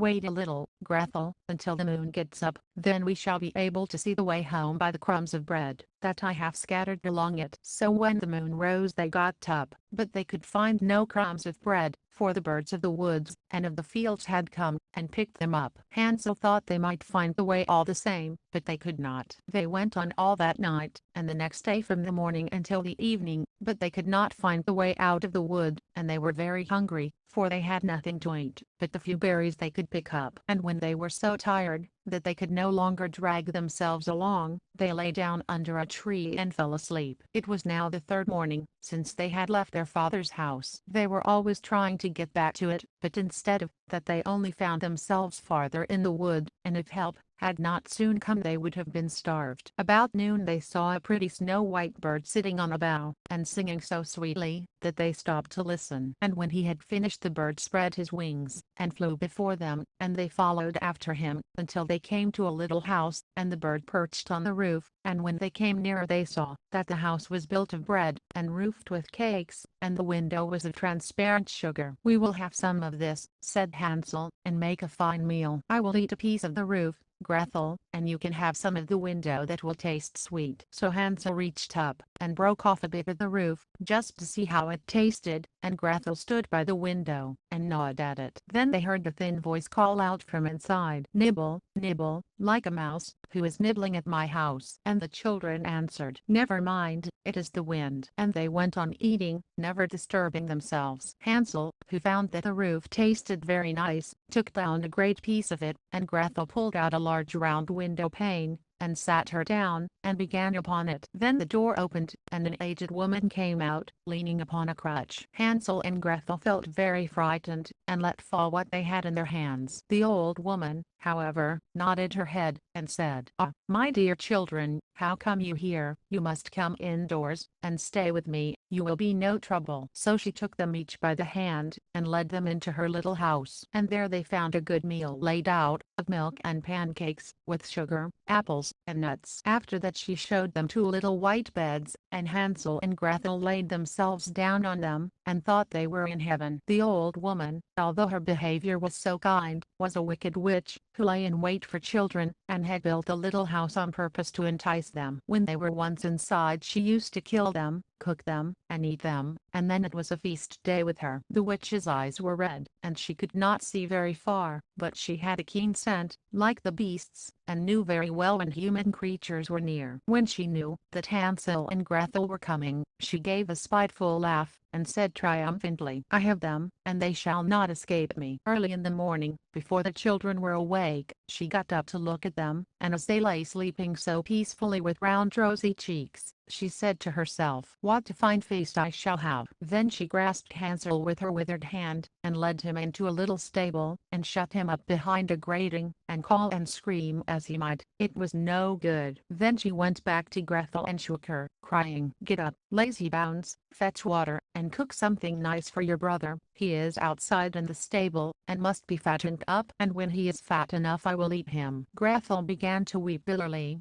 but it was of no use, she had to do what the wicked witch bade her. And so the best kind of victuals was cooked for poor Hansel, while Gretel got nothing but crab shells. Each morning the old woman visited the little stable, and cried, "Hansel, stretch out your finger, that I may tell if you will soon be fat enough." Hansel, however, used to hold out a little bone, and the old woman, who had weak eyes, could not see what it was, and supposing it to be Hansel's finger, wondered very much that it was not getting fatter. When 4 weeks had passed, and Hansel seemed to remain so thin, she lost patience, and could wait no longer. "Now then, Gretel," cried she to the little girl, "be quick and draw water, be Hansel fat, or be he lean, tomorrow I must kill and cook him." Oh, what a grief for the poor little sister, to have to fetch water, and how the tears flowed down over her cheeks. "Dear God, pray help us," cried she. "If we had been devoured by wild beasts in the wood at least we should have died together." "Spare me your lamentations," said the old woman, "they are of no avail." Early next morning Gretel had to get up, make the fire, and fill the kettle. "First we will do the baking," said the old woman. "I have heated the oven already, and kneaded the dough." She pushed poor Gretel towards the oven, out of which the flames were already shining. "Creep in," said the witch, "and see if it is properly hot." so that the bread may be baked. And Grethel once in, she meant to shut the door upon her, and let her be baked, and then she would have eaten her. But Grethel perceived her intention, and said, "I don't know how to do it. How shall I get in?" "Stupid goose," said the old woman, "the opening is big enough. Do you see? I could get in myself." And she stooped down, and put her head in the oven's mouth. Then Grethel gave her a push, so that she went in farther, and she shut the iron door upon her, and put up the bar. Oh, how frightfully she howled! But Grethel ran away, and left the wicked witch to burn miserably. Grethel went straight to Hansel, opened the stable door, and cried, "Hansel, we are free, the old witch is dead." Then out flew Hansel like a bird from its cage, as soon as the door is opened. How rejoiced they both were, how they fell each on the other's neck, and danced about, and kissed each other. And thus they had nothing more to fear. They went over all the old witch's house, and in every corner there stood chests of pearls and precious stones. "This is something better than flint stones," said Hansel, as he filled his pockets, and Grethel, thinking she also would like to carry something home with her, filled her apron full. "Now, away we go," said Hansel, "if we only can get out of the witch's wood." When they had journeyed a few hours they came to a great piece of water. "We can never get across this," said Hansel. "I see no stepping stones and no bridge." "And there is no boat either," said Grethel, "but here comes a white duck. If I ask her she will help us over." So she cried, "Duck, duck, here we stand, Hansel and Grethel, on the land. Stepping stones and bridge we lack, carry us over on your nice white back." And the duck came accordingly, and Hansel got upon her, and told his sister to come too. "No," answered Grethel, "that would be too hard upon the duck. We can go separately, one after the other." And that was how it was managed, and after that they went on happily, until they came to the wood, and the way grew more and more familiar, till at last they saw in the distance their father's house. Then they ran till they came up to it, rushed in at the door, and fell on their father's neck.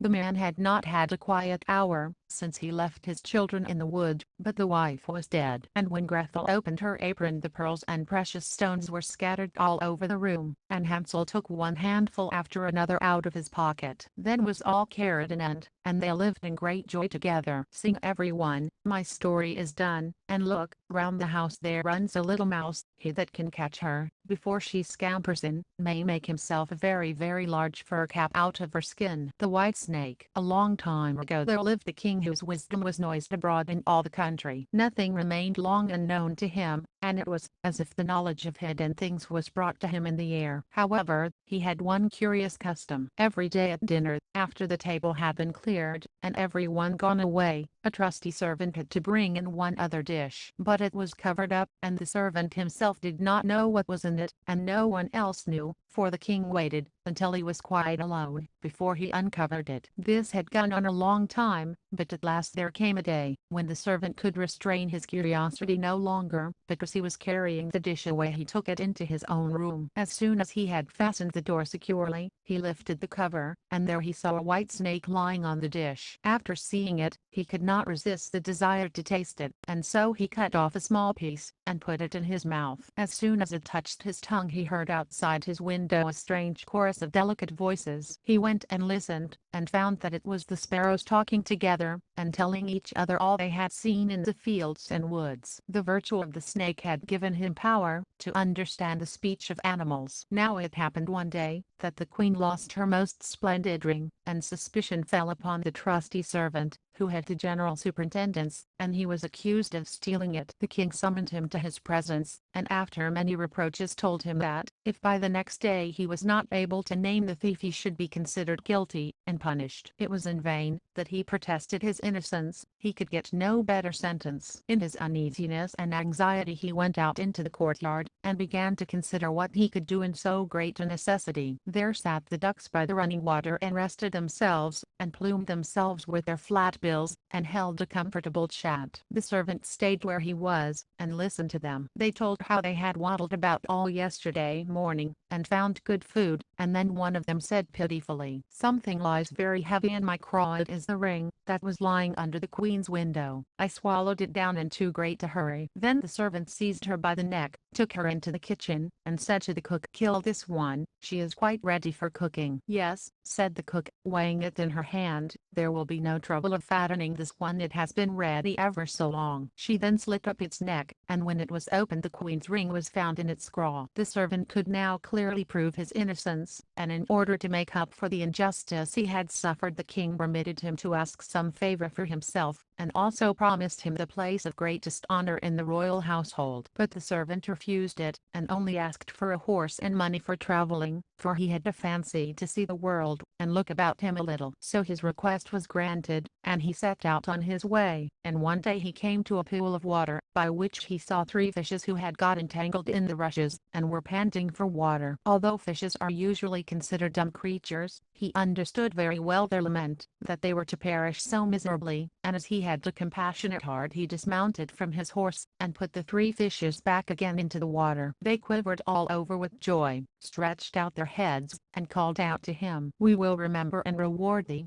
because thou hast delivered us." He rode on, and after a while he heard a small voice come up from the sand underneath his horse's feet. He listened, and understood how an ant king was complaining. "If only these men would keep off, with their great awkward beasts. Here comes this stupid horse treading down my people with his hard hoofs." The man then turned his horse to the side path, and the ant king called out to him, "We will remember and reward thee." The path led him through a wood, and there he saw a father raven and mother raven standing by their nest, and throwing their young ones out. "Off with you, young gallows birds," cried they, "we cannot stuff you any more. You are big enough to fend for yourselves." The poor young ravens lay on the ground, fluttering, and beating the air with their pinions, and crying, "We are poor helpless things, we cannot fend for ourselves, we cannot even fly, we can only die of hunger." Then the kind young man dismounted, killed his horse with his dagger, and left it to the young ravens for food. They came hopping up, feasted away at it, and cried, "We will remember and reward thee." So now he had to use his own legs, and when he had gone a long way he came to a great town. There was much noise, and thronging in the streets, and there came a man on a horse,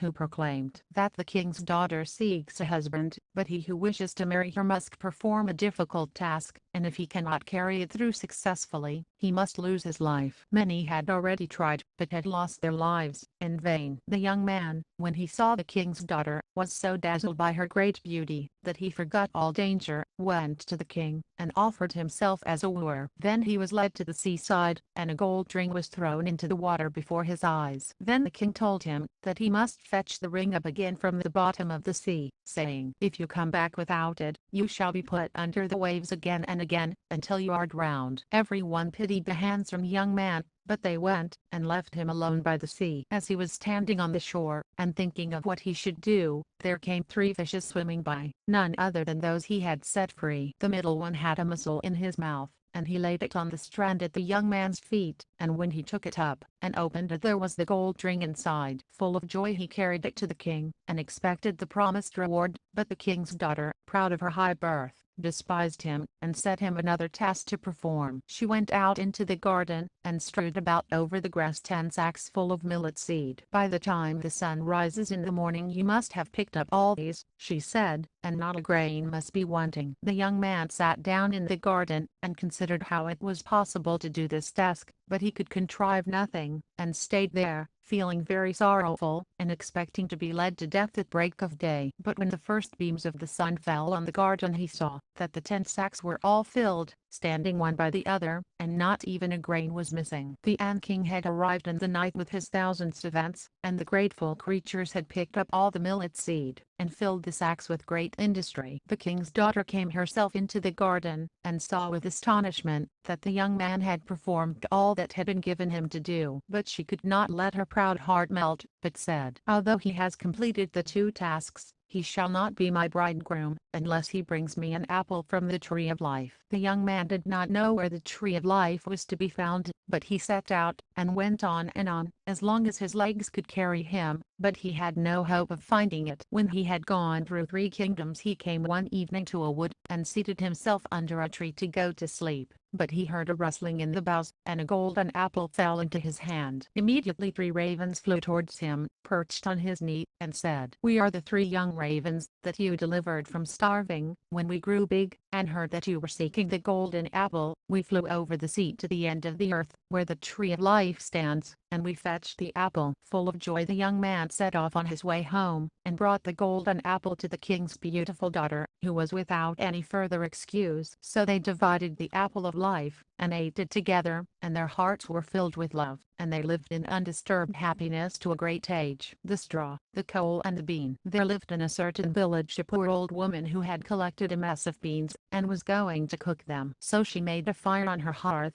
and, in order to make it burn better, she put in a handful of straw. When the beans began to bubble in the pot, one of them fell out and lay, never noticed, near a straw which was already there. Soon a red-hot coal jumped out of the fire, and joined the pair. The straw began first, and said, "Dear friends, how do you come here?" The coal answered, "I jumped out of the fire by great good luck, or I should certainly have met with my death. I should have been burned to ashes." The bean said, "I too have come out of it with a whole skin, but if the old woman had kept me in the pot I should have been cooked into a soft mass like my comrades. Nor should I have met with a better fate," said the straw. "The old woman has turned my brothers into fire and smoke. 60 of them she took up at once, and deprived of life. Very luckily I managed to slip through her fingers." "What had we better do now?" said the coal. "I think," answered the bean, "that as we have been so lucky as to escape with our lives, we will join in good fellowship together, and, lest any more bad fortune should happen to us here, we will go abroad into foreign lands." The proposal pleased the 2 others, and forthwith they started on their travels. Soon they came to a little brook, and as there was no stepping stone, and no bridge, they could not tell how they were to get to the other side. The straw was struck with a good idea, and said, "I will lay myself across, so that you can go over me, as if I were a bridge." So the straw stretched himself from one bank to the other, and the coal,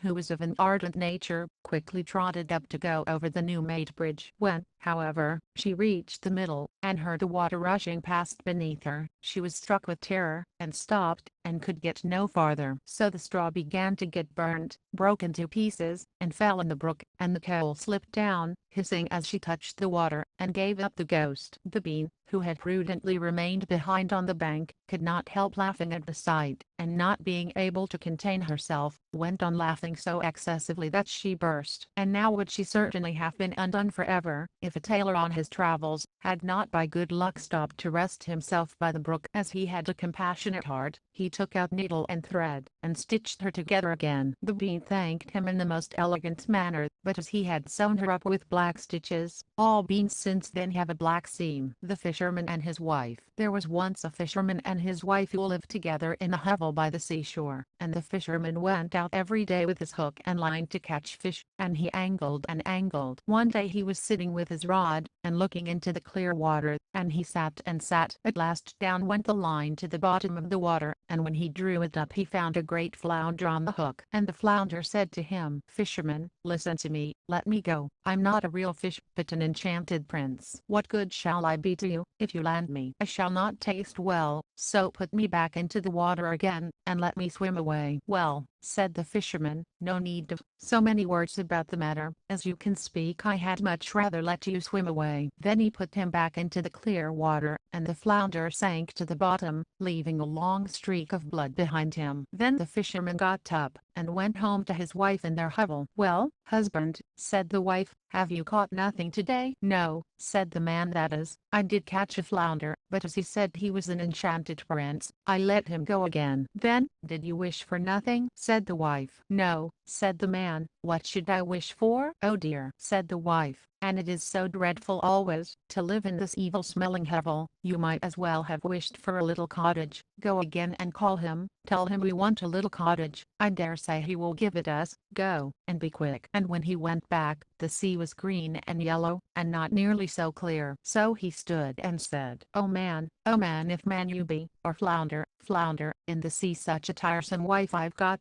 for she wants what I do not." Then the flounder came swimming up, and said, "Now then, what does she want?" "Oh," said the man, You know, when I caught you, my wife says I ought to have wished for something. She does not want to live any longer in the hovel, and would rather have a cottage. Go home with you, said the flounder, she has it already. So the man went home, and found, instead of the hovel, a little cottage, and his wife was sitting on a bench before the door. And she took him by the hand, and said to him, "Come in and see if this is not a great improvement." So they went in, and there was a little house place and a beautiful little bedroom, a kitchen and larder, with all sorts of furniture, and iron and brassware of the very best. And at the back was a little yard with fowls and ducks, and a little garden full of green vegetables and fruit. "Look," said the wife, "is not that nice?" "Yes," said the man, "if this can only last we shall be very well contented." "We will see about that," said the wife. And after a meal they went to bed. So all went well for a week or fortnight, when the wife said, "Look here, husband, the cottage is really too confined, and the yard and garden are so small. I think the flounder had better get us a larger house. I should like very much to live in a large stone castle, so go to your fish and he will send us a castle." "Oh, my dear wife," said the man, "the cottage is good enough. What do we want a castle for?" "We want one," said the wife. "Go along with you, the flounder can give us one." "Now, wife," said the man, "the flounder gave us the cottage. I do not like to go to him again, he may be angry." "Go along," said the wife, "he might just as well give us it as not. Do as I say." The man felt very reluctant and unwilling, and he said to himself, "It is not the right thing to do." Nevertheless he went. So when he came to the seaside, the water was purple and dark blue and gray and thick, and not green and yellow as before. And he stood and said, oh man, if man you be, or flounder,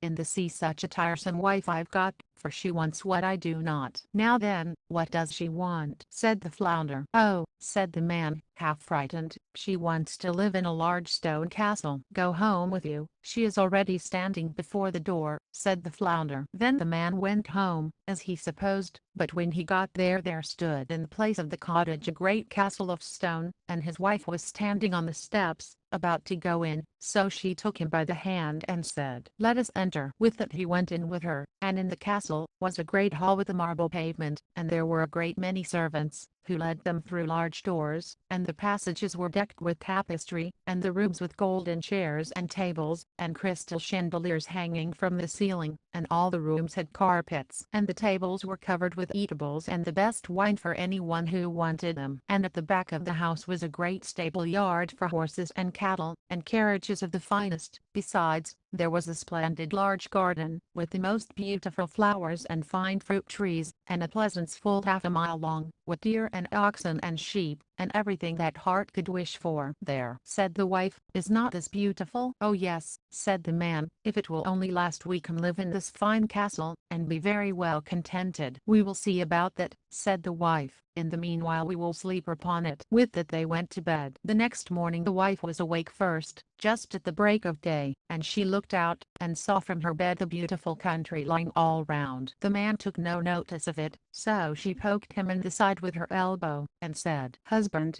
get up and just look out of the window. Look, just think if we could be king over all this country. Just go to your fish, and tell him we should like to be king." "Now, wife," said the man, "what should we be kings for? I don't want to be king." "Well," said the wife, "if you don't want to be king, I will be king." "Now, wife," said the man, "what do you want to be king for?" I could not ask him such a thing. "Why not?" said the wife. "You must go directly all the same. I must be king." So the man went, very much put out that his wife should want to be king. "It is not the right thing to do, not at all the right thing," thought the man. He did not at all want to go, and yet he went all the same. And when he came to the sea the water was quite dark gray, and rushed far inland, and had an ill smell. And he stood and said, oh man, if man you be, or flounder, in the sea such a tiresome wife I've got, for she wants what I do not." "Now then, what does she want?" said the fish. "Oh dear," said the man, "she wants to be king." "Go home with you, she is so already," said the fish. So the man went back, and as he came to the palace he saw it was very much larger, and had great towers and splendid gateways. The herald stood before the door, and a number of soldiers with kettle drums and trumpets. And when he came inside everything was of marble and gold, and there were many curtains with great golden tassels. Then he went through the doors of the saloon to where the great throne room was, and there was his wife sitting upon a throne of gold and diamonds, and she had a great golden crown on, and the scepter in her hand was of pure gold and jewels, and on each side stood 6 pages in a row, each one a head shorter than the other. So the man went up to her and said, "Well, wife, so now you are king?" "Yes," said the wife, "now I'm king." So then he stood and looked at her, and when he had gazed at her for some time he said, "Well, wife, this is fine for you to be king. Now there is nothing more to wish for." "Oh husband," said the wife, seeming quite restless, "I'm tired of this already. Go to your fish and tell him that now I'm king I must be emperor." "Now, wife," said the man, "what do you want to be emperor for?" "Husband," said she, "go and tell the fish I want to be emperor." "Oh dear," said the man, "he could not do it. I cannot ask him such a thing. There is but one emperor at a time. The fish can't possibly make anyone emperor. Indeed he can't." "Now, look here," said the wife, "I'm king, and you are only my husband, so will you go at once? Go along, for if he was able to make me king he is able to make me emperor, and I will and must be emperor, so go along." So he was obliged to go, and as he went he felt very uncomfortable about it, and he thought to himself, "It is not all the right thing to do. To want to be emperor is really going too far. The flounder will soon be beginning to get tired of this." With it he came to the sea, and the water was quite black and thick, and the foam flew, and the wind blew, and the man was terrified. But he stood and said, oh man,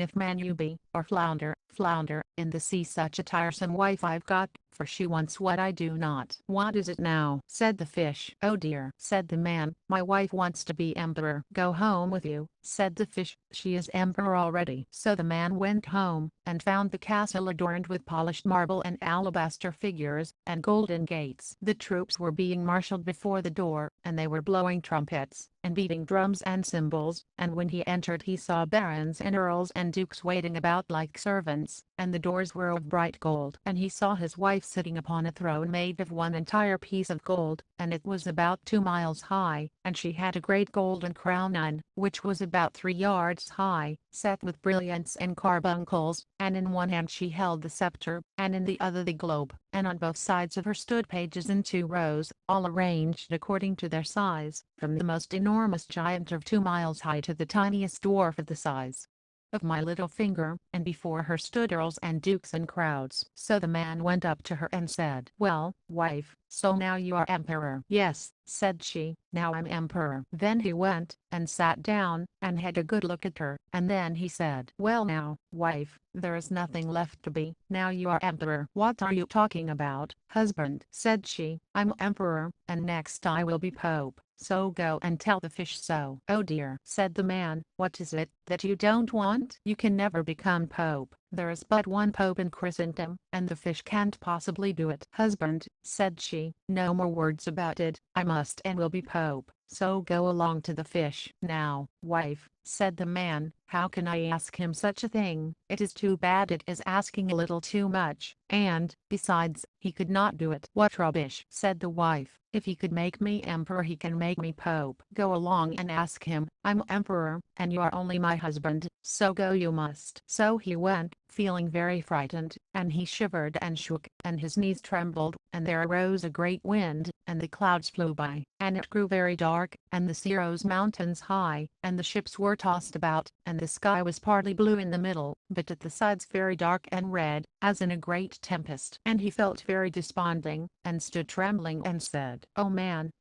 if man you be, or flounder, in the sea such a tiresome wife I've got, for she wants what I do not." "Well, what now?" said the fish. "Oh dear," said the man, "she wants to be pope." "Go home with you, she is pope already," said the fish. So he went home, and he found himself before a great church, with palaces all round. He had to make his way through a crowd of people, and when he got inside he found the place lighted up with thousands and thousands of lights, and his wife was clothed in a golden garment, and sat upon a very high throne, and had 3 golden crowns on, all in the greatest priestly pomp, and on both sides of her there stood 2 rows of lights of all sizes, from the size of the longest tower to the smallest rushlight.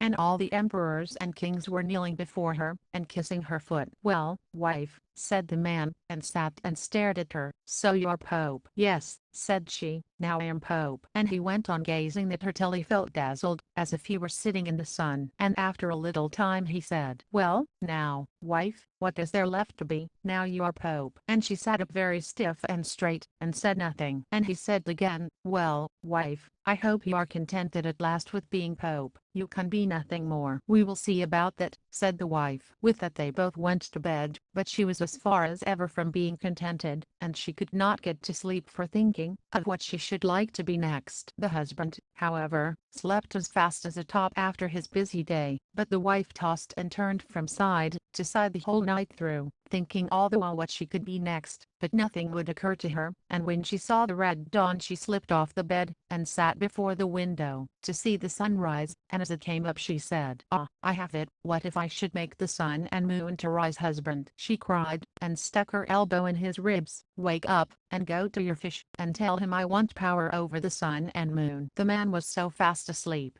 that when he started up he fell out of bed. Then he shook himself together, and opened his eyes and said, "Oh wife, what did you say?" "Husband," said she, "if I cannot get the power of making the sun and moon rise when I want them, I shall never have another quiet hour." "Go to the fish, and tell him so." "Oh wife," said the man, and fell on his knees to her, "the fish can really not do that for you. I grant you he could make you emperor and pope. Do be contented with that, I beg of you." And she became wild with impatience, and screamed out, "I can wait no longer, go at once." And so off he went as well as he could for fright. And a dreadful storm arose, so that he could hardly keep his feet, and the houses and trees were blown down, and the mountains trembled, and rocks fell in the sea. The sky was quite black, and it thundered and lightened, and the waves, crowned with foam, ran mountains high. So he cried out, without being able to hear his own words, oh man, if man you be, or flounder,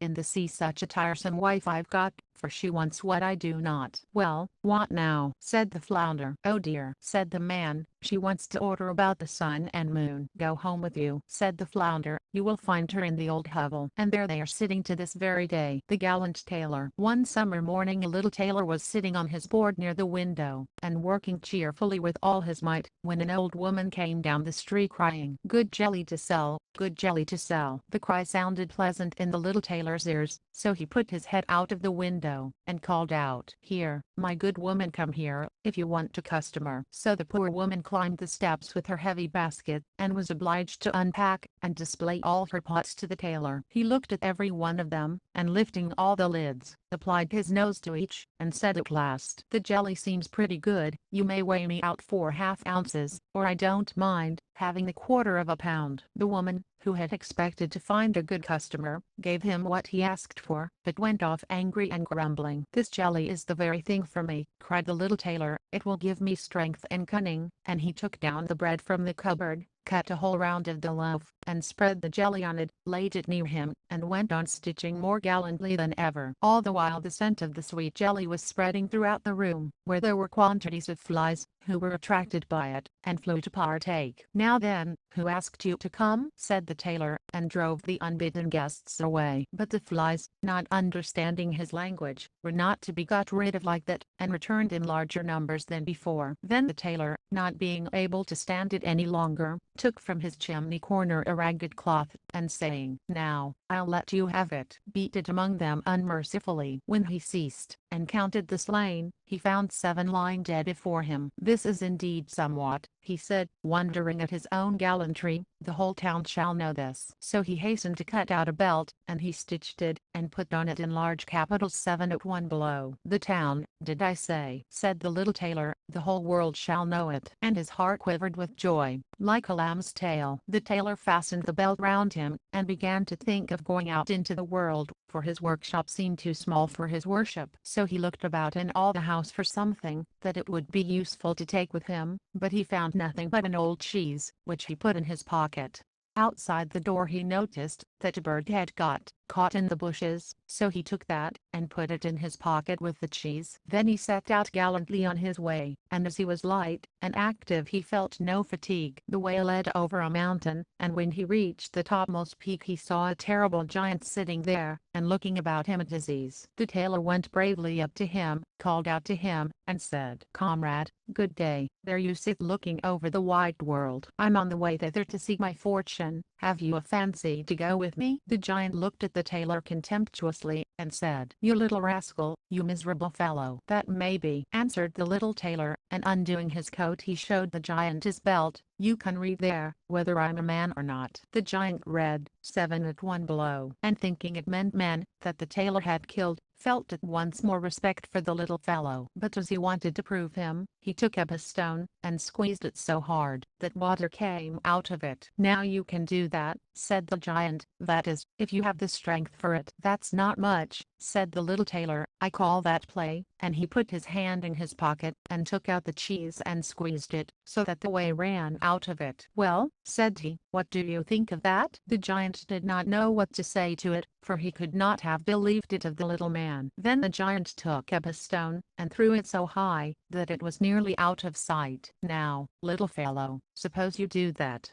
"Well thrown," said the tailor, "but the stone fell back to earth again. I will throw you one that will never come back." So he felt in his pocket, took out the bird, and threw it into the air. And the bird, when it found itself at liberty, took wing, flew off, and returned no more. "What do you think of that, comrade?" asked the tailor. "There is no doubt that you can throw," said the giant, "but we will see if you can carry." He led the little tailor to a mighty oak tree which had been felled, and was lying on the ground, and said, "Now, if you are strong enough, help me to carry this tree out of the wood." "Willingly," answered the little man. "You take the trunk on your shoulders, I will take the branches with all their foliage. That is much the most difficult." So the giant took the trunk on his shoulders, and the tailor seated himself on a branch, and the giant, who could not see what he was doing, had the whole tree to carry, and the little man on it as well. And the little man was very cheerful and merry, and whistled the tune. There were 3 tailors riding by, as if carrying the tree was mere child's play. The giant, when he had struggled on under his heavy load a part of the way, was tired out, and cried, "Look here, I must let go the tree." The tailor jumped off quickly, and taking hold of the tree with both arms, as if he were carrying it, said to the giant, "You see you can't carry the tree, though you are such a big fellow." They went on together a little farther, and presently they came to a cherry tree, and the giant took hold of the topmost branches, where the ripest fruit hung, and pulling them downwards, gave them to the tailor to hold, bidding him eat. But the little tailor was much too weak to hold the tree, and as the giant let go, the tree sprang back, and the tailor was caught up into the air. And when he dropped down again without any damage, the giant said to him, "How is this? Haven't you strength enough to hold such a weak sprig as that?" "It is not strength that is lacking," answered the little tailor. "How should it to one who has slain 7 at one blow? I just jumped over the tree, because the hunters are shooting down there in the bushes." "You jump it too, if you can." The giant made the attempt, and not being able to vault the tree, he remained hanging in the branches, so that once more the little tailor got the better of him. Then said the giant, "As you are such a gallant fellow, suppose you come with me to our den, and stay the night." The tailor was quite willing, and he followed him. When they reached the den there sat some other giants by the fire, and each had a roasted sheep in his hand, and was eating it. The little tailor looked round and thought, "There is more elbow room here than in my workshop." And the giant showed him a bed, and told him he had better lie down upon it, and go to sleep. The bed was, however, too big for the tailor, so he did not stay in it, but crept into a corner to sleep. As soon as it was midnight the giant got up, took a great staff of iron, and beat the bed through with one stroke, and supposed he had made an end of that grasshopper of a tailor. Very early in the morning the giants went into the wood, and forgot all about the little tailor, and when they saw him coming after them alive and merry, they were terribly frightened, and, thinking he was going to kill them, they ran away in all haste. So the little tailor marched on, always following his nose, and after he had gone a great way he entered the courtyard belonging to a king's palace, and there he felt so overpowered with fatigue, that that he lay down and fell asleep. In the meanwhile came various people, who looked at him very curiously, and read on his belt, 7 at 1 blow. "Oh," said they, "why should this great lord come here in time of peace? What a mighty champion he must be." Then they went, and told the king about him, and they thought that, if war should break out, what a worthy and useful man he would be, and that he ought not to be allowed to depart at any price. The king then summoned his council, and sent one of his courtiers to the little tailor to beg him, so soon as he should wake up, to consent to serve in the king's army. So the messenger stood, and waited at the sleeper's side, until his limbs began to stretch, and his eyes to open, and then he carried his answer back. And the answer was, "That was the reason for which I came," said the little tailor. "I am ready to enter the king's service." So he was received into it very honorably, and a separate dwelling set apart for him. But the rest of the soldiers were very much set against the little tailor, and they wished him 1,000 miles away. "What shall be done about it?" they said among themselves. "If we pick a quarrel and fight with him, then 7 of us will fall at each blow. That will be of no good to us." So they came to a resolution, and went all together to the king, to ask for their discharge. "We never intended," said they, "to serve with a man who kills 7 at a blow." The king felt sorry to lose all his faithful servants, because of one man, and he wished that he had never seen him, and would willingly get rid of him if he might. But he did not dare to dismiss the little tailor for fear he should kill all the king's people, and place himself upon the throne. He thought a long while about it, and at last made up his mind what to do. He sent for the little tailor, and told him that as he was so great a warrior, he had a proposal to make to him. He told him that in the wood in his dominions dwelled 2 giants,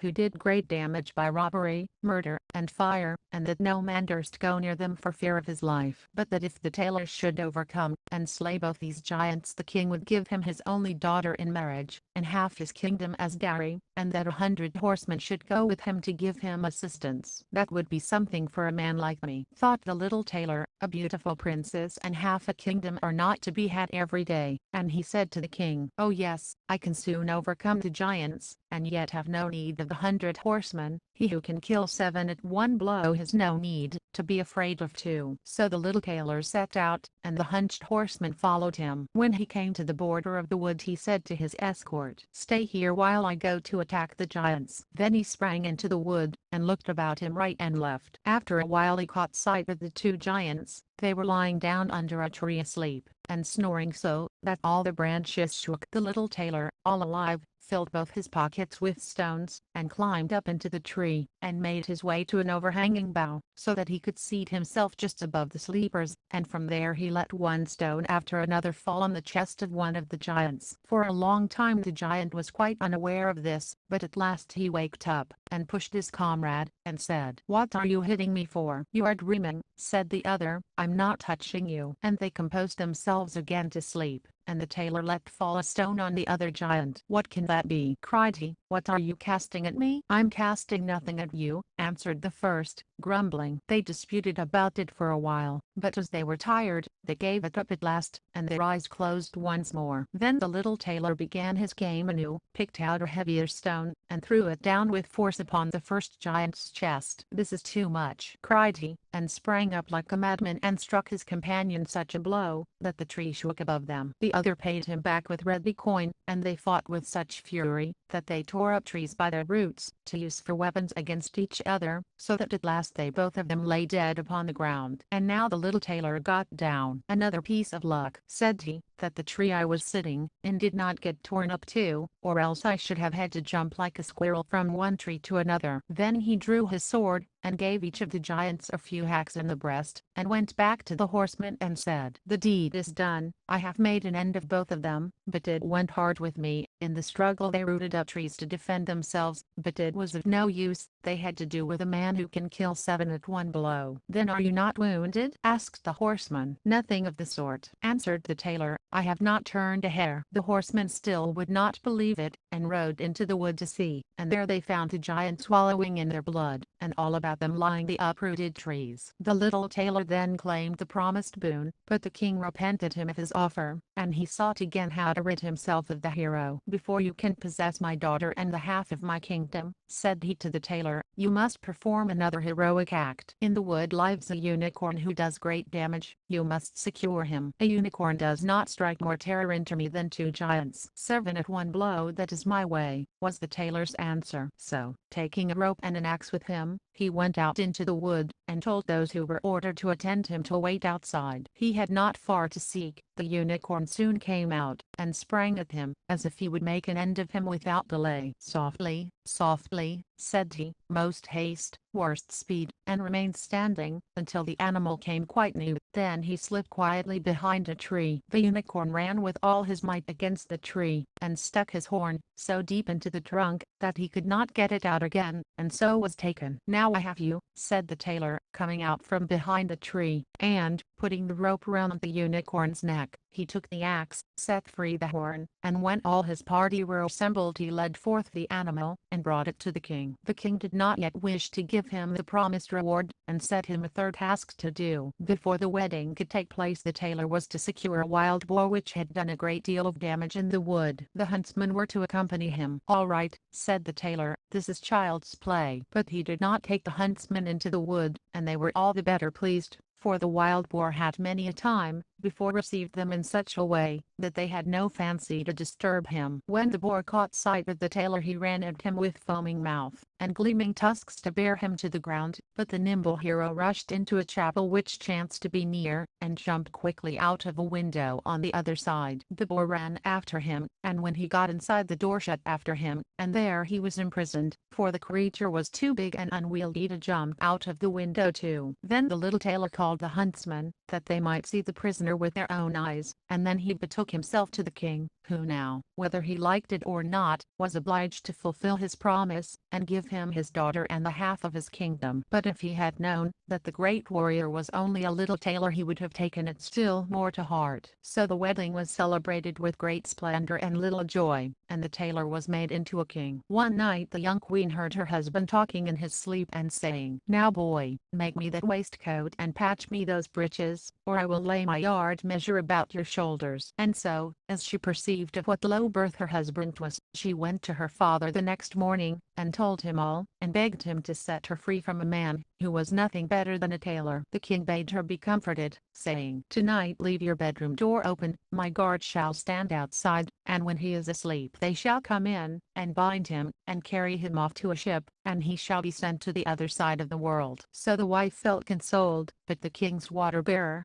who had been listening all the while, went to the little tailor, and disclosed to him the whole plan. "I shall put a stop to all this," said he. At night he lay down as usual in bed, and when his wife thought that he was asleep, she got up, opened the door, and lay down again. The little tailor, who only made believe to be asleep, began to murmur plainly, "Now, boy, make me that waistcoat and patch me those breeches, or I will lay my yard measure about your shoulders. I have slain 7 at one blow, killed 2 giants, caught a unicorn, and taken a wild boar, and shall I be afraid of those who are standing outside my room door?" And when they heard the tailor say this, a great fear seized them. They fled away, as if they had been wild hares, and none of them would venture to attack him. And so the little tailor all his lifetime remained a king. There was once a rich man whose wife lay sick, and when she felt her end drawing near, she called to her only daughter to come near her bed, and said, "Dear child, be pious and good, and God will always take care of you, and I will look down upon you from heaven, and will be with you." And then she closed her eyes and expired. The maiden went every day to her mother's grave and wept, and was always pious and good. When the winter came, the snow covered the grave with a white covering, and when the sun came in the early spring, and melted it away, the man took to himself another wife. The new wife brought 2 daughters home with her, and they were beautiful and fair in appearance, but at heart were black and ugly. And then began very evil times for the poor stepdaughter. "Is the stupid creature to sit in the same room with us?" said they. "Those who eat food must earn it." Out upon her for a kitchen maid. They took away her pretty dresses, and put on her an old grey kirtle, and gave her wooden shoes to wear. "Just look now at the proud princess, how she is decked out," cried they laughing, and then they sent her into the kitchen. There she was obliged to do heavy work from morning to night, get up early in the morning, draw water, make the fires, cook, and wash. Besides that, the sisters did their utmost to torment her, mocking her, and strewing peas and lentils among the ashes, and setting her to pick them up. In the evenings, when she was quite tired out with her hard day's work, she had no bed to lie on, but was obliged to rest on the hearth among the cinders. And that she always looked dusty and dirty, they named her Ashen Puddle. It happened one day, that the father went to the fair, and he asked his two stepdaughters what he should bring back for them. "Fine clothes," said one. "Pearls and jewels," said the other. "But what will you have, Ashen Puddle?" said he. "The first wig, father, that strikes against your hat on the way home, that is what I should like you to bring me." So he bought for the two stepdaughters fine clothes, pearls, and jewels, and on his way back, as he rode through a green lane, a hazel wig struck against his hat, and he broke it off, and carried it home with him. And when he reached home he gave to the stepdaughters what they had wished for, and to Ashen Puddle he gave the hazel wig. She thanked him, and went to her mother's grave, and planted this twig there, weeping so bitterly,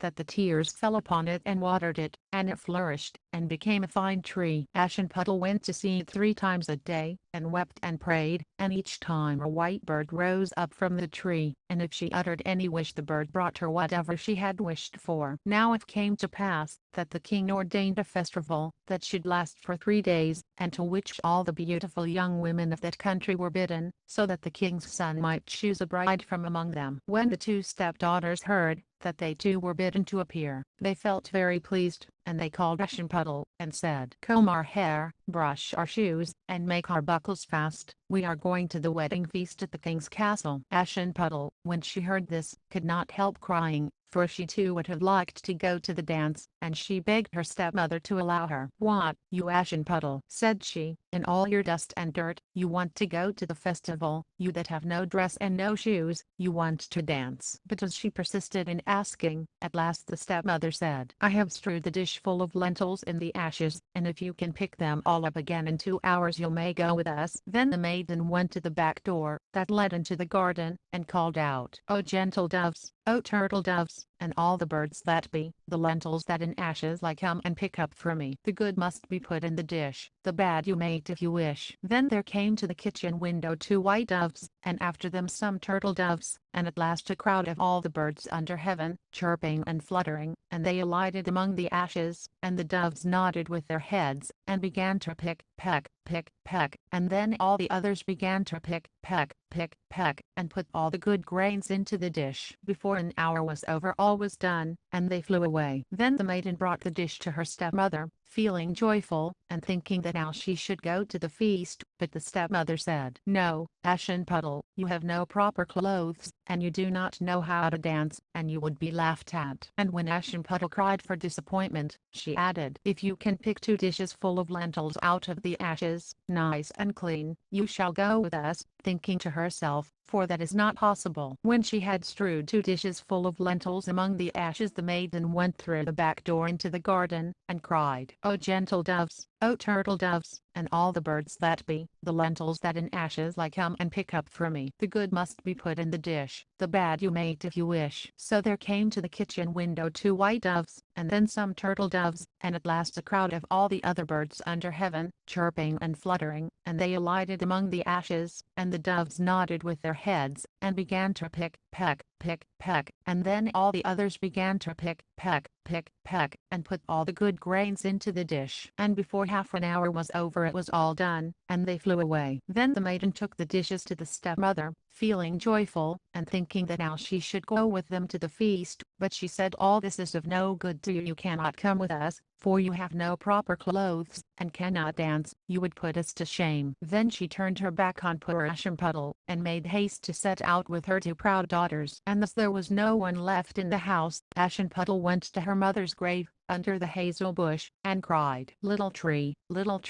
shake over me, that silver and gold may come down and cover me. Then the bird threw down a dress of gold and silver, and a pair of slippers embroidered with silk and silver. And in all haste she put on the dress, and went to the festival. But her stepmother and sisters did not know her, and thought she must be a foreign princess. She looked so beautiful in her golden dress. Of Aschenputtel they never thought at all, and supposed that she was sitting at home, and picking the lentils out of the ashes. The king's son came to meet her, and took her by the hand, and danced with her, and he refused to stand up with anyone else, so that he might not be obliged to let go her hand. And when anyone came to claim it, he answered, "She is my partner." And when the evening came she wanted to go home, but the prince said he would go with her to take care of her, for he wanted to see where the beautiful maiden lived. But she escaped him, and jumped up into the pigeon house. Then the prince waited until the father came, and told him the strange maiden had jumped into the pigeon house. The father thought to himself, "It cannot surely be Aschenputtel," and called for axes and hatchets, and had the pigeon house cut down, but there was no one in it. And when they entered the house there sat Aschenputtel in her dirty clothes among the cinders, and a little oil lamp burnt dimly in the chimney, for Aschenputtel had been very quick, and had jumped out of the pigeon house again, and had run to the hazel bush, and there she had taken off her beautiful dress, and had laid it on the grave, and the bird had carried it away again, and then she had put on her little grey kirtle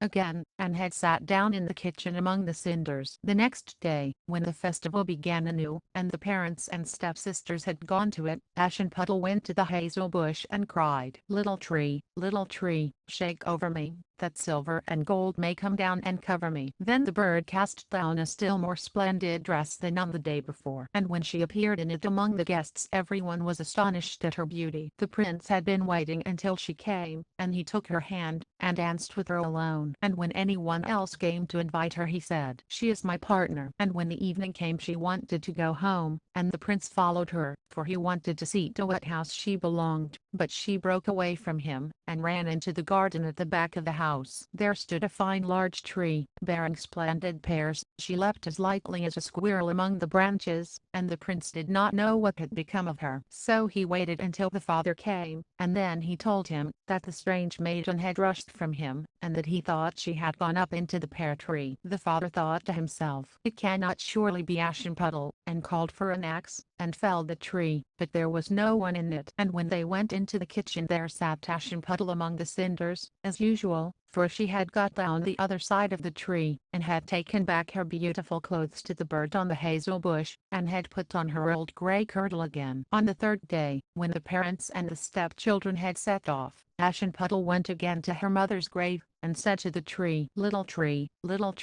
shake over me, that silver and gold may come down and cover me." Then the bird cast down a dress, the like of which had never been seen for splendor and brilliancy, and slippers that were of gold. And when she appeared in this dress at the feast nobody knew what to say for wonderment. The prince danced with her alone, and if anyone else asked her he answered, "She is my partner." And when it was evening Aschenputtel wanted to go home, and the prince was about to go with her, when she ran past him so quickly that he could not follow her. But he had laid a plan, and had caused all the steps to be spread with pitch, so that as she rushed down them the left shoe of the maiden remained sticking in it. The prince picked it up, and saw that it was of gold, and very small and slender. The next morning he went to the father, and told him that none should be his bride save the one whose foot the golden shoe should fit. Then the two sisters were very glad, because they had pretty feet. The eldest went to her room to try on the shoe, and her mother stood by. But she could not get her great toe into it, for the shoe was too small. Then her mother handed her a knife, and said, "Cut the toe off, for when you are queen you will never have to go on foot." So the girl cut her toe off, squeezed her foot into the shoe, concealed the pain, and went down to the prince. Then he took her with him on his horse as his bride, and rode off. They had to pass by the grave, and there sat the two pigeons on the hazel bush, and cried, "There they go, there they go. There is blood on her shoe, the shoe is too small, not the right bride at all." Then the prince looked at her shoe, and saw the blood flowing, and he turned his horse round, and took the false bride home again, saying she was not the right one, and that the other sister must try on the shoe. So she went into her room to do so, and got her toes comfortably in, but her heel was too large. Then her mother handed her the knife, saying, "Cut a piece off your heel, when you are queen you will never have to go on foot." So the girl cut a piece off her heel, and thrust her foot into the shoe, concealed the pain,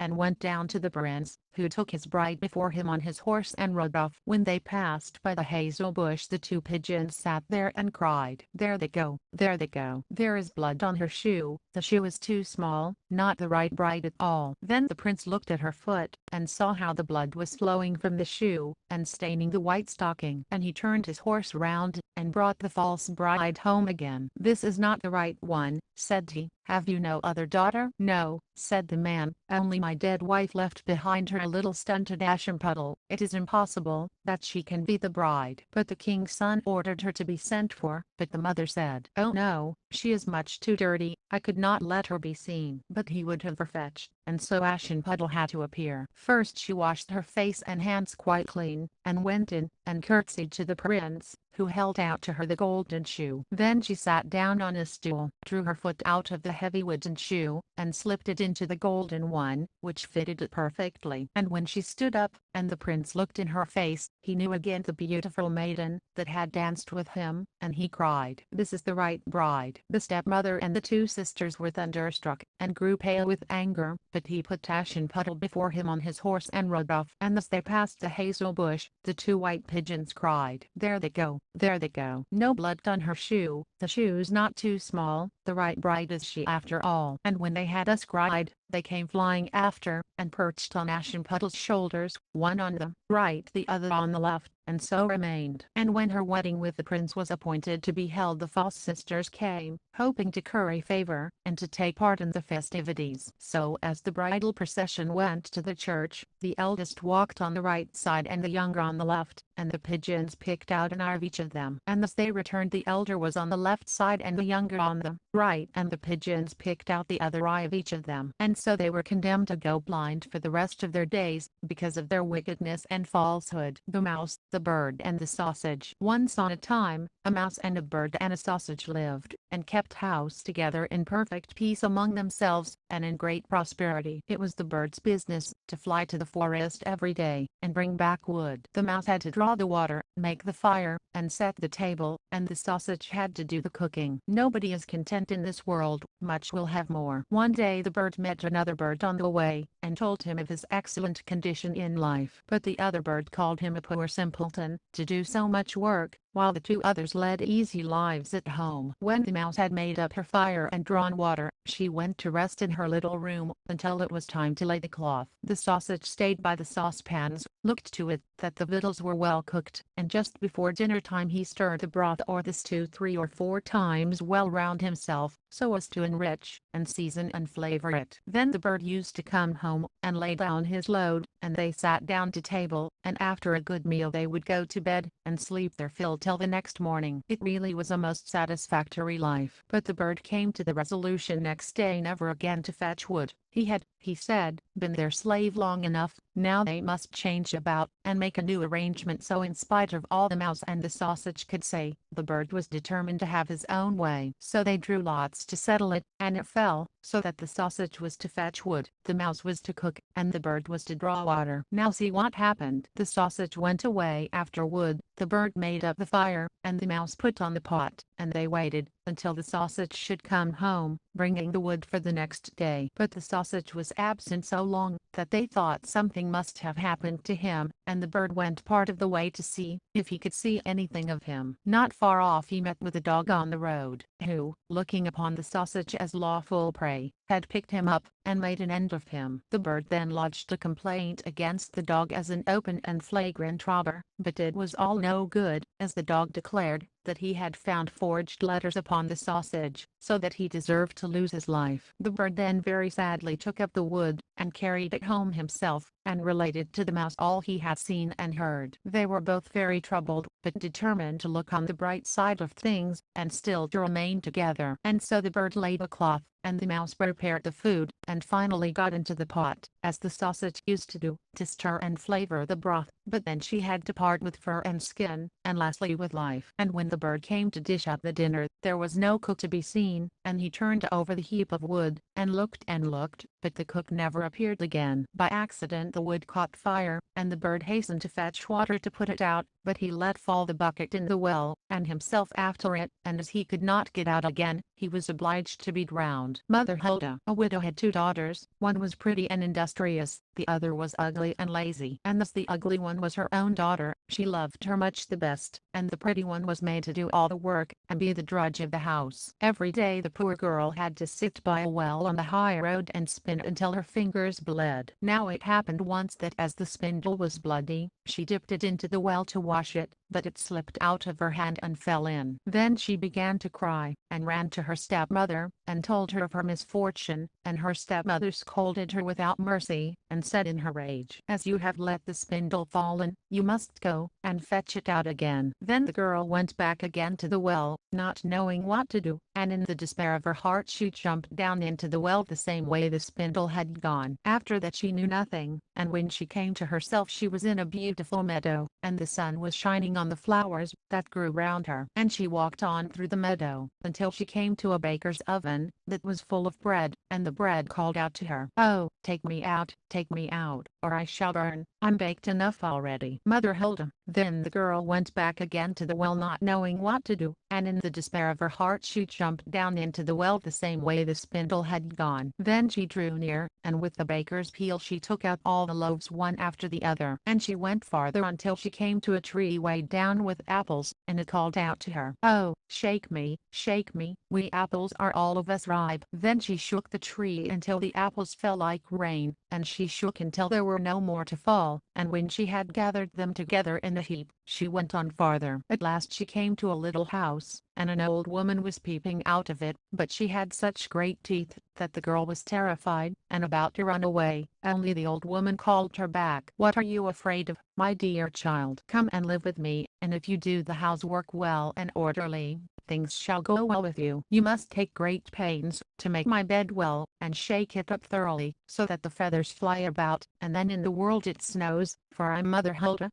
As the old woman spoke so kindly, the girl took courage, consented, and went to her work. She did everything to the old woman's satisfaction, and shook the bed with such a will, that the feathers flew about like snowflakes, and so she led a good life, had never a cross word, but boiled and roast meat every day. When she had lived a long time with Mother Hulda, she began to feel sad, not knowing herself what ailed her. At last she began to think she must be homesick, and although she was 1,000 times better off than at home where she was, yet she had a great longing to go home. At last she said to her mistress, "I'm homesick, and although I'm very well off here, I cannot stay any longer. I must go back to my own home." Mother Hulda answered, "It pleases me well that you should wish to go home, and, as you have served me faithfully, I will undertake to send you there." She took her by the hand, and led her to a large door standing open, and as she was passing through it there fell upon her a heavy shower of gold, and the gold hung all about her, so that she was covered with it. "All this is yours, because you have been so industrious," said Mother Hulda, and, besides that, she returned to her spindle, the very same that she had dropped in the well. And then the door was shut again, and the girl found herself back again in the world, not far from her mother's house, and as she passed through the yard a cock stood on the top of the well and cried, "Cock-a-doodle-doo, our golden girl has come home too." Then she went into her mother, and as she had returned covered with gold she was well received. So the girl related all her history, and what had happened to her, and when the mother heard how she came to have such great riches she began to wish that her ugly and idle daughter might have the same good fortune. So she sent her to sit by the well and spin, and in order to make her spindle bloody she put her hand into the thorn hedge. Then she threw the spindle into the well, and jumped in herself. She found herself, like her sister, in the beautiful meadow, and followed the same path, and when she came to the baker's oven, the bread cried out, "Oh, take me out, or I shall burn. I'm quite done already." But the lazy bones answered, "I have no desire to black my hands," and went on farther. Soon she came to the apple tree, who called out, "Oh, shake me, we apples are all of us ripe." But she answered, "That is all very fine, suppose one of you should fall on my head," and went on farther. When she came to Mother Hulda's house she did not feel afraid, as she knew beforehand of her great teeth, and entered into her service at once. The first day she put her hand well to the work, and was industrious, and did everything Mother Hulda bade her, because of the gold she expected, But the second day she began to be idle, and the third day still more so that she would not get up in the morning. Neither did she make Mother Hilda's bed as it ought to have been made, and did not shake it for the feathers to fly about. So that Mother Hilda soon grew tired of her, and gave her warning, at which the lazy thing was well pleased, and thought that now the shower of gold was coming. So Mother Hilda led her to the door, and as she stood in the doorway, instead of the shower of gold a great kettle full of pitch was emptied over her. "That is the reward for your service," said Mother Hilda, and shut the door. So the lazy girl came home all covered with pitch, and the cock on the top of the well, seeing her, cried, "Cock-a-doodle-doo, our dirty girl has come home too." And the pitch remained sticking to her fast, and never, as long as she lived, could it be got off. In Hesse, when it snows, they say, Mother Hilda is making her bed. Little Red Cap. There was once a sweet little maid, much beloved by everybody, but most of all by her grandmother, who never knew how to make enough of her. Once she sent her little cap of red velvet, and as it was very becoming to her, and she never wore anything else, people called her Little Red Cap. One day her mother said to her, "Come, Little Red Cap, here are some cakes and a flask of wine for you to take to grandmother. She is weak and ill, and they will do her good. Make haste and start, before it grows hot, and walk properly and nicely, and don't run, or you might fall, and break the flask of wine, and there would be none left for grandmother. And when you go into her room, don't forget to say, 'Good morning,' instead of staring about you." "I will be sure to take care," said Little Red Cap to her mother, and gave her hand upon it. Now the grandmother lived away in the wood, half an hour's walk from the village, and when Little Red Cap had reached the wood, she met the wolf, but as she did not know what the bad sort of animal he was, she did not feel frightened. "Good day, Little Red Cap," said he. "Thank you kindly, Wolf," answered she. "Where are you going so early, Little Red Cap?" "To my grandmother's." "What are you carrying under your apron?" "Cakes and wine, we baked yesterday, and my grandmother is very weak and ill, so they will do her good, and strengthen her." "Where does your grandmother live, Little Red Cap?" "A quarter of an hour's walk from here. Her house stands beneath the 3 oak trees, and you may know it by the hazel bushes," said Little Red Cap. The wolf thought to himself, "That tender young thing would be a delicious morsel, and would taste better than the old one. I must manage somehow to get both of them." Then he walked by Little Red Cap a little while, and said, "Little Red Cap, just look at the pretty flowers that are growing all around you, and I don't think you are listening to the song of the birds. You are posting along, just as if you were going to school, and it is so delightful out here in the wood." Little Red Cap glanced round her, and when she saw the sunbeams darting here and there through the trees, and lovely flowers everywhere, she thought to herself, "If I were to take a fresh nosegay to my grandmother she would be very pleased, and it is so early in the day that I shall reach her in plenty of time." And so she ran about in the wood, looking for flowers, and as she picked one she saw a still prettier one a little farther off, and so she went farther and farther into the wood. But the wolf went straight to the grandmother's house, and knocked at the door. "Who is there?" cried the grandmother. "Little Red Cap," he answered, "and I have brought you some cake and wine. Please open the door." "Lift the latch," cried the grandmother, "I'm too feeble to get up." So the wolf lifted the latch, and the door flew open, and he fell on the grandmother, and ate her up without saying one word. Then he drew on her clothes, put on her cap, lay down in her bed, and drew the curtains. Little Red Cap was all this time running about among the flowers, and when she had gathered as many as she could hold, she remembered her grandmother, and set off to go to her. She was surprised to find the door standing open, and when she came inside she felt very strange, and thought to herself, "Oh dear, how uncomfortable I feel, and I was so glad this morning to go to my grandmother." And when she said, "Good morning," there was no answer. Then she went up to the bed, and drew back the curtains. There lay the grandmother with her cap pulled over her eyes, so that she looked very odd. "Oh grandmother, what large ears you have got, the better to hear with." "Oh grandmother, what great eyes you have got, the better to see with." "Oh grandmother, what large hands you have got, the better to take hold of you with." "But, grandmother, what a terrible large mouth you have got, the better to devour you." And no sooner had the wolf said it than he made one bound from the bed, and swallowed up poor Little Red Cap. Then the wolf, having satisfied his hunger, lay down again in the bed, went to sleep, and began to snore loudly. The huntsman heard him as he was passing by the house, and thought, "How the old woman snores, I had better see if there is anything the matter with her." Then he went into the room, and walked up to the bed, and saw the wolf lying there. "At last I find you, you old sinner," said he. "I have been looking for you a long time." And he made up his mind that the wolf had swallowed the grandmother whole, and that she might yet be saved. So he did not fire, but took a pair of shears, and began to slit up the wolf's body. When he made a few snips, Little Red Cap appeared, and after a few more snips she jumped out and cried, "Oh dear, how frightened I have been, it is so dark inside the wolf." And then out came the old grandmother, still living and breathing. But Little Red Cap went, and quickly fetched some large stones, with which she filled the wolf's body, so that when he waked up,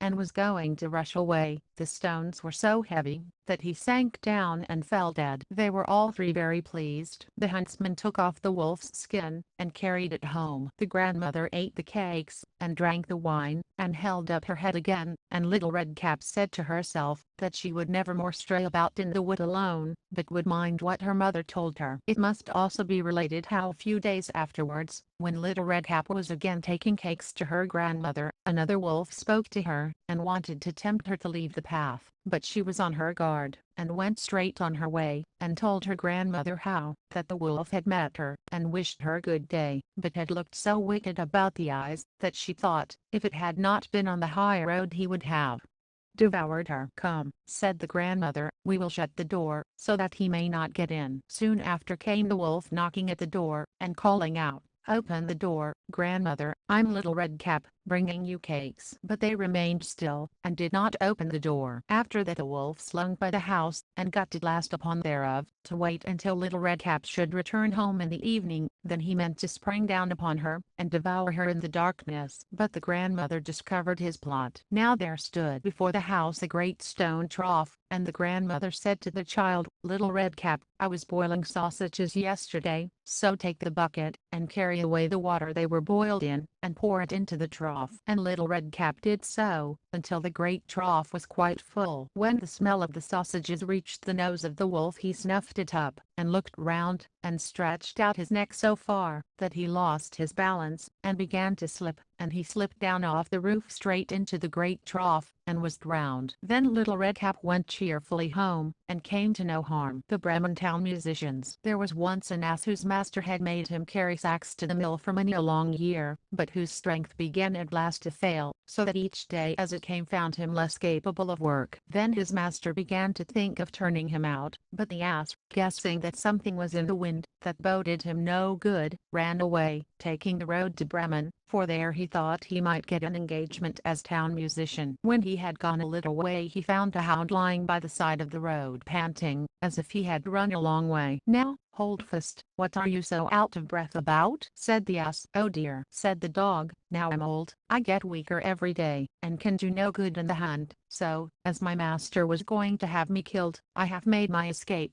But now, how am I to gain a living?" "I will tell you what," said the ass, "I'm going to Bremen to become town musician. You may as well go with me, and take up music too. I can play the lute, and you can beat the drum." And the dog consented, and they walked on together. It was not long before they came to a cat sitting in the road, looking as dismal as 3 wet days. "Now then, what is the matter with you, old shaver?" said the ass. "I should like to know who would be cheerful when his neck is in danger," answered the cat. "Now that I'm old, my teeth are getting blunt, and I would rather sit by the oven and purr than run about after mice, and my mistress wanted to drown me, so I took myself off, but good advice is scarce, and I do not know what is to become of me." "Go with us to Bremen," said the ass, "and become town musician. You understand serenading." The cat thought well of the idea, and went with them accordingly. After that the 3 travelers passed by a yard, and a cock was perched on the gate crowing with all his might. "Your cries are enough to pierce bone and marrow," said the ass. "What is the matter?" "I have foretold good weather for Lady Day, so that all the shirts may be washed and dried, and now on Sunday morning company is coming, and the mistress has told the cook that I must be made into soup, and this evening my neck is to be wrung, so that I'm crowing with all my might while I can. You had much better go with us, Chanticleer, said the ass. We are going to Bremen. At any rate, that will be better than dying. You have a powerful voice, and when we are all performing together it will have a very good effect. So the cock consented, and they went on all four together. But Bremen was too far off to be reached in one day, and towards evening they came to a wood, where they determined to pass the night. The ass and the dog lay down under a large tree. The cat got up among the branches, and the cock flew up to the top, as that was the safest place for him. Before he went to sleep he looked all round him to the 4 points of the compass, and perceived in the distance a little light shining, and he called out to his companions that there must be a house not far off, as he could see a light. So the ass said, "We had better get up and go there, for these are uncomfortable quarters." The dog began to fancy a few bounds, not quite bare, would do him good, and they all set off in the direction of the light, and it grew larger and brighter, until at last it led them to a robber's house, all lighted up. The ass, being the biggest, went up to the window, and looked in. "Well, what do you see?" asked the dog. "What do I see?" answered the ass. "Here is a table set out with splendid eatables and drinkables, and robbers sitting at it, and making themselves very comfortable." "That would just suit us," said the cock. "Yes, indeed, I wish we were there," said the ass. Then they consulted together how it should be managed, so as to get the robbers out of the house, and at last they hit on a plan. The ass was to place his forefeet on the window sill, the dog was to get on the ass's back, the cat on the top of the dog, and lastly the cock was to fly up, and perch on the cat's head. When that was done, at a given signal they all began to perform their music. The ass brayed, the dog barked, the cat mewed, and the cock crowed. Then they burst through into the room, breaking all the panes of glass. The robbers fled at the dreadful sound. They thought it was some goblin, and fled to the wood in the utmost terror. Then the four companions sat down to table, made free with the remains of the meal, and feasted as if they had been hungry for a month. And when they had finished they put out the lights, and each sought out a sleeping place to suit his nature and habits. The ass laid himself down outside on the dunghill, the dog behind the door, the cat on the hearth by the warm ashes, and the cock settled himself in the cockloft. And as they were all tired with their long journey they soon fell fast asleep. When midnight drew near, and the robbers from afar saw that no light was burning, and that everything appeared quiet, their captain said to them that he thought that they had run away without reason, telling one of them to go and reconnoitre. So one of them went, and found everything quite quiet. He went into the kitchen to strike a light, and taking the glowing fiery eyes of the cat for burning coals, he held a match to them, in order to kindle it. But the cat, not seeing the joke, flew into his face, spitting and scratching. Then he cried out in terror, and ran to get out to the back door. But the dog, who was lying there, ran at him, and bit his leg, and as he was rushing through the yard by the dunghill the ass struck out, and gave him a great kick with his hind foot, and the cock, who had been wakened with the noise, and felt quite brisk, cried out, "Cock-a-doodle-doo." Then the robber got back as well as he could to his captain, and said, "Oh dear, in that house there is a gruesome witch, and I felt her breath and her long nails in my face, and by the door there stands a man who stabbed me in the leg with a knife, and in the yard there lies a black spectre, who beat me with his wooden club, and above, upon the roof, there sits the justice, who cried, 'Bring that rogue here.' And so I ran away from the place as fast as I could." From that time forward the robbers never ventured to that house, and the four Bremen town musicians found themselves so well off where they were, that there they stayed. And the person who last related this tale is still living, as you see. Prudent Hans. One day, Hans's mother said, "Where are you going, Hans?" Hans answered, "To Grethel's, mother." "Manage well, Hans." "All right." "Goodbye, mother." "Goodbye, Hans." Then Hans came to Grethel's. "Good morning, Grethel." "Good morning, Hans." "What have you brought me today?" "I have brought nothing, but I want something." So Grethel gave Hans a needle, and then he said, "Goodbye, Grethel," and she said, "Goodbye, Hans." Hans carried the needle away with him, and stuck it in a hay cart that was going along, and he followed it home. "Good evening, mother." "Good evening, Hans." "Where have you been?" "To Grethel's, mother." "What did you take her?" "I took nothing, but I brought away something." "What did Grethel give you?" "A needle, mother." "What did you do with it,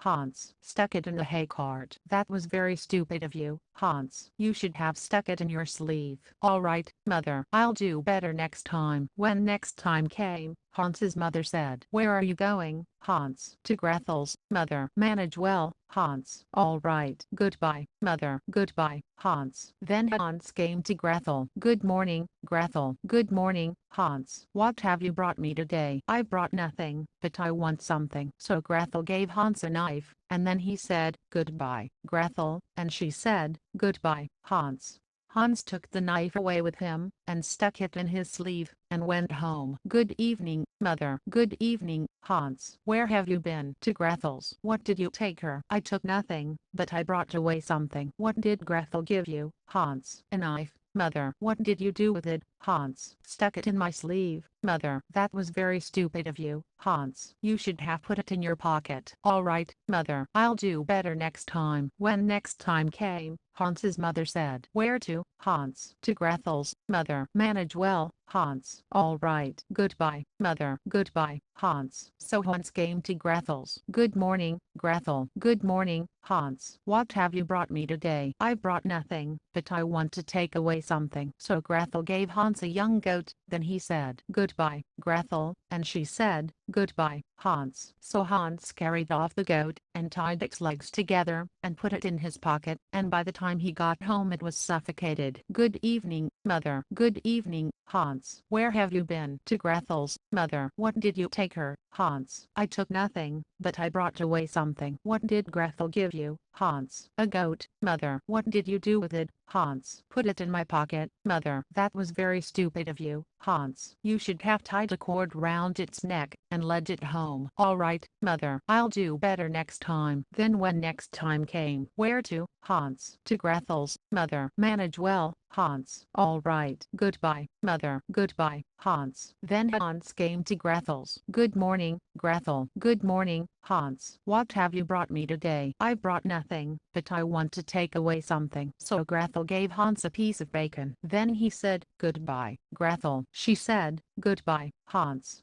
Hans took the bacon, and tied a string round it, and dragged it after him on his way home, and the dogs came and ate it up, so that when he got home he had the string in his hand and nothing at the other end of it. "Good evening, mother." "Good evening, Hans." "Where have you been?" "To Grethel's, mother." "What did you take her, Hans?" "I took her nothing, but I brought away something." "What did Gretel give you, Hans?" "A piece of bacon, mother." "What did you do with it, Hans?" "I tied a piece of string to it, and led it home, but the dogs ate it, mother." "That was very stupid of you, Hans. You ought to have carried it on your head." "All right. I'll do better next time, mother." When next time came, "Where to, Hans?" "To Grethel's, mother." "Manage well, Hans." "All right." "Goodbye, mother." "Goodbye, Hans." Then Hans came to Grethel's. "Good morning, Gretel." "Good morning, Hans." "What have you brought me?" "I have brought nothing, but I want to take away something." So Gretel gave Hans a calf. "Goodbye, Gretel." "Goodbye, Hans."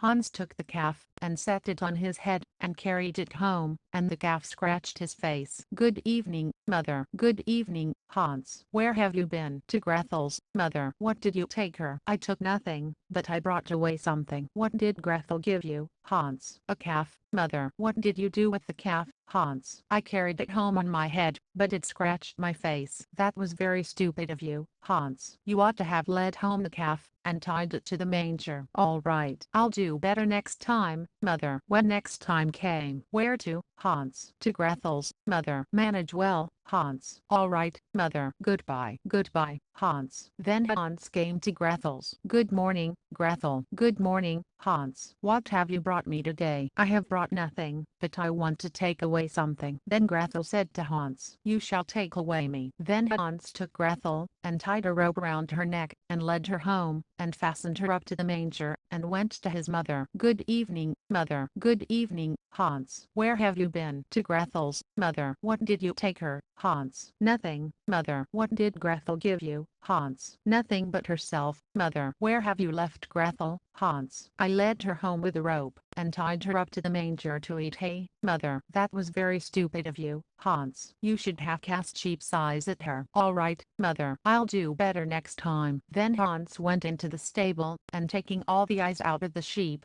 he threw them in Grethel's face. Then Grethel was angry, and getting loose, she ran away, and became the bride of another. Clever Else. There was once a man who had a daughter who was called Clever Else, and when she was grown up, her father said she must be married, and her mother said, yes, if we could only find someone that she would consent to have. At last one came from a distance, and his name was Hans, and when he proposed to her, he made it a condition that Clever Else should be very careful as well. Oh, said the father, she does not want for brains. No, indeed, said the mother, she can see the wind coming up the street, and hear the flies cough. Well, said Hans, if she does not turn out to be careful too, I will not have her. Now when they were all seated at table, and had well eaten, the mother said, Else, go into the cellar and draw some beer. Then Clever Else took down the jug from the hook in the wall, and as she was on her way to the cellar she rattled the lid up and down, so as to pass away the time. When she got there, she took a stool, and stood it in front of the cask, so that she need not stoop and make her back ache with needless trouble. Then she put the jug under the tap and turned it, and while the beer was running in order that her eyes should not be idle, she glanced hither and thither, and finally caught sight of a pickaxe that the workman had left sticking in the ceiling just above her head. Then Clever Else began to cry, for she thought, if I marry Hans, and we have a child, and it grows big, and we send it into the cellar to draw beer, that pickaxe might fall on his head and kill him. So there she sat, and cried with all her might, lamenting the anticipated misfortune. All the while they were waiting upstairs for something to drink, and they waited in vain. At last the mistress said to the maid, go down to the cellar, and see why Else does not come. So the maid went, and found her sitting in front of the cask crying with all her might. What are you crying for? Said the maid. Oh dear me, answered she, how can I help crying, if I marry Hans, and we have a child, and it grows big, and we send it here to draw beer, perhaps the pickaxe may fall on its head and kill it. Or else is clever indeed, said the maid, and directly sat down, to bewail the anticipated misfortune. After a while, when the people upstairs found that the maid did not return, and they were becoming more and more thirsty, the master said to the boy, you go down into the cellar, and see what Else and the maid are doing. The boy did so, and there he found both Clever Else and the maid sitting crying together. Then he asked what was the matter. Oh dear me, said Else, how can we help crying, if I marry Hans, and we have a child, and it grows big, and we send it here to draw beer, the pickaxe might fall on its head and kill it. Or else is clever indeed, said the boy, and sitting down beside her, he began howling with a good will. Upstairs they were all waiting for him to come back, but as he did not come, the master said to the mistress, you go down to the cellar, and see what Else is doing. So the mistress went down, and found all three in great lamentations, and when she asked the cause, then Else told her how the future possible child might be killed, as soon as it was big enough to be sent to draw beer, by the pickaxe falling on it. Then the mother at once exclaimed, Or Else is clever indeed,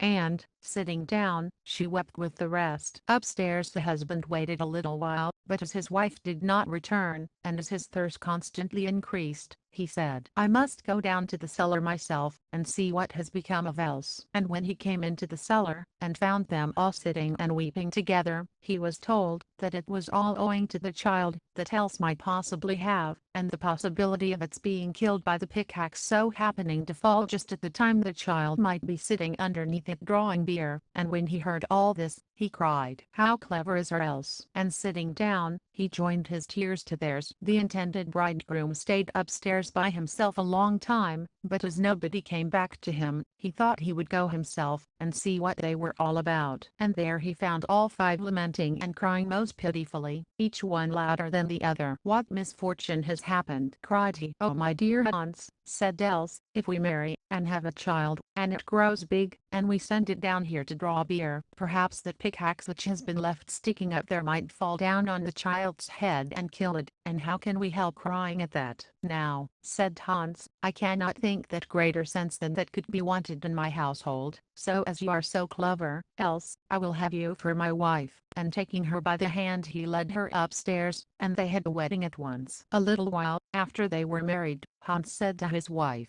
I'm going out to work. In order to get money, you go into the field, and cut the corn, so that we may have bread. Very well, I will do so, dear Hans," said she. And after Hans was gone she cooked herself some nice stew, and took it with her into the field. And when she got there, she said to herself, "Now, what shall I do? Shall I reap first, or eat first? All right, I will eat first." Then she ate her fill of stew, and when she could eat no more, she said to herself, "Now, what shall I do? Shall I reap first, or sleep first? All right, I will sleep first." Then she lay down in the corn, and went to sleep. And Hans got home, and waited there a long while, and Else did not come. So he said to himself, "My clever Else is so industrious, that she never thinks of coming home and eating." But when evening drew near and still she did not come, Hans set out to see how much corn she had cut, but she had cut no corn at all, but there she was lying in it to sleep. Then Hans made haste home, and fetched a bird net with little bells, and threw it over her, and still she went on sleeping. And he ran home again, and locked himself in, and sat him down on his bench to work. At last, when it was beginning to grow dark, clever Else woke, and when she got up and shook herself, the bells jingled at each movement that she made. Then she grew frightened, and began to doubt whether she were really clever Else or not, and said to herself, "Am I, or am I not?"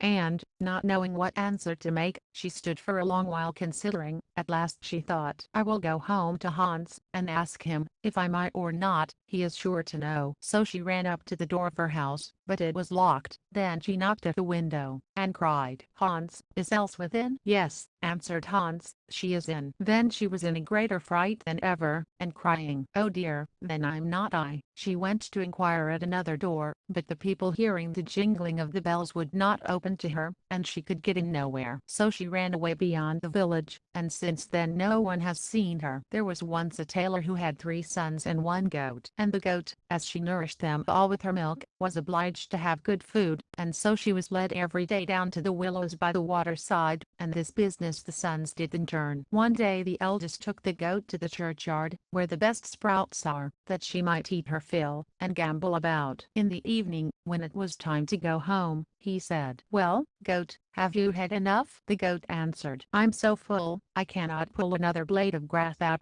"Then come home," said the youth, and fastened the string to her, led her to her stall, and fastened her up. "Now," said the old tailor, "has the goat had her proper food?" "Oh," answered the son, "she is so full, she no more can pull." But the father, wishing to see for himself, went out to the stall, stroked his dear goat, and said, "My dear goat, are you full?" And the goat answered, "How can I be full? There was nothing to pull, though I looked all about me." "Babby, what is this that I hear?" cried the tailor, and he ran, and called out to the youth, "Oh, you liar, to say that the goat was full, and she has been hungry all the time." And in his wrath he took up his yard measure and drove his son out of the house with many blows. The next day came the turn of the second son, and he found a fine place in the garden hedge, where there were good green sprouts, and the goat ate them all up. In the evening, when he came to lead her home, he said, "Well, goat, have you had enough?" And the goat answered, "I'm so full, I could not pull another blade of grass out."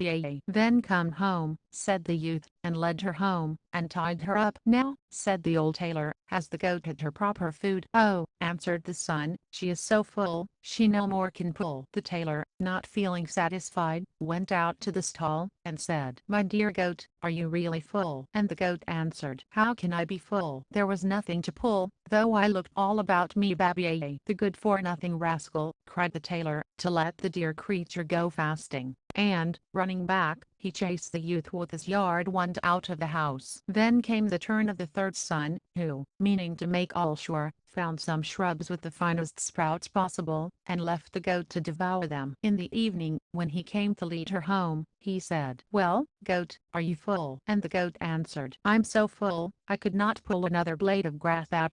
"Then come home," said the youth, and he took her to her stall, and fastened her up. "Now," said the old tailor, "has the goat had her proper food?" "Oh," answered the son, "she is so full, she no more can pull." But the tailor, not trusting his word, went to the goat and said, "My dear goat, are you really full?" The malicious animal answered, "How can I be full? There was nothing to pull, though I looked all about me." "Babby, oh, the wretches!" cried the tailor, "the one as good for nothing and careless as the other. I will no longer have such fools about me." and rushing back, in his wrath he laid about him with his yard wand and belaboured his son's back so unmercifully, that he ran away out of the house. So the old tailor was left alone with the goat. The next day he went out to the stall, and let out the goat, saying, "Come, my dear creature, I will take you myself to the willows." So he led her by the string, and brought her to the green hedges and pastures, where there was plenty of food to her taste, and saying to her, "Now, for once, you can eat to your heart's content," he left her there till the evening. Then he returned, and said, "Well, goat, are you full?" She answered, "I'm so full, I could not pull another blade of grass back."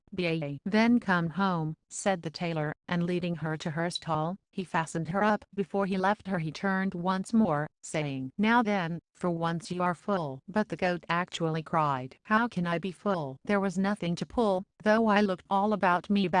When the tailor heard that he marveled, and saw at once that his 3 sons had been sent away without reason. "Wait a minute," cried he, "you ungrateful creature. It is not enough merely to drive you away. I will teach you to show your face again among honorable tailors." So in haste he went, and fetched his razor, and seizing the goat he shaved her head as smooth as the palm of his hand. And as the yard measure was too honorable a weapon, he took the whip, and fetched her such a crack, that with many a jump and spring she ran away. The tailor felt very sad as he sat alone in his house, and would willingly have had his sons back again, but no one knew where they had gone. The eldest son, when he was driven from home, apprenticed himself to a joiner, and he applied himself diligently to his trade, and when the time came for him to travel his master gave him a little table, nothing much to look at, and made of common wood, but it had one great quality. When anyone set it down and said, "Table, be covered," all at once the good little table had the clean cloth on it, and a plate, and knife, and fork, and dishes with roast and boiled, and a large glass of red wine sparkling, so as to cheer the heart. The young apprentice thought he was set up for life, and he went merrily out into the world, and never cared whether an inn were good or bad, or whether he could get anything to eat there or not. When he was hungry, it did not matter where he was, whether in the fields, in the woods, or in a meadow, he set down his table and said, "Be covered," and there he was provided with everything that heart could wish. At last it occurred to him that he would go back to his father, whose wrath might by this time have subsided, and perhaps because of the wonderful table he might receive him again gladly. It happened that one evening during his journey home he came to an inn that was quite full of guests, who bade him welcome, and asked him to sit down with them and eat, as otherwise he would have found some difficulty in getting anything. "No," answered the young joiner, "I could not think of depriving you. You had much better be my guests." Then they laughed, and thought he must be joking. But he brought his little wooden table, and put it in the middle of the room, and said, "Table, be covered." Immediately it was set out with food much better than the landlord had been able to provide, and the good smell of it greeted the noses of the guests very agreeably. "Fall to, good friends," said the joiner, and the guests, when they saw how it was, needed no second asking, but taking up knife and fork fell to valiantly. And what seemed most wonderful was, that when a dish was empty immediately a full one stood in its place. All the while the landlord stood in a corner, and watched all that went on. He could not tell what to say about it, but he thought such cooking as that would make my inn prosper. The joiner and his fellowship kept it up very merrily until late at night. At last they went to sleep, and the young joiner, going to bed, left his wishing table standing against the wall. The landlord, however, could not sleep for thinking of the table, and he remembered that there was in his lumber room an old table very like it, so he fetched it, and taking away the joiner's table, he left the other in its place. The next morning the joiner paid his reckoning, took up the table, not dreaming that he was carrying off the wrong one, and went on his way. About noon he reached home, and his father received him with great joy. "Now, my dear son, what have you learned?" said he to him. "I have learned to be a joiner, father," he answered. "That is a good trade," returned the father, "but what have you brought back with you from your travels?" "The best thing I've got, father, is this little table," said he. The tailor looked at it on all sides, and said, "You have certainly produced no masterpiece. It is a rubbishing old table." "But it is a very wonderful one," answered the son. "When I set it down, and tell it to be covered, at once the finest meats are standing on it, and wine so good, that it cheers the heart. Let us invite all the friends and neighbors, that they may feast and enjoy themselves, for the table will provide enough for all." When the company was all assembled, He put his table in the middle of the room, and said, "Table, be covered." But the table never stirred, and remained just as empty as any other table that does not understand talking. When the poor joiner saw that the table remained unfurnished, he felt ashamed to stand there like a fool. The company laughed at him freely, and were obliged to return unfilled and uncheered to their houses. The father gathered his pieces together, and returned to his tailoring, and the son went to work under another master. The second son had bound himself apprentice to a miller, and when his time was up, his master said to him, "As you have behaved yourself so well, I will give you an ass of a remarkable kind. He will draw no cart, and carry no sack." "What is the good of him then?" asked the young apprentice. "He spits out gold," answered the miller. "If you put a cloth before him and say, 'Bric-a-brac,' out come gold pieces." "That is a capital thing," said the apprentice, and, thanking his master, he went out into the world. Whenever he wanted gold he had only to say bric-a-brac to his ass, and there was a shower of gold pieces, and so he had no cares as he travelled about. Wherever he came he lived on the best, and the dearer the better, as his purse was always full. And when he had been looking about him about the world a long time, he thought he would go and find out his father,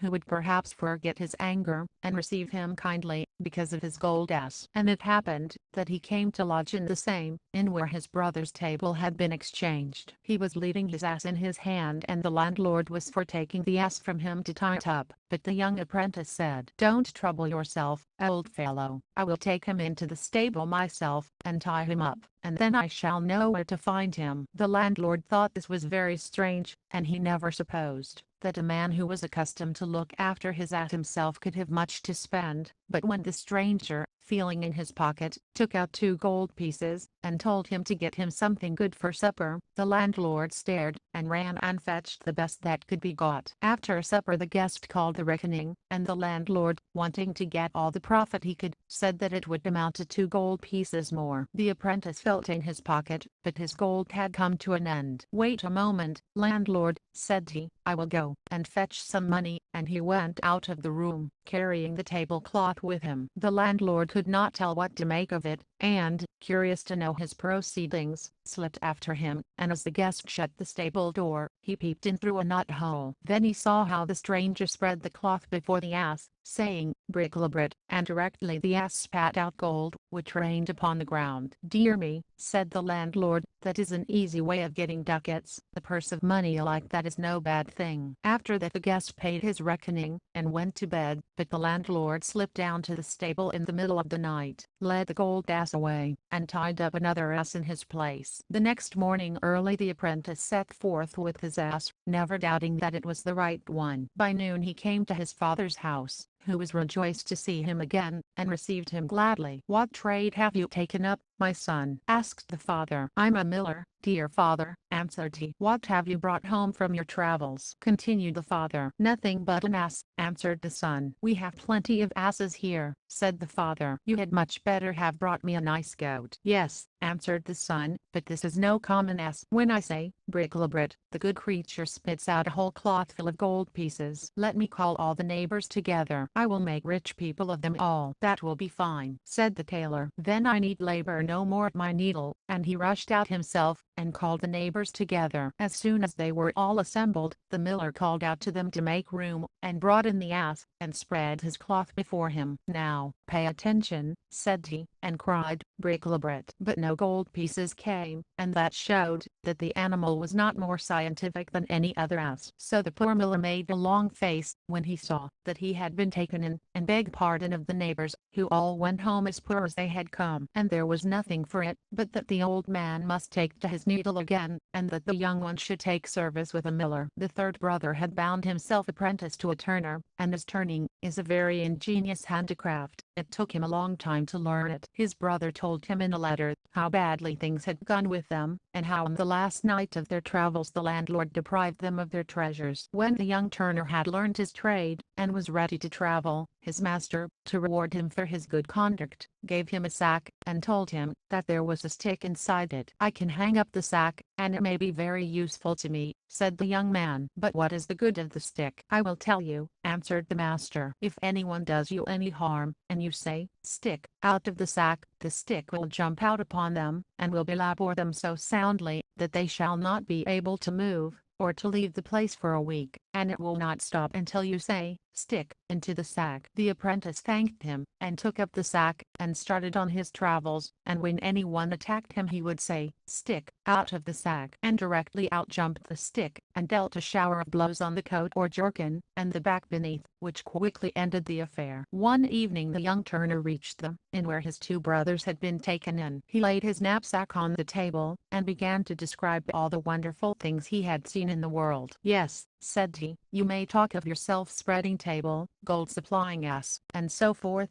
very good things, I do not deny, but they are nothing in comparison with the treasure that I have acquired, and carry with me in that sack." Then the landlord opened his ears. "What in the world can it be?" thought he. "Very likely the sack is full of precious stones, and I have a perfect right to it, for all good things come in threes." When bedtime came the guest stretched himself on a bench, and put his sack under his head for a pillow, and the landlord, when he thought the young man was sound asleep, came, and, stooping down, pulled gently at the sack, so as to remove it cautiously, and put another in its place. The turner had only been waiting for this to happen, and just as the landlord was giving a last courageous pull, he cried, "Stick," out of the sack. Out flew the stick directly, and laid heartily on the landlord's back, and in vain he begged for mercy. The louder he cried the harder the stick beat time on his back, until he fell exhausted to the ground. Then the turner said, "If you do not give me the table and the ass directly, this game shall begin all over again." "Oh dear, no," cried the landlord, quite collapsed. "I will gladly give it all back again, if you will only make this terrible goblin go back into the sack." Then said the young man, "I will be generous instead of just, but beware." Then he cried, "Stick," into the sack, and left him in peace. The next morning the turner set out with the table and the ass on his way home to his father. The tailor was very glad, indeed, to see him again, and asked him what he had learned abroad. "My dear father," answered he, "I'm become a turner." "A very ingenious handicraft," said the father. "And what have you brought with you from your travels?" "A very valuable thing, dear father," answered the son. "A stick in a sack." "What?" cried the father. "A stick. The thing is not worth so much trouble, when you can cut one from any tree." "But it is not a common stick, dear father," said the young man. "When I say, 'Stick,' out of the bag, out jumps the stick upon anyone who means harm to me, and makes him dance again, and does not leave off till he is beaten to the earth, and asks pardon. Just look here, with this stick I have recovered the table and the ass which the thieving landlord had taken from my two brothers. Now, let them both be sent for, and bid all the neighbors too, and they shall eat, and drink to their heart's content, and I will fill their pockets with gold." The old tailor could not quite believe in such a thing, but he called his sons and all the neighbors together. Then the turner brought in the ass, opened a cloth before him, and said to his brother, "Now, my dear brother, speak to him." And the miller said, "Bric-a-brac," and immediately the cloth was covered with gold pieces, until they had all got more than they could carry away. I tell you this, because it is a pity you were not there. Then the turner set down the table, and said, "Now, my dear brother, speak to it." And the joiner said, "Table, be covered." And directly it was covered, and set forth plentifully with the richest dishes. Then they held a feast such as had never taken place in the tailor's house before, and the whole company remained through the night, merry and content. The tailor after that locked up in a cupboard his needle and thread, his yard measure and goose, and lived ever after with his 3 sons in great joy and splendor. But what became of the goat, the unlucky cause of the tailor's sons being driven out, I will tell you. She felt so ashamed of her bald head, that she ran into a fox's hole and hid herself. When the fox came home he caught sight of 2 great eyes staring at him out of the darkness, and was very frightened and ran away. A bear met him, and seeing that he looked very disturbed, asked him, "What is the matter, brother fox, that you should look like that?" "Oh dear," answered the fox, "a grisly beast is sitting in my hole, and he stared at me with fiery eyes." "We will soon drive him out," said the bear, and went to the hole and looked in, but when he caught sight of the fiery eyes he likewise felt great terror seize him, and not wishing to have anything to do with so grisly a beast, he made off. He was soon met by a bee, who remarked that he had not a very courageous air, and said to him, "Bear, you have a very depressed countenance. What has become of your high spirit?" "You may well ask," answered the bear. "In the fox's hole there sits a grisly beast with fiery eyes, and we cannot drive him out." The bee answered, "I know you despise me, bear. I'm a poor feeble little creature, but I think I can help you." So she flew into the fox's hole, and settling on the goat's smooth-shaven head, stung her so severely that she jumped up, crying, "Babby," and ran out like mad into the world, and to this hour no one knows where she ran to. Tom Thumb. There was once a poor countryman who used to sit in the chimney corner all evening, and poke the fire, while his wife sat at her spinning wheel. And he used to say, "How dull it is without any children about us. Our house is so quiet, and other people's houses so noisy and merry." "Yes," answered his wife, and sighed, "if we could only have one, and that one ever so little, no bigger than my thumb, how happy I should be." It would, indeed, be having our heart's desire. Now, it happened that after a while the woman had a child who was perfect in all his limbs, but no bigger than a thumb. Then the parents said, "He is just what we wished for, and we will love him very much," and they named him according to his stature, Tom Thumb. And though they gave him plenty of nourishment, he grew no bigger, but remained exactly the same size as when he was first born, and he had very good faculties, and was very quick and prudent, so that all he did prospered. One day his father made ready to go into the forest to cut wood, and he said, as if to himself, "Now, I wish there was someone to bring the cart to meet me." "Oh, father," cried Tom Thumb, "I can bring the cart, let me alone for that, and in proper time,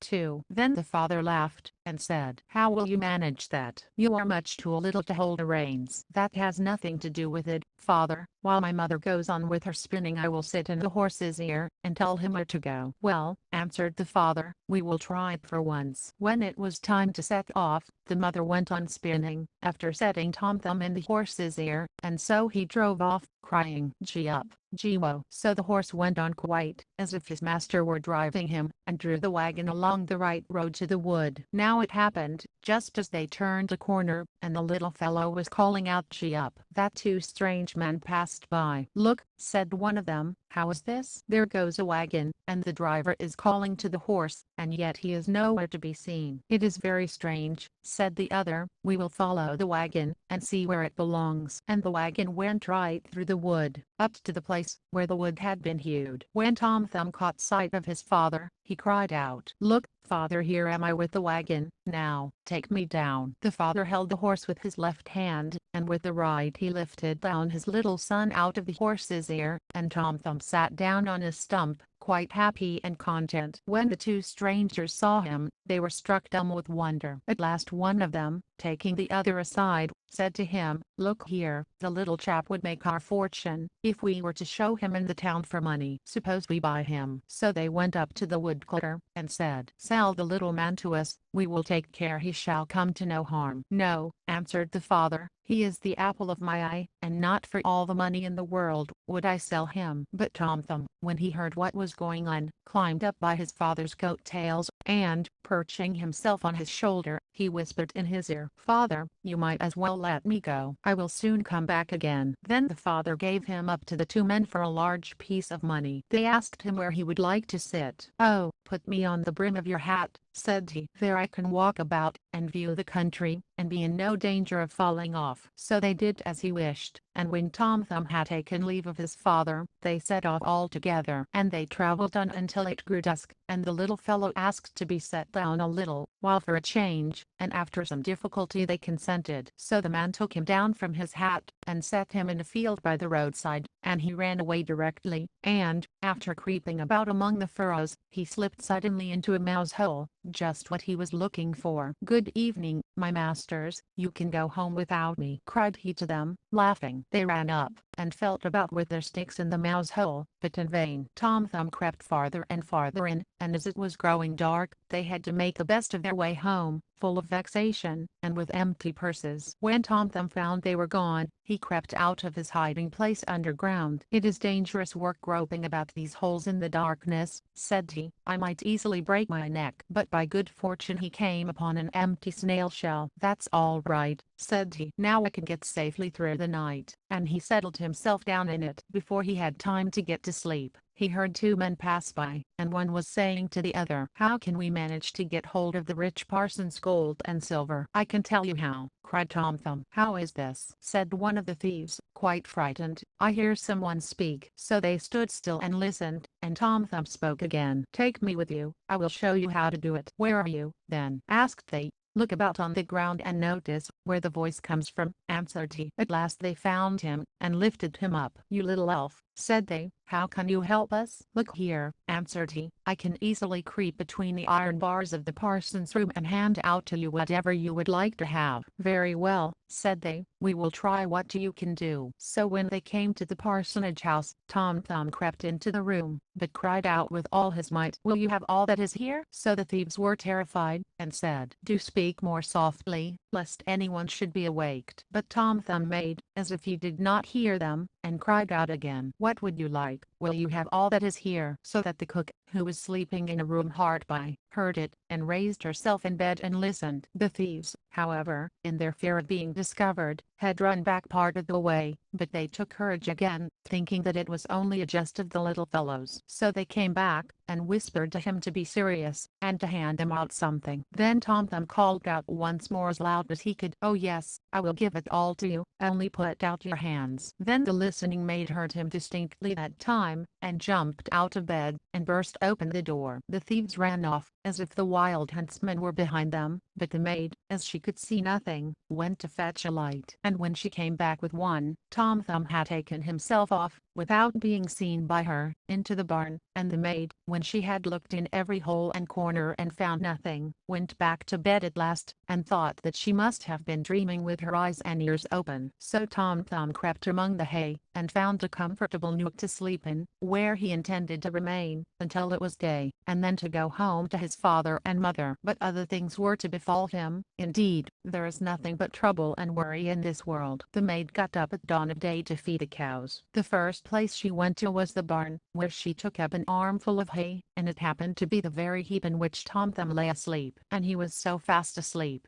that he was aware of nothing, and never waked until he was in the mouth of the cow, who had taken him up with the hay. "Oh dear," cried he, "how is it that I have got into a mill?" But he soon found out where he was, and he had to be very careful not to get between the cow's teeth, and at last he had to descend into the cow's stomach. "The windows were forgotten when this little room was built," said he, "and the sunshine cannot get in. There is no light to be had." His quarters were in every way unpleasant to him, and, what was the worst, the hay was constantly coming in, and the space was being filled up. At last he cried out in his extremity, as loud as he could, "No more hay for me, no more hay for me." The maid was then milking the cow, and as she heard a voice, but could see no one, and as it was the same voice that she had heard in the night, she was so frightened that she fell off her stool, and spilled the milk. Then she ran in great haste to her master, crying, "Oh, master dear!" The cow spoke. "You must be crazy," answered her master, and he went himself to the cow-house to see what was the matter. No sooner had he put his foot inside the door, than Tom Thumb cried out again, "No more hay for me, no more hay for me." Then the parson himself was frightened, supposing that a bad spirit had entered into the cow, and he ordered her to be put to death.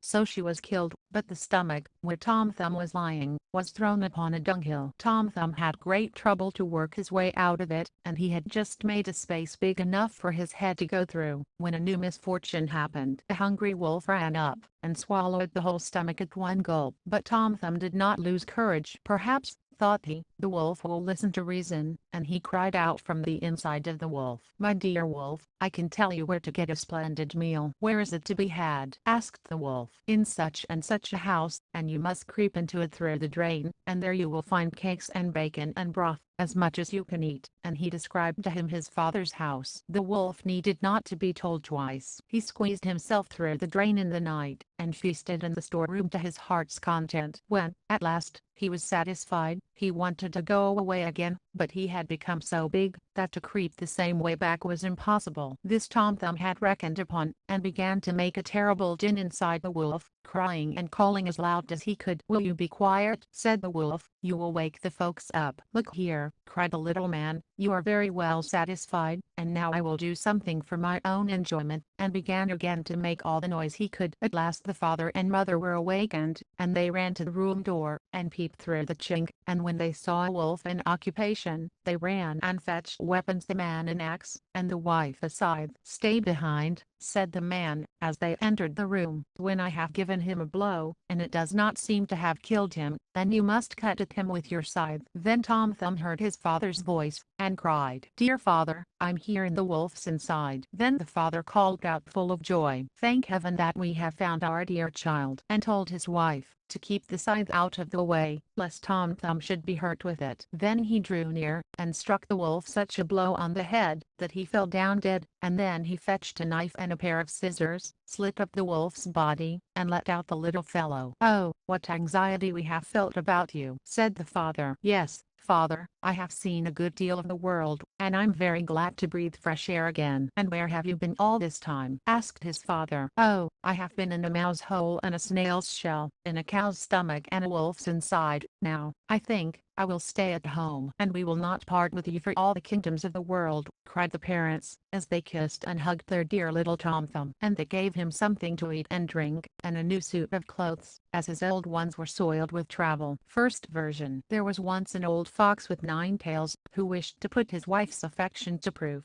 pretended to be dead, and stretched himself under the bench quite stiff, and never moved a joint, on which Mrs. Fox retired to her room, and locked herself in, while her maid, the cat, stayed by the kitchen fire, and attended to the cooking. When it became known that the old fox was dead, some suitors prepared to come forward, and presently the maid heard someone knocking at the house door. She went and opened it, and there was a young fox, who said, "What is she doing, Miss Cat? Is she sleeping, or waking, or what is she at?" And the cat answered, "I'm not asleep, I'm quite wide awake. Perhaps you would know what I'm going to make. I'm melting some butter, and warming some beer. Will it please you sit down, and partake of my cheer?" "Thank you, miss," said the fox. "What is Mrs. Fox doing?" The maid answered, "She is sitting upstairs in her grief, and her eyes with her weeping are sore. From her sorrow she gets no relief. Now poor old Mr. Fox is no more. But just tell her, miss, that a young fox has come to her." "Very well, young master," answered the cat. Up went the cat, pit-a-pat, pit-a-pat. She knocks at the door, rat-a-tat, rat-a-tat. "Mrs. Fox, are you there?" "Yes, yes, pussy dear." "There's a suitor below, shall I tell him to go?" "But what is he like?" asked Mrs. Fox. "Has he 9 beautiful tails, like dear Mr. Fox?" "Oh no," answered the cat, "he has only 1. "Then I won't have him," said Mrs. Fox. So the cat went downstairs, and sent the suitor away. Soon there was another knock at the door. It was another fox come to woo. He had 2 tails, but he met with no better success than the first. Then there arrived more foxes, one after another, each with 1 more tail than the last, but they were all dismissed, until there came one with 9 tails like old Mr. Fox. When the widow heard that, she cried, full of joy, to the cat, "Now, open door and window wide, and turn old Mr. Fox outside." But before they could do so, up jumped old Mr. Fox from under the bench, and cudgeled the whole pack, driving them, with Mrs. Fox, out of the house. Second version. When old Mr. Fox died, there came a wolf to woo, and he knocked at the door, and the cat opened to him, and he made her a bow, and said, "Good day, Miss Cat, so brisk and gay, how is it that alone you stay? And what is it you cook today?" The cat answered, "Bread so white, and milk so sweet, will it please you sit and eat?" "Thank you very much, Miss Cat," answered the wolf, "but is Mrs. Fox at home?" Then the cat said, "She is sitting upstairs in her grief, and her eyes with her weeping are sore. From her sorrow she gets no relief. Now poor old Mr. Fox is no more." The wolf answered, "Won't she take another spouse, to protect her in her house?" Up went the cat, pit-a-pat, pit-a-pat. She knocks at the door, rat-a-tat, rat-a-tat. "Mrs. Fox, are you there?" "Yes, yes, pussy dear." "There's a suitor below, shall I tell him to go?" But Mrs. Fox asked, "Has the gentleman red breeches and a sharp nose?" "No," answered the cat. "Then I won't have him," said Mrs. Fox. After the wolf was sent away, there came a dog, a stag, a hare, a bear, a lion, and several other wild animals. But they all of them lacked the good endowments possessed by the late Mr. Fox, so that the cat had to send them all away. At last came a young fox, and Mrs. Fox inquired whether he had red breeches and a sharp nose. "Yes, he has," said the cat. "Then I will have him," said Mrs. Fox, and bade the cat make ready the wedding feast. "Now, cat, sweep the parlors and bustle about, and open the window. Turn Mr. Fox out. Then, if you've a fancy for anything nice, just manage to catch for yourself a few mice. You make them alone. I do not want one." So she was married to young Master Fox with much dancing and rejoicing, and for anything I have heard to the contrary, they may be dancing still. There was once a shoemaker, who, through no fault of his own, became so poor that at last he had nothing left but just enough leather to make one pair of shoes. He cut out the shoes at night, so as to set to work upon them next morning, and as he had a good conscience, he laid himself quietly down in his bed, committed himself to heaven, and fell asleep. In the morning, after he had said his prayers, and was going to get to work, he found the pair of shoes made unfinished, and standing on his table. He was very much astonished, and could not tell what to think, and he took the shoes in his hand, to examine them more nearly, and they were so well made, that every stitch was in its right place, just as if they had come from the hand of the master workman. Soon after a purchaser entered, and as the shoes fitted him very well, he gave more than the usual price for them, so that the shoemaker had enough money to buy leather for 2 more pairs of shoes. He cut them out at night, and intended to set to work the next morning with fresh spirit, but that was not to be, for when he got up they were already finished, and a customer even was not lacking, who gave him so much money, that he was able to buy leather enough for 4 new pairs. Early next morning he found the 4 pairs also finished, and so it always happened, whatever he cut out in the evening, was worked up by the morning, so that he was soon in the way of making a good living, and in the end, became very well to do. One night, not long before Christmas, when the shoemaker had finished cutting out, and before he went to bed, he said to his wife, "How would it be, if we were to sit up tonight, and see who it is that does us this service?" His wife agreed, and set a light to burn. Then they both hid in a corner of the room, behind some coats that were hanging up, and then they began to watch. As soon as it was midnight they saw come in 2 neatly formed naked little men, who seated themselves before the shoemaker's table, and took up the work that was already prepared, and began to stitch, to pierce, and to hammer so cleverly, and quickly with their little fingers, that the shoemaker's eyes could scarcely follow them, so full of wonder was he. And they never left off until everything was finished, and was standing ready on the table, and then they jumped up and ran off. The next morning the shoemaker's wife said to her husband, "Those little men have made us rich, and we ought to show ourselves grateful. With all their running about, and having nothing to cover them, they must be very cold. I'll tell you what, I will make little shirts, coats, waistcoats, and breeches for them, and knit each of them a pair of stockings, and you shall make each of them a pair of shoes." The husband consented willingly, and at night, when everything was finished, they laid the gifts together on the table, instead of the cut-out work, and placed themselves, so that they could observe how the little men would behave. When midnight came, they rushed in, ready to set to work, but when they found, instead of the pieces of prepared leather, the neat little garments put ready for them, they stood a moment in surprise, and then they testified the greatest delight. With the greatest swiftness they took up the pretty garments, and slipped them on, singing, "What spruce and dandy boys are we, no longer cobblers we will be." Then they hopped and danced about, jumping over the chairs and tables, and at last they danced out at the door. From that time they were never seen again, but it always went well with the shoemaker, as long as he lived, and whatever he took in hand prospered.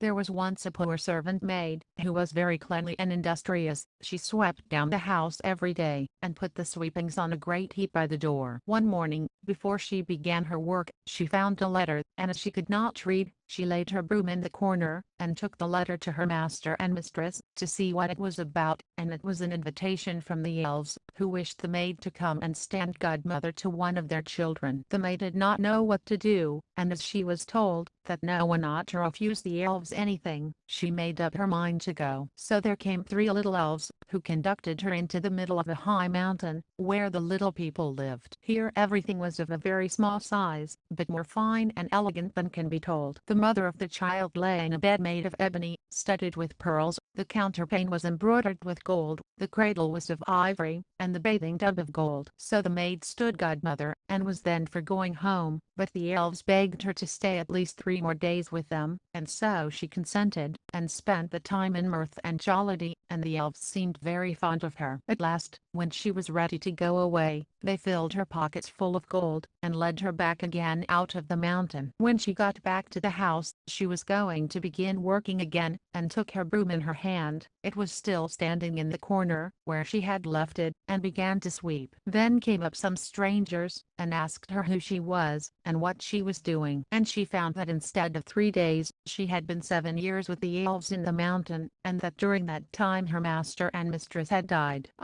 The elves once took a child away from its mother, and left in its place a changeling with a big head and staring eyes, who did nothing but eat and drink. The mother, in her trouble, went to her neighbors, and asked their advice. The neighbors told her to take the changeling into the kitchen, and put it near the hearth, and then to make up a fire, and boil water in 2 eggshells, that would make the changeling laugh, and if he laughed, it would be all over with him. So the woman did as her neighbors advised. And when she set the eggshells of water on the fire, the changeling said, "Though old I be as forest tree, cooking in an eggshell never did I see," and began to laugh. And directly there came in a crowd of elves bringing in the right child, and they laid it near the hearth, and carried the changeling away with them. The robber bridegroom. There was once a miller who had a beautiful daughter, and when she was grown up he became anxious that she should be well married and taken care of. So he thought, if a decent sort of man comes and asks her in marriage, I will give her to him. Soon after a suitor came forward who seemed very well to do, and as the miller knew nothing to his disadvantage, he promised him his daughter. But the girl did not seem to love him as a bride should love her bridegroom. She had no confidence in him. As often as she saw him, or thought about him, she felt a chill at her heart. One day he said to her, "You are to be my bride, and yet you have never been to see me." The girl answered, "I do not know where your house is." Then he said, "My house is a long way in the wood." She began to make excuses, and said she could not find the way to it, but the bridegroom said, "You must come and pay me a visit next Sunday. I have already invited company, and I will strew ashes on the path through the wood, so that you will be sure to find it." When Sunday came, and the girl set out on her way, she felt very uneasy without knowing exactly why, and she filled both pockets full of peas and lentils. There were ashes strewed on the path through the wood, but, nevertheless, at each step she cast to the right and left a few peas on the ground. So she went on the whole day, until she came to the middle of the wood, where it was the darkest, and there stood a lonely house, not pleasant in her eyes, for it was dismal and unhomelike. She walked in, but there was no one there, and the greatest stillness reigned. Suddenly she heard a voice cry, turn back,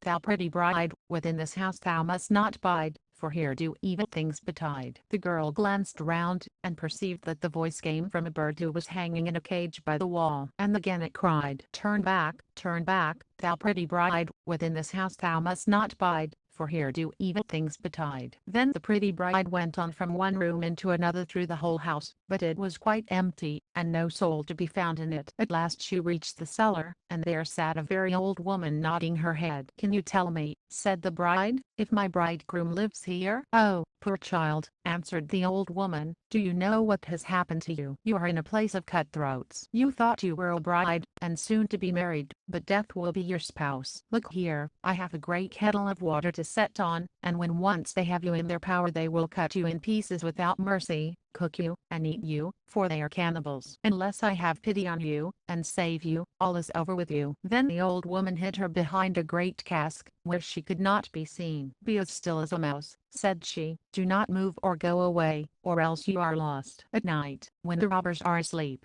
we will escape. I have been waiting a long time for an opportunity." No sooner was it settled than the wicked gang entered the house. They brought another young woman with them, dragging her along, and they were drunk, and would not listen to her cries and groans. They gave her wine to drink, 3 glasses full, one of white wine, one of red, and one of yellow, and then they cut her in pieces. The poor bride, all the while shaking and trembling, when she saw what a fate the robbers had intended for her. One of them noticed on the little finger of their victim a golden ring, and as he could not draw it off easily, he took an axe, and chopped it off. but the finger jumped away and fell behind the cask on the bride's lap. The robber took up a light to look for it, but he could not find it. Then said one of the others, "Have you looked behind the great cask?" But the old woman cried, "Come to supper, and leave off looking till tomorrow. The finger cannot run away." Then the robbers said the old woman was right, and they left off searching, and sat down to eat, and the old woman dropped some sleeping stuff into their wine, so that before long they stretched themselves on the cellar floor, sleeping and snoring. When the bride heard it, she came from behind the cask, and had to make her way among the sleepers lying all about on the ground, and she felt very much afraid, lest she might awaken any of them. But by good luck she passed through, and the old woman with her, and they opened the door, and they made all haste to leave that house of murderers. The wind had carried away the ashes from the path, but the peas and lentils had budded and sprung up, and the moonshine upon them showed the way. And they went on through the night, till in the morning they reached the mill. Then the girl related to her father all that had happened to her. When the wedding day came, the friends and neighbors assembled, the miller having invited them, and the bridegroom also appeared. When they were all seated at table, each one had to tell a story. But the bride sat still, and said nothing, till at last the bridegroom said to her, "Now, sweetheart, do you know no story? Tell us something." She answered, "I will tell you my dream. I was going alone through a wood, and I came at last to a house in which there was no living soul, but by the wall was a bird in a cage,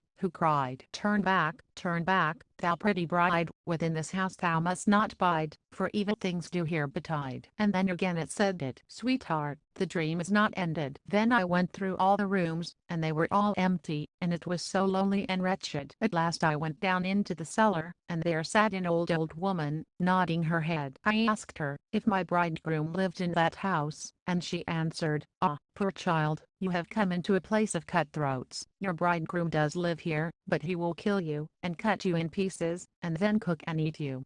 Sweetheart, the dream is not ended." But the old woman hid me behind a great cask, and no sooner had she done so than the robbers came home, dragging with them a young woman, and they gave her to drink wine thrice, white, red, and yellow. Sweetheart, the dream is not yet ended. And then they killed her, and cut her in pieces. Sweetheart, my dream is not yet ended. And one of the robbers saw a gold ring on the finger of the young woman, and as it was difficult to get off, he took an axe, and chopped off the finger, which jumped upwards, and then fell behind the great cask on my lap. And here is the finger with the ring." At these words she drew it forth, and showed it to the company. The robber, who during the story had grown deadly white, sprang up, and would have escaped, but the folks held him fast, and delivered him up to justice. And he and his whole gang were, for their evil deeds, condemned and executed. A cock and a hen once wanted to go a journey together. So the cock built a beautiful carriage with 4 red wheels, and he harnessed 4 little mice to it. And the cock and the hen got into it, and were driven off. Very soon they met a cat, who asked where they were going. The cock answered, "On Mr. Corb's a call to pay, and that is where we go today." "Take me with you," said the cat. The cock answered, "Very well, only you must sit well back, and then you will not fall forward. And pray take care of my red wheels there, and wheels be steady, and mice be ready on Mr. Corb's a call to pay, for that is where we go today." Then there came up a millstone, then an egg, then a duck, then a pin, and lastly a needle, who all got up on the carriage, and were driven along. But when they came to Mr. Corb's house he was not at home. So the mice drew the carriage into the barn, the cock and the hen flew up, and perched on a beam, the cat sat by the fireside, the duck settled on the water, but the egg wrapped itself in the towel, the pin stuck itself in the chair cushion, the needle jumped into the bed among the pillows, and the millstone laid itself by the door. Then Mr. Corbs came home, and went to the hearth to make a fire, but the cat threw ashes in his eyes. Then he ran quickly into the kitchen to wash himself, but the duck splashed water in his face. Then he was going to wipe it with the towel, but the egg broke in it, and stuck his eyelids together. In order to get a little peace he sat down in his chair, but the pin ran into him, and, starting up, in his vexation he threw himself on the bed, but as his head fell on the pillow, in went the needle, so that he called out with the pain, and madly rushed out. But when he reached the house door the millstone jumped up, and struck him dead. What a bad man Mr. Corbs must have been. Tom Thumb's Travels. There was once a tailor who had a son no higher than a thumb, so he was called Tom Thumb. Notwithstanding his small size, he had plenty of spirit, and one day he said to his father, "Father, Go out into the world I must and will. Very well, my son, said the old man, and taking a long darning needle, he put a knob of sealing wax on the end, saying, here is a sword, to take with you on your journey. Now the little tailor wanted to have one more meal first, and so he trotted into the kitchen to see what sort of a farewell feast his mother had cooked for him. It was all ready, and the dish was standing on the hearth. Then said he, Mother, what is the fare today? You can see for yourself, said the mother. Then Tom Thumb ran to the hearth, and peeped into the dish, but as he stretched his neck too far over it, the steam caught him, and carried him up the chimney. For a time he floated with the steam about in the air, but at last he sank down to the ground. Then the little tailor found himself out in the wide world, and he wandered about, and finally engaged himself to a master tailor, but the food was not good enough for him. Mistress, said Tom Thumb, if you do not give us better victuals, I shall go out early in the morning, and write with a piece of chalk on the house door, plenty of potatoes to eat, and but little meat. So goodbye, Mr. Potato. What are you after, Grasshopper? Said the mistress, and growing angry she seized a piece of rag to beat him off, but he crept underneath her thimble, and then peeped at her, and put his tongue out at her. She took up the thimble, and would have seized him, but he hopped among the rags, and as the mistress turned them over to find him, he stepped into a crack in the table. Hee, mistress, cried he, sticking out his head, and when she was just going to grasp him, he jumped into the table drawer. But in the end she caught him, and drove him out of the house. So he wandered on until he came to a great wood, and there he met a gang of robbers, that were going to rob the king's treasury. When they saw the little tailor, they thought to themselves, such a little fellow might easily creep through a keyhole, and serve instead of a picklock. Halloa, cried one, you giant Goliath,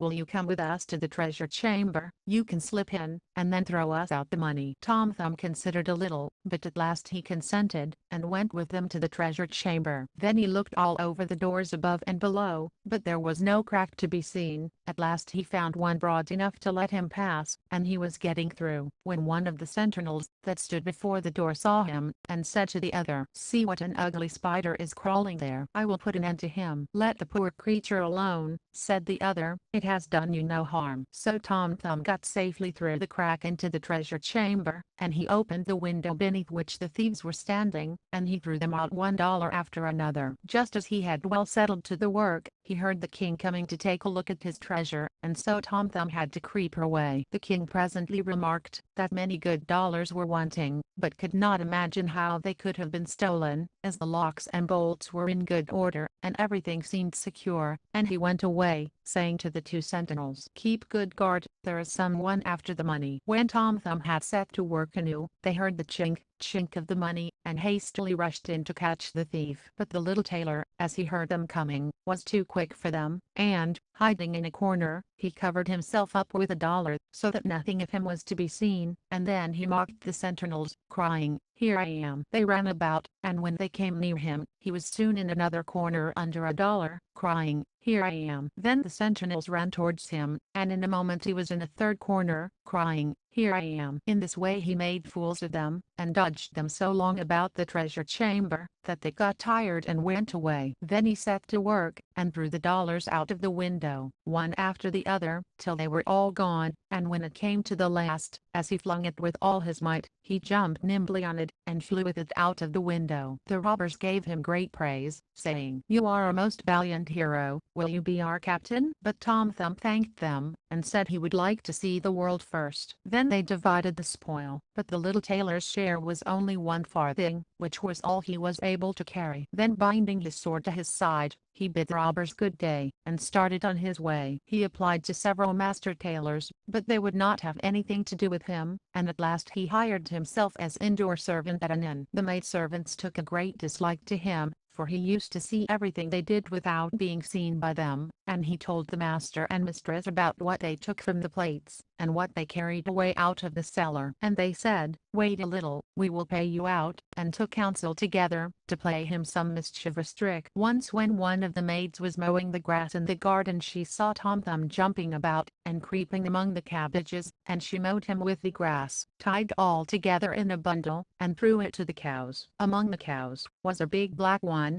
who swallowed him down, without doing him any harm. But he did not like his lodging, it was so dark, and there was no candle to be had. When the cow was being milked, he cried out. "Strip, strap, stroll, will the pail soon be full?" But he was not understood, because of the noise of the milk. Presently the landlord came into the stable and said, "Tomorrow this cow is to be slaughtered." At that Tom Thumb felt very terrified, and with his shrillest voice he cried, "Let me out first, I'm sitting inside here." The master heard him quite plainly, but could not tell where the voice came from. "Where are you?" asked he. "Inside the black one," answered Tom Thumb. But the master, not understanding the meaning of it all, went away. The next morning the cow was slaughtered. Happily, in all the cutting and slashing he escaped all harm, and he slipped among the sausage meat. When the butcher came near to set to work, he cried with all his might, "Don't cut so deep, don't cut so deep, I'm underneath." But for the sound of the butcher's knife his voice was not heard. Now, poor Tom Thumb was in great straits, and he had to jump nimbly out of the way of the knife, and finally he came through with a whole skin. But he could not get quite away, and he had to let himself remain with the lumps of fat to be put in the black pudding. His quarters were rather narrow, and he had to be hung up in the chimney in the smoke, and to remain there a very long while. At last, when winter came he was taken down, for the black pudding was to be set before a guest. And when the landlady cut the black pudding in slices, he had to take great care not to lift up his head too much, or it might be shaved off at the neck. At last he saw his opportunity, took courage, and jumped out. But as things had gone so badly with him in that house, Tom Thumb did not mean to stay there, but betook himself again to his wanderings. His freedom, however, did not last long. In the open fields there came a fox who snapped him up without thinking. "Oh, Mr. Fox," cries Tom Thumb, "here I'm sticking in your throat. Let me out again." "Very well," answered the fox. "It is true you are no better than nothing. Promise me the hens in your father's yard, then I will let you go." "With all my heart," answered Tom Thumb. "You shall have them all, I promise you." Then the fox let him go, and he ran home. When the father saw his dear little son again, he gave the fox willingly all the hens that he had. "And look, besides, what a fine piece of money I've got for you," said Tom Thumb, and handed over the farthing which he had earned in his wanderings. But how, you ask, could they let the fox devour all the poor chicks? "Why, you silly child, you know that your father would rather have you than the hens in his yard." The almond tree. A long time ago, perhaps as much as 2,000 years, there was a rich man, and he had a beautiful and pious wife, and they loved each other very much, and they had no children, though they wished greatly for some, and the wife prayed for one day and night. Now, in the courtyard in front of their house stood an almond tree, and one day in winter the wife was standing beneath it, and paring an apple, and as she pared it, she cut her finger, and the blood fell upon the snow. "Ah," said the woman, sighing deeply, and looking down at the blood, "if only I could have a child as red as blood, and as white as snow." The almond tree. "Kiwet, kiwet, kiwet," I cry, "oh what a beautiful bird am I." And as she said these words, her heart suddenly grew light, and she felt sure she should have her wish. So she went back to the house, and when a month had passed the snow was gone, in 2 months everything was green, in 3 months the flowers sprang out of the earth, in 4 months the trees were in full leaf, and the branches were thickly entwined. The little birds began to sing, so that the woods echoed, and the blossoms fell from the trees. When the 5th month had passed the wife stood under the almond tree, and it smelled so sweet that her heart leaped within her, and she fell on her knees for joy. And when the 6th month had gone, the fruit was thick and fine, and she remained still. And the 7th month she gathered the almonds, and ate them eagerly, and was sick and sorrowful. And when the 8th month had passed she called to her husband and said, weeping, "If I die, bury me under the almond tree." Then she was comforted, and happy until the 9th month had passed, and then she bore a child as white as snow and as red as blood. And when she saw it her joy was so great that she died. Her husband buried her under the almond tree, and he wept sore. Time passed, and he became less sad, and after he had grieved a little more he left off, and then he took another wife. His second wife bore him a daughter, and his first wife's child was a son, as red as blood and as white as snow. Whenever the wife looked at her daughter she felt great love for her, but whenever she looked at the little boy, evil thoughts came into her heart, of how she could get all her husband's money for her daughter, and how the boy stood in the way, and so she took great hatred to him, and drove him from one corner to another, and gave him a buffet here, and a cuff there, so that the poor child was always in disgrace when he came back after school hours. There was no peace for him. Once, when the wife went into the room upstairs, her little daughter followed her, and said, "Mother, give me an apple." "Yes, my child," said the mother, and gave her a fine apple out of the chest, and the chest had a great heavy lid with a strong iron lock. "Mother," said the little girl, "shall not my brother have one too?" That was what the mother expected, and she said, "Yes, when he comes back from school." And when she saw from the window that he was coming, an evil thought crossed her mind, and she snatched the apple, and took it from her little daughter, saying, "You shall not have it before your brother." Then she threw the apple into the chest, and shut to the lid. Then the little boy came in at the door, and she said to him in a kind tone, but with evil looks, "My son, will you have an apple?" "Mother," said the boy, "how terrible you look." "Yes, give me an apple." Then she spoke as kindly as before, holding up the cover of the chest. "Come here and take out one for yourself." And as the boy was stooping over the open chest, crash went the lid down, so that his head flew off among the red apples. But then the woman felt great terror, and wondered how she could escape the blame. And she went to the chest of drawers in her bedroom, and took a white handkerchief out of the nearest drawer, and fitting the head to the neck, she bound them with the handkerchief, so that nothing should be seen, and set him on a chair before the door with the apple in his hand. Then came little Marjorie into the kitchen to her mother, who was standing before the fire stirring a pot of hot water. "Mother," said Marjorie, "my brother is sitting before the door, and he has an apple in his hand and looks very pale. I asked him to give me the apple, but he did not answer me. It seems very strange." "Go again to him," said the mother, "and if he will not answer you, give him a box on the ear." So Marjorie went again and said, "Brother, give me the apple." But as he took no notice, she gave him a box on the ear, and his head fell off, at which she was greatly terrified, and began to cry and scream, and ran to her mother, and said, "Oh mother, I have knocked my brother's head off," and cried and screamed, and would not cease. "Oh Marjorie," said her mother, "what have you done? But keep quiet, that no one may see there is anything the matter. It can't be helped now. We will put him out of the way safely." When the father came home, and sat down to table, he said, "Where is my son?" But the mother was filling a great dish full of black broth, and Marjorie was crying bitterly,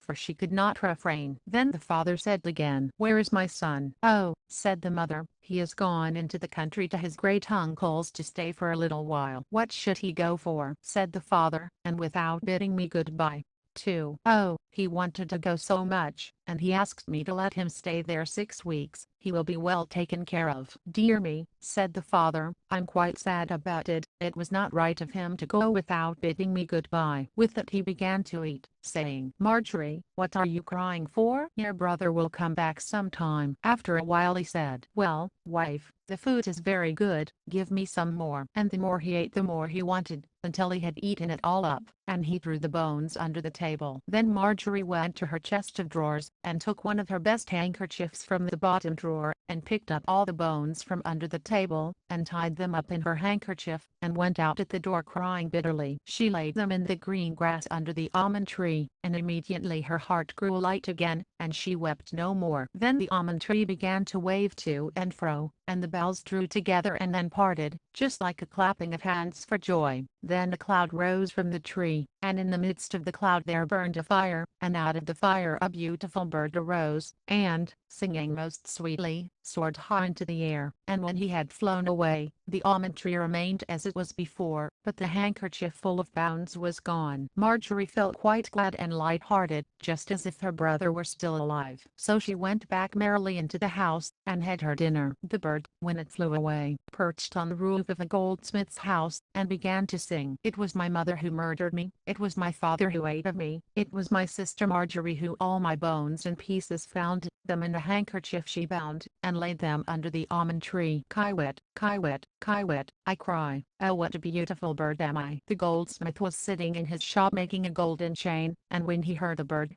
who was sitting on his roof and singing, he started up to go and look, and as he passed over his threshold he lost one of his slippers, and he went into the middle of the street with a slipper on one foot and only a sock on the other, with his apron on, and the gold chain in one hand and the pincers in the other, and so he stood in the sunshine looking up at the bird. "Bird," said he, "how beautifully you sing. Do sing that piece over again." "No," said the bird, "I do not sing for nothing twice. If you will give me that gold chain I will sing again." "Very well," said the goldsmith. here is the gold chain, now do as you said." Down came the bird, and took the gold chain in his right claw, perched in front of the goldsmith, and sang. "It was my mother who murdered me, it was my father who ate of me, it was my sister Marjorie who all my bones and pieces found, them in a handkerchief she bound, and laid them under the almond tree." Kiwet, kiwet, kiwet, I cry, "Oh, what a beautiful bird am I." Then the bird flew to a shoemaker's, and perched on his roof, and sang. "It was my mother who murdered me, it was my father who ate of me, it was my sister Marjorie who all my bones and pieces found, them in a handkerchief she bound, and laid them under the almond tree." Kiwet, kiwet, kiwet, I cry, "Oh, what a beautiful bird am I." When the shoemaker heard, he ran out of his door in his shirt sleeves, and looked up at the roof of his house, holding his hand to shade his eyes from the sun. "Bird," said he, "how beautifully you sing." Then he called in at his door, "Wife, come out directly, here is a bird singing beautifully, only listen." Then he called his daughter, all his children, and acquaintance, both young men and maidens, and they came up the street, and gazed on the bird, and saw how beautiful it was with red and green feathers, and round its throat was as it were gold, and its eyes twinkled in its head like stars. "Bird," said the shoemaker, "do sing that piece over again." "No," said the bird, "I may not sing for nothing twice, you must give me something." "Wife," said the man, "go into the shop, on the top shelf stands a pair of red shoes, bring them here." So the wife went, and brought the shoes. "Now bird," said the man, "sing us that piece again." And the bird came down, and took the shoes in his left claw, and flew up again to the roof, and sang. "It was my mother who murdered me, it was my father who ate of me, it was my sister Marjorie who all my bones and pieces found, them in a handkerchief she bound, and laid them under the almond tree." Kiwet, kiwet, kiwet, I cry, "Oh, what a beautiful bird am I." And when he had finished he flew away, with the chain in his right claw and the shoes in his left claw, and he flew till he reached a mill, and the mill went clip-clap,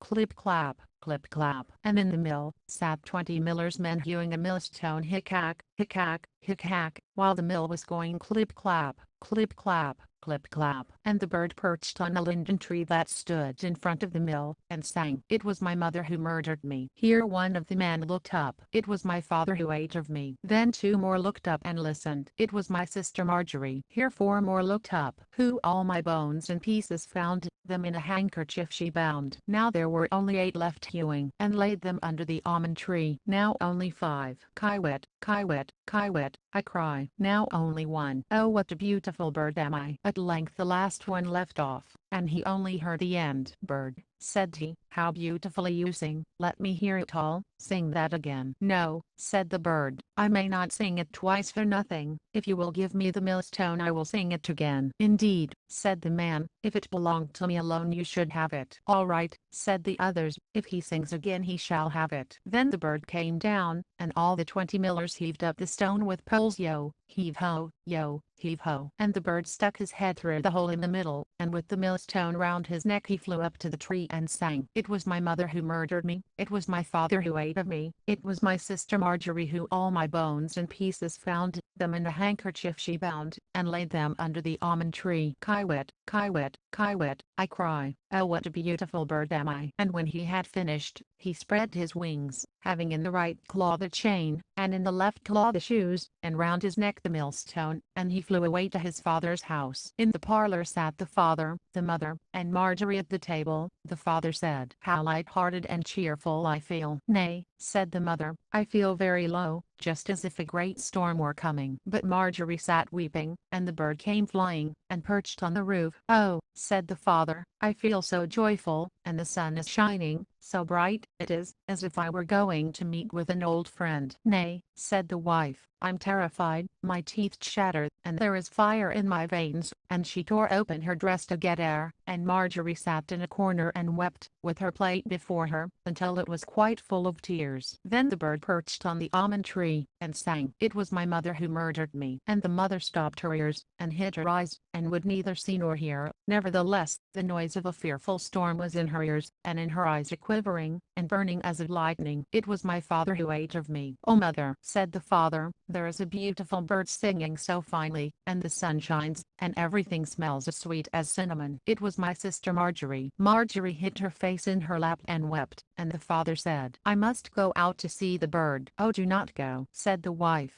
"I feel as if the house were on fire." But the man went out and looked at the bird. "Who all my bones and pieces found them in a handkerchief she bound, and laid them under the almond tree." "Kiwet, kiwet, kiwet," I cry. "Oh, what a beautiful bird am I." With that the bird let fall the gold chain upon his father's neck, and it fitted him exactly. So he went indoors and said, "Look what a beautiful chain the bird has given me." Then his wife was so terrified that she fell all along on the floor, and her cap came off. Then the bird began again to sing. "It was my mother who murdered me." "Oh," groaned the mother, "that I were 1,000 fathoms underground, so as not to be obliged to hear it." "It was my father who ate of me." Then the woman lay as if she were dead. "It was my sister Marjorie." "Oh," said Marjorie, "I will go out too, and see if the bird will give me anything." And so she went. "Who all my bones and pieces found them in a handkerchief she bound." Then he threw the shoes down to her and laid them under the almond tree. "Kiwet, kiwet, kiwet," I cry. "Oh, what a beautiful bird am I." And poor Marjorie all at once felt happy and joyful, and put on her red shoes, and danced and jumped for joy. "Oh dear," said she, "I felt so sad before I went outside, and now my heart is so light. He is a charming bird to have given me a pair of red shoes." But the mother's hair stood on end, and looked like flame, and she said, "Even if the world is coming to an end, I must go out for a little relief." Just as she came outside the door, crash went the millstone on her head, and crushed her flat. The father and daughter rushed out, and saw smoke and flames of fire rise up, but when that had gone by, there stood a little brother, and he took his father and Marjorie by the hand, and they felt very happy and content, and went indoors, and sat to the table, and had their dinner. Old Sultan. There was once a peasant who owned a faithful dog called Sultan, now grown so old that he had lost all his teeth, and could lay hold of nothing. One day the man was standing at the door of his house with his wife, and he said, "I shall kill old Sultan tomorrow. He is of no good any longer." His wife felt sorry for the poor dog, and answered, "He has served us for so many years, and has kept with us so faithfully. He deserves food and shelter in his old age." "Dear me, you do not seem to understand the matter," said the husband. "He has never a tooth, and no thief would mind him in the least, so I do not see why he should not be made away with. If he has served us well, we have given him plenty of good food." The poor dog,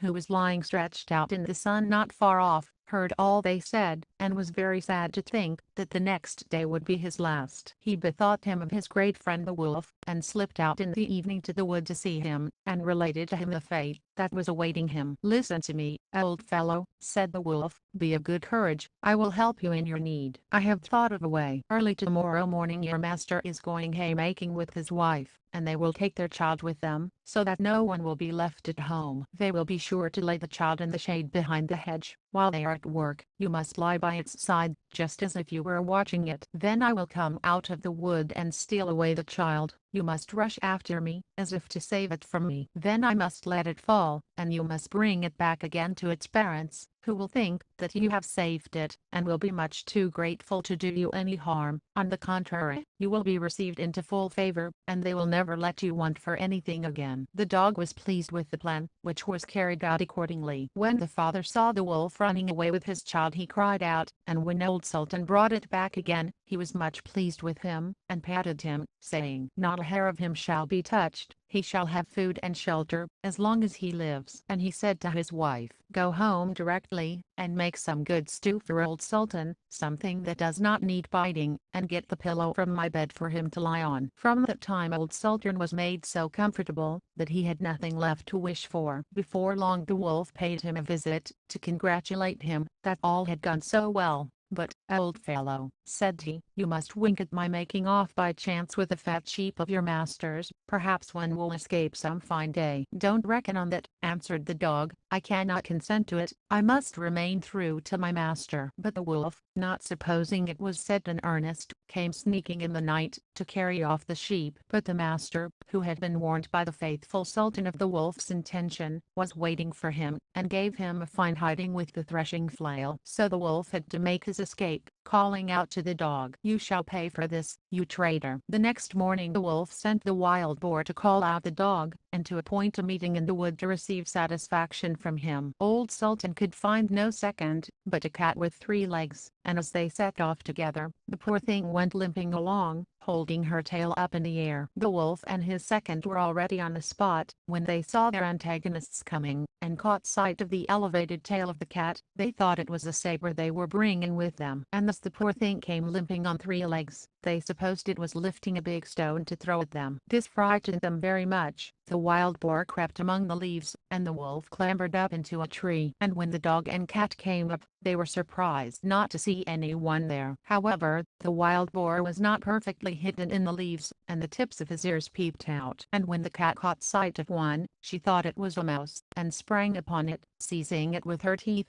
Out leaped the wild boar with a dreadful cry, and ran away shouting, "There is the culprit in the tree!" And the dog and the cat looking up caught sight of the wolf, who came down, quite ashamed of his timidity, and made peace with the dog once more. The 6 swans. Once on a time a king was hunting in a great wood, and he pursued a wild animal so eagerly that none of his people could follow him. When evening came he stood still, and looking round him, he found that he had lost his way, and seeking a path, he found none. Then all at once he saw an old woman with a nodding head coming up to him, and it was a witch. "My good woman," said he, "can you show me the way out of the wood?" "Oh yes, my lord king," answered she, "certainly I can, but I must make a condition, and if you do not fulfill it, you will never get out of the wood again, but die there of hunger." "What is the condition?" asked the king. "I have a daughter," said the old woman, "who is as fair as any in the world, and if you will take her for your bride, and make her queen, I will show you the way out of the wood." The king consented, because of the difficulty he was in, and the old woman led him into her little house, and there her daughter was sitting by the fire. The 6 swans. The swans came close up to her with rushing wings, and stooped round her, so that she could throw the shirts over them. She received the king, just as if she had been expecting him, and though he saw that she was very beautiful, she did not please him, and he could not look at her without an inward shudder. Nevertheless, he took the maiden before him on his horse, and the old woman showed him the way, and soon he was in his royal castle again, where the wedding was held. The king had been married before, and his first wife had left 7 children, 6 boys and 1 girl, whom he loved better than all the world, and as he was afraid the stepmother might not behave well to them, and perhaps would do them some mischief, he took them to a lonely castle standing in the middle of a wood. There they remained hidden, for the road to it was so hard to find, that the king himself could not have found it, had it not been for a clue of yarn, possessing wonderful properties, that a wise woman had given him. When he threw it down before him, it unrolled itself, and showed him the way. And the king went so often, to see his dear children, that the queen was displeased at his absence, and she became curious, and wanted to know what he went out into the wood for so often alone. She bribed his servants with much money, and they showed her the secret, and told her of the clue of yarn, which alone could point out their way. Then she gave herself no rest, until she had found out where the king kept the clue, and then she made some little white silk shirts, and sewed a charm in each, as she had learned witchcraft of her mother. And once when the king had ridden to the hunt, she took the little shirts, and went into the wood, and the clue of yarn showed her the way. The children, seeing someone in the distance, thought it was their dear father coming to see them, and came jumping for joy to meet him. Then the wicked queen threw over each one of the little shirts, and as soon as the shirts touched their bodies, they were changed into swans, and flew away through the wood. So the queen went home very pleased to think she had got rid of her stepchildren, but the maiden had not run out with her brothers, and so the queen knew nothing about her. The next day the king went to see his children, but he found nobody but his daughter. "Where are thy brothers?" asked the king. "Ah, dear father," answered she, "they are gone away, and have left me behind." And then she told him how she had seen from her window her brothers in the guise of swans fly away through the wood, and she showed him the feathers which they had let fall in the courtyard, and which she had picked up. The king was grieved, but he never dreamt that it was the queen who had done this wicked deed, and as he feared lest the maiden also should be stolen away from him, he wished to take her away with him. But she was afraid of the stepmother, and begged the king to let her remain one more night in the castle in the wood. Then she said to herself, "I must stay here no longer, but go and seek for my brothers." And when the night came, she fled away,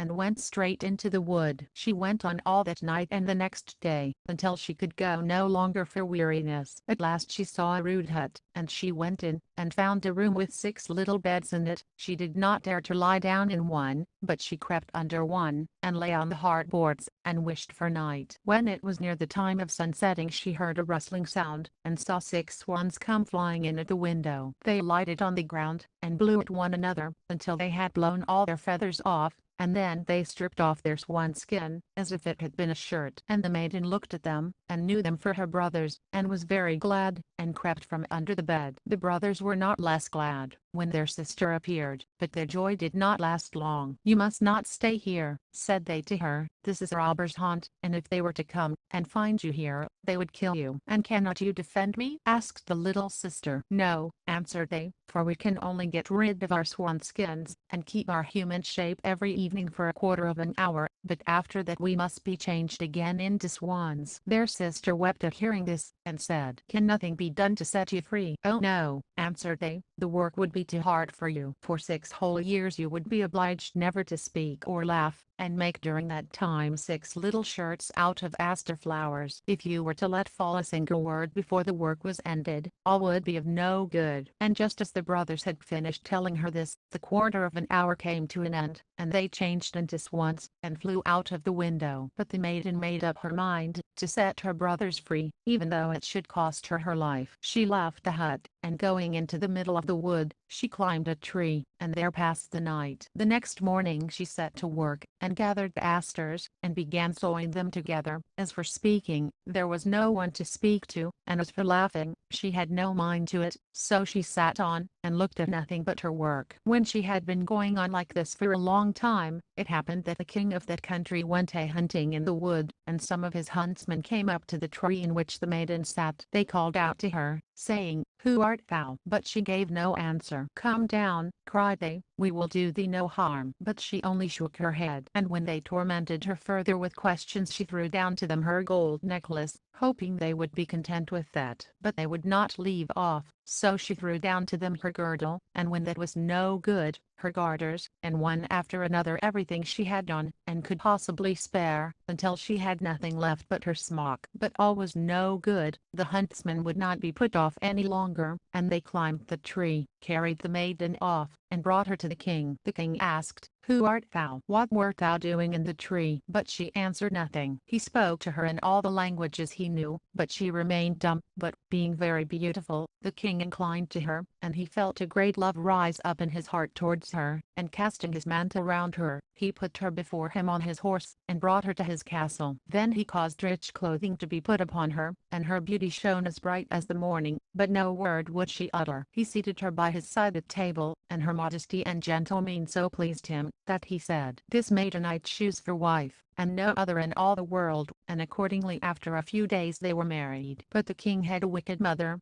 who was displeased with the marriage, and spoke ill of the young queen. "Who knows where the maid can have come from?" said she, and not able to speak a word. "She is not worthy of a king." After a year had passed, and the queen brought her first child into the world, the old woman carried it away, and marked the queen's mouth with blood as she lay sleeping. Then she went to the king, and declared that his wife was an eater of human flesh. The king would not believe such a thing, and ordered that no one should do her any harm. And the queen went on quietly sewing the shirts, and caring for nothing else. The next time that a fine boy was born, the wicked stepmother used the same deceit, but the king would give no credence to her words, for he said, "She is too tender and good to do any such thing, and if she were only not dumb, and could justify herself, then her innocence would be as clear as day." When for the third time the old woman stole away the newborn child, and accused the queen, who was unable to say a word in her defense, the king could do no other but give her up to justice, and she was sentenced to suffer death by fire. The day on which her sentence was to be carried out was the very last one of the 6th year of the years during which she had neither spoken nor laughed, to free her dear brothers from the evil spell. The 6 shirts were ready, all except one which wanted the left sleeve.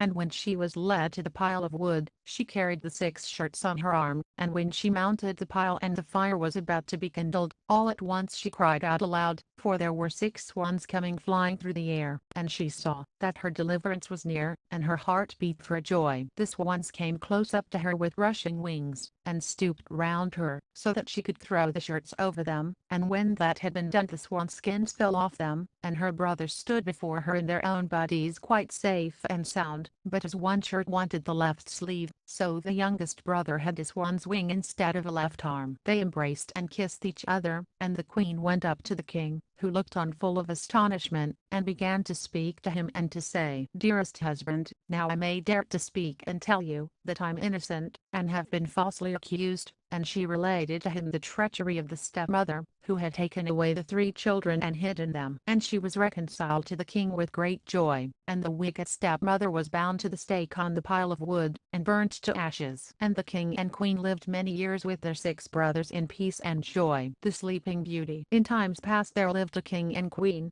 who said to each other every day of their lives, "Would that we had a child." And yet they had none. But it happened once that, when the queen was bathing, there came a frog out of the water, and he squatted on the ground, and said to her, "Thy wish shall be fulfilled, before a year has gone by, thou shalt bring a daughter into the world." And thus the frog foretold, so it happened, and the queen bore a daughter so beautiful, that the king could not contain himself for joy, and he ordained a great feast. Not only did he bid to it his relations, friends, and acquaintances, but also the wise women, that they might be kind and favorable to the child. There were 13 of them in his kingdom, but as he had only provided 12 golden plates for them to eat from, one of them had to be left out. However, the feast was celebrated with all splendor, and as it drew to an end, the wise women stood forward to present to the child their wonderful gifts. One bestowed virtue, one beauty, a third riches, and so on, whatever there is in the world to wish for. And when 11 of them had said their say, in came the uninvited 13th, burning to revenge herself, and without greeting or respect, she cried with a loud voice, "In the 15th year of her age the princess shall prick herself with a spindle, and shall fall down dead." And without speaking one more word she turned away, and left the hall. Everyone was terrified at her saying. When the 12th came forward, for she had not yet bestowed her gift, and though she could not do away with the evil prophecy, yet she could soften it, so she said, "The princess shall not die, but fall into a deep sleep for 100 years. Now the king, being desirous of saving his child even from this misfortune, gave commandment that all the spindles in his kingdom should be burnt up. The maiden grew up, adorned with all the gifts of the wise women, and she was so lovely, modest, sweet, and kind and clever, that no one who saw her could help loving her. It happened one day, she being already 15 years old, that the king and queen rode abroad, and the maiden was left behind alone in the castle. She wandered about into all the nooks and corners, and into all the chambers and parlors, as the fancy took her, till at last she came to an old tower. She climbed the narrow winding stair which led to a little door, with a rusty key sticking out of the lock. She turned the key, and the door opened, and there in the little room, sat an old woman with a spindle, diligently spinning her flax. "Good day, mother," said the princess. "What are you doing?" "I'm spinning," answered the old woman, nodding her head. "What thing is that whisks round so briskly?" asked the maiden, and taking the spindle into her hand she began to spin, but no sooner had she touched it than the evil prophecy was fulfilled, and she pricked her finger with it. In that very moment she fell back upon the bed that stood there, and lay in a deep sleep. And the sleep fell upon the whole castle. The king and queen, who had returned, and were in the great hall, fell fast asleep, and with them the whole court. The horses in their stalls, the dogs in the yard, the pigeons on the roof, the flies on the wall, the very fire, that flickered on the hearth, became still, and slept like the rest, and the meat on the spit ceased roasting, and the cook, who was going to pull the scullion's hair for some mistake he had made, let him go, and went to sleep. And the wind ceased, and not a leaf fell from the trees about the castle. Then round about that place there grew a hedge of thorns thicker every year, until at last the whole castle was hidden from view, and nothing of it could be seen, but the vane on the roof. And the rumor went abroad in all that country of the beautiful sleeping Rosamond, for so was the princess called, and from time to time many kings' sons came, and tried to force their way through the hedge, but it was impossible for them to do so, for the thorns held fast together like strong hands, and the young men were caught by them, and not being able to get free, there died a lamentable death. Many a long year afterwards there came a king's son into that country, and heard an old man tell how there should be a castle standing behind the hedge of thorns, and that there a beautiful enchanted princess named Rosamond had slept for 100 years, and with her the king and queen, and the whole court. The old man had been told by his grandfather that many kings' sons had sought to pass the thorn hedge, but had been caught and pierced by the thorns, and had died a miserable death. Then said the young man, "Nevertheless, I do not fear to try. I shall win through, and see the lovely Rosamond." The good old man tried to dissuade him, but he would not listen to his words. For now the 100 years were at an end, and the day had come when Rosamond should be awakened. When the prince drew near the hedge of thorns, it was changed into a hedge of beautiful large flowers, which parted and bent aside to let him pass, and then closed behind him in a thick hedge. When he reached the castle yard, he saw the horses and brindled hunting dogs lying asleep, and on the roof the pigeons were sitting with their heads under their wings. And when he came indoors, the flies on the wall were asleep. The cook in the kitchen had his hand uplifted to strike the scullion, and the kitchen maid had the black fowl on her lap ready to pluck. Then he mounted higher, and saw in the hall the whole court lying asleep, and above them, on their thrones, slept the king and the queen. And still he went farther, and all was so quiet that he could hear his own breathing, and at last he came to the tower, and went up the winding stair, and opened the door of the little room where Rosamond lay. And when he saw her looking so lovely in her sleep, he could not turn away his eyes, and presently he stooped and kissed her, and she awaked, and opened her eyes, and looked very kindly on him. And she rose, and they went forth together, and the king and the queen and whole court waked up, and gazed on each other with great eyes of wonderment. And the horses in the yard got up and shook themselves, the hounds sprang up, and wagged their tails, the pigeons on the roof drew their heads from under their wings, looked round, and flew into the field. The flies on the wall crept on a little farther, the kitchen fire leapt up and blazed, and cooked the meat. The joint on the spit began to roast. The cook gave the scullion such a box on the ear, that he roared out.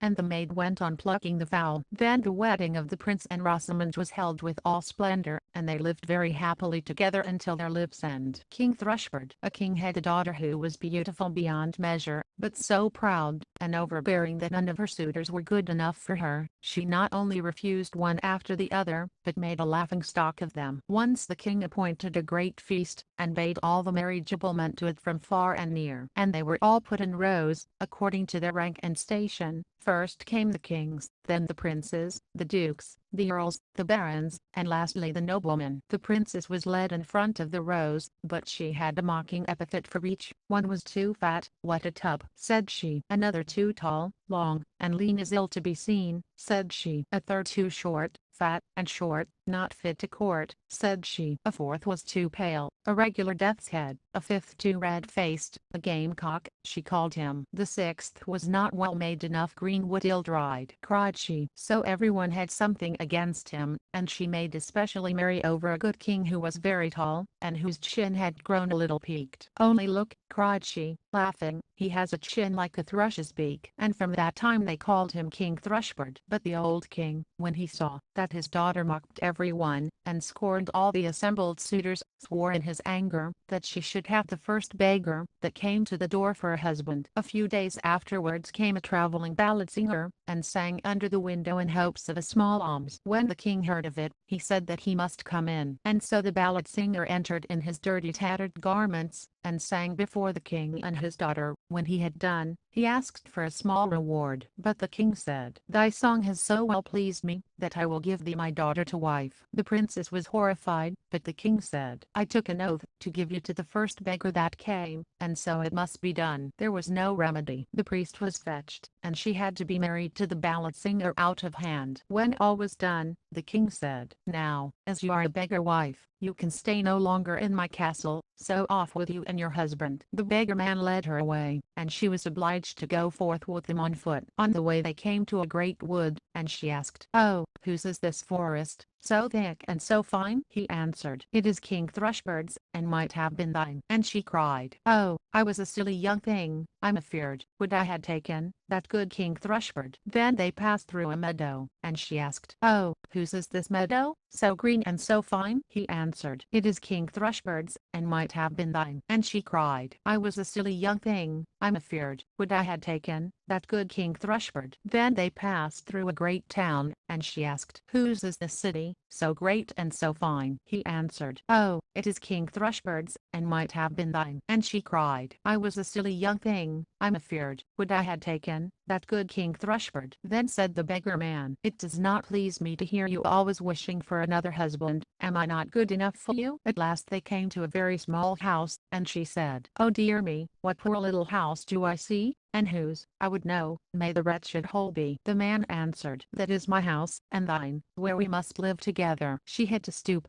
before she could go in at the door. "Where are the servants?" asked the king's daughter. "What servants?" answered the beggar man. "What you want to have done you must do yourself. Make a fire quick, and put on water, and cook me some food. I'm very tired." But the king's daughter understood nothing about fire making and cooking, and the beggar man had to lend a hand himself, in order to manage it at all. And when they had eaten their poor fare, they went to bed. But the man called up his wife very early in the morning, in order to clean the house. For a few days they lived in this indifferent manner, until they came to the end of their store. "Wife," said the man, "this will not do, stopping here and earning nothing. You must make baskets." So he went out and cut willows, and brought them home, and she began to weave them, but the hard twigs wounded her tender hands. "I see this will not do," said the man, "you had better try spinning." So she sat her down, and tried to spin, but the harsh thread cut her soft fingers, so that the blood flowed. "Look now," said the man, "you are no good at any sort of work. I made a bad bargain when I took you. I must see what I can do to make a trade of pots and earthen vessels. You can sit in the market and offer them for sale." "Oh dear," thought she, "suppose while I'm selling in the market people belonging to my father's kingdom should see me, how they would mock at me." But there was no help for it. She had to submit, or else die of hunger. The first day all went well. The people bought her wares eagerly,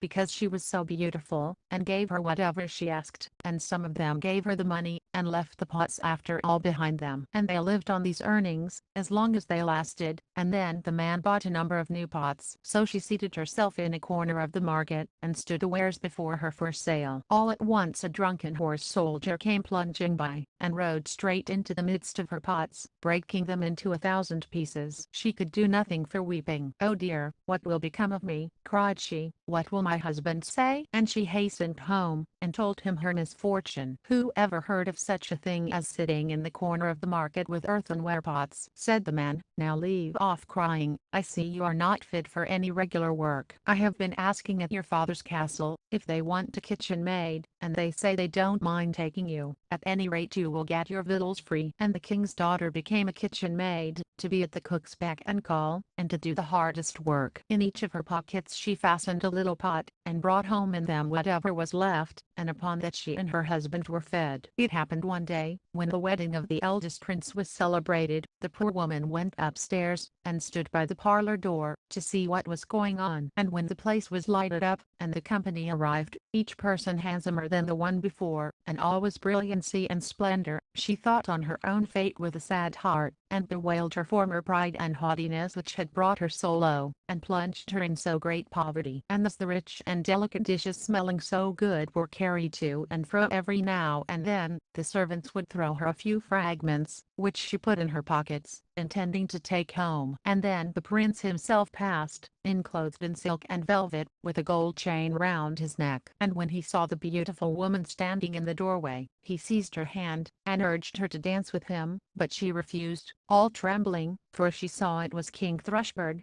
who had come to court her, whom she had turned away with mocking. It was of no use her resisting. He drew her into the room, and all at once the band to which her pockets were fastened broke, and the pots fell out, and the soup ran about, and the fragments were scattered all round. And when the people saw that, there was great laughter and mocking, and she felt so ashamed, that she wished herself 1,000 fathoms underground. She rushed to the door, to fly from the place, when a man caught her just on the steps, and when she looked at him, it was King Thrushbird again. He said to her in a kind tone, "Do not be afraid, I and the beggar man with whom you lived in the wretched little hut are one. For love of you I disguised myself, and it was I who broke your pots in the guise of a horse soldier. I did all that to bring down your proud heart, and to punish your haughtiness, which caused you to mock at me." Then she wept bitterly, and said, "I have done great wrong, and am not worthy to be your wife." But he said, "Take courage, the evil days are gone over, now let us keep our wedding day." Then came the ladies in waiting, and put on her splendid clothing, and her father came, and the whole court, and wished her joy on her marriage with King Thrushbird, and then the merrymaking began in good earnest. I cannot help wishing that you and I could have been there too. Snow White. It was the middle of winter, and the snowflakes were falling like feathers from the sky, and a queen sat at her window working, and her embroidery frame was of ebony. And as she worked, gazing at times out on the snow, she pricked her finger, and there fell from it 3 drops of blood on the snow. And when she saw how bright and red it looked, she said to herself, "Oh, that I had a child as white as snow, as red as blood, and as black as the wood of the embroidery frame." Not very long after she had the daughter, with a skin as white as snow, lips as red as blood, and hair as black as ebony, and she was named Snow White. And when she was born the queen died. After a year had gone by the king took another wife, a beautiful woman, but proud and overbearing, and she could not bear to be surpassed in beauty by anyone. She had a magic looking glass, and she used to stand before it, and look in it, and say, "Looking glass upon the wall, who is fairest of us all?" And the looking glass would answer, "You are fairest of them all." And she was contented, for she knew that the looking glass spoke the truth. Now, Snow White was growing prettier and prettier, and when she was 7 years old she was as beautiful as day, far more so than the queen herself. So one day, when the queen went to her mirror and said, "Looking glass upon the wall,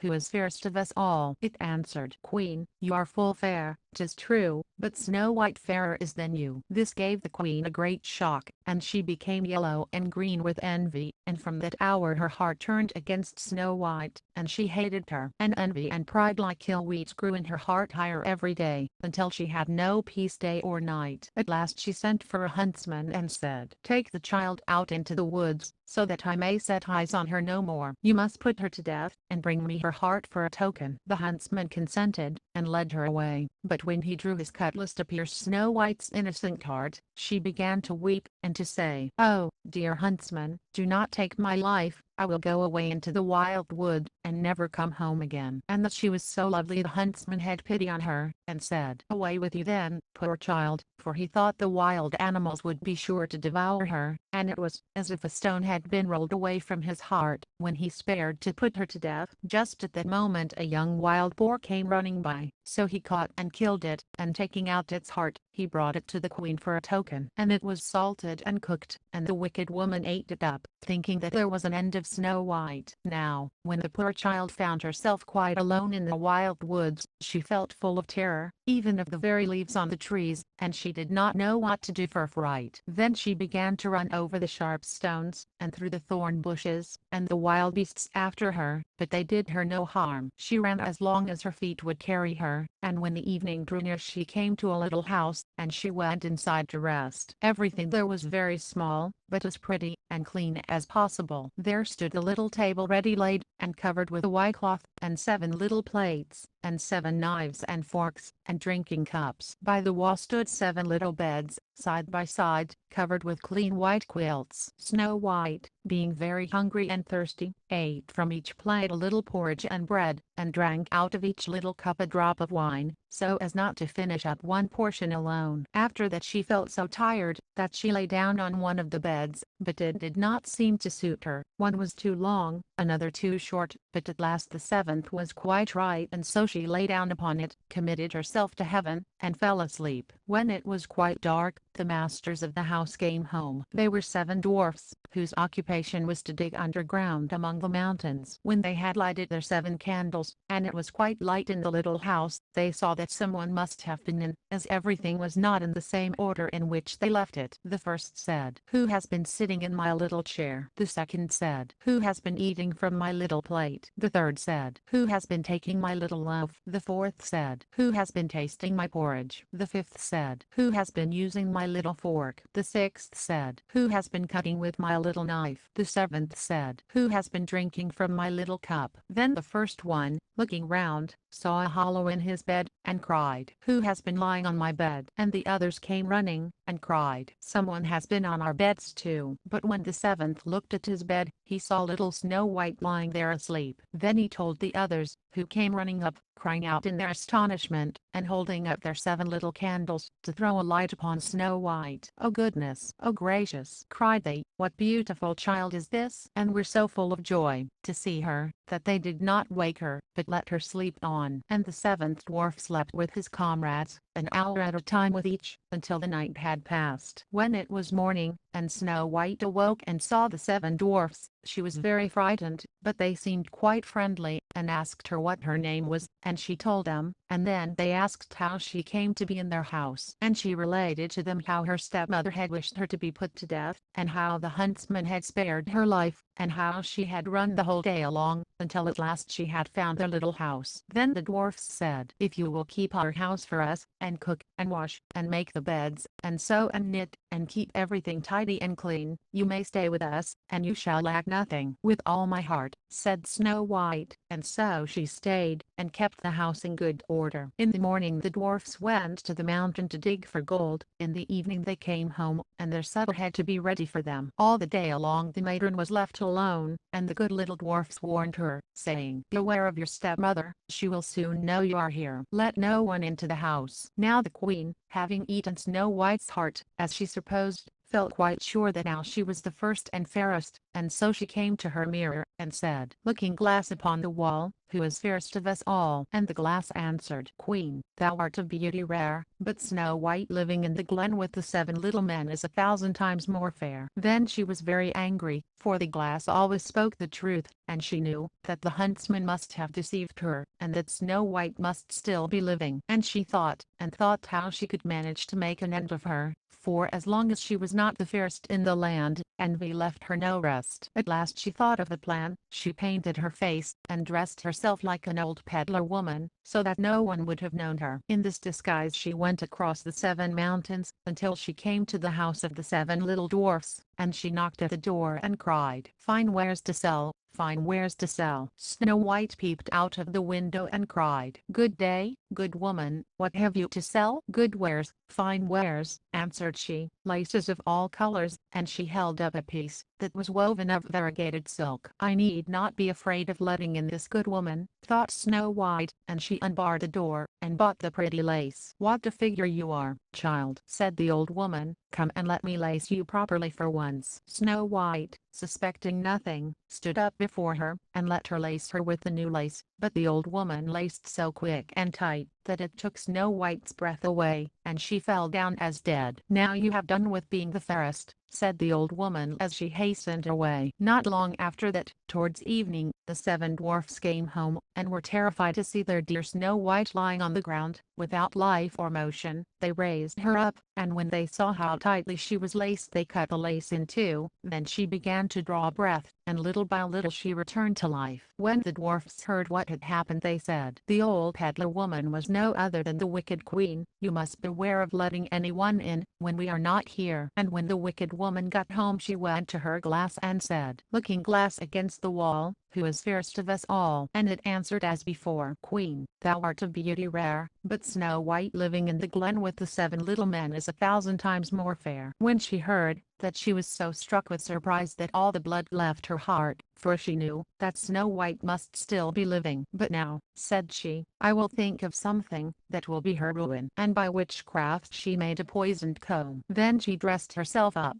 to look like another different sort of old woman. So she went across the 7 mountains, and came to the house of the 7 dwarfs, and knocked at the door and cried, "Good wares to sell, good wares to sell." Snow White looked out and said, "Go away, I must not let anybody in." "But you are not forbidden to look," said the old woman, taking out the poisoned comb, and holding it up. It pleased the poor child so much, that she was tempted to open the door, and when the bargain was made the old woman said, "Now, for once your hair shall be properly combed." Poor Snow White, thinking no harm, let the old woman do as she would, but no sooner was the comb put in her hair than the poison began to work, and the poor girl fell down senseless. "Now, you paragon of beauty," said the wicked woman, "this is the end of you," and went off. By good luck it was now near evening, and the 7 little dwarfs came home. When they saw Snow White lying on the ground as dead, they thought directly that it was the stepmother's doing, and looked about, found the poisoned comb, and no sooner had they drawn it out of her hair than Snow White came to herself, and related all that had passed. Then they warned her once more to be on her guard, and never again to let anyone in at the door. And the queen went home, and stood before the looking-glass and said, "Looking-glass against the wall, who is fairest of us all?" And the looking-glass answered as before, "Queen, thou art of beauty rare, but Snow White living in the glen with the 7 little men is 1,000 times more fair." When she heard the looking-glass speak thus she trembled, and shook with anger. "Snow White shall die," cried she, "though it should cost me my own life." And then she went to a secret lonely chamber, where no one was likely to come, and there she made a poisonous apple. It was beautiful to look upon, being white with red cheeks, so that anyone who should see it must long for it, but whoever ate even a little bit of it must die. When the apple was ready she painted her face, and clothed herself like a peasant woman, and went across the 7 mountains to where the 7 dwarfs lived. And when she knocked at the door Snow White put her head out of the window and said, "I dare not let anybody in, the 7 dwarfs told me not." "All right," answered the woman, "I can easily get rid of my apples elsewhere. There, I will give you one." "No," answered Snow White, "I dare not take anything." "Are you afraid of poison?" said the woman. "Look here, I will cut the apple into pieces, you shall have the red side, I will have the white one." For the apple was so cunningly made, that all the poison was in the rosy half of it. Snow White longed for the beautiful apple, and as she saw the peasant woman eating a piece of it, she could no longer refrain, but stretched out her hand, and took the poisoned half. But no sooner had she taken a morsel of it into her mouth than she fell to the earth as dead. And the queen, casting on her a terrible glance, laughed aloud and cried, "As white as snow, as red as blood, as black as ebony, this time the dwarfs will not be able to bring you to life again." And when she went home, and asked the looking-glass, "Looking-glass against the wall, who is fairest of us all?" at last it answered, "You are the fairest now of all." Then her envious heart had peace, as much as an envious heart can have.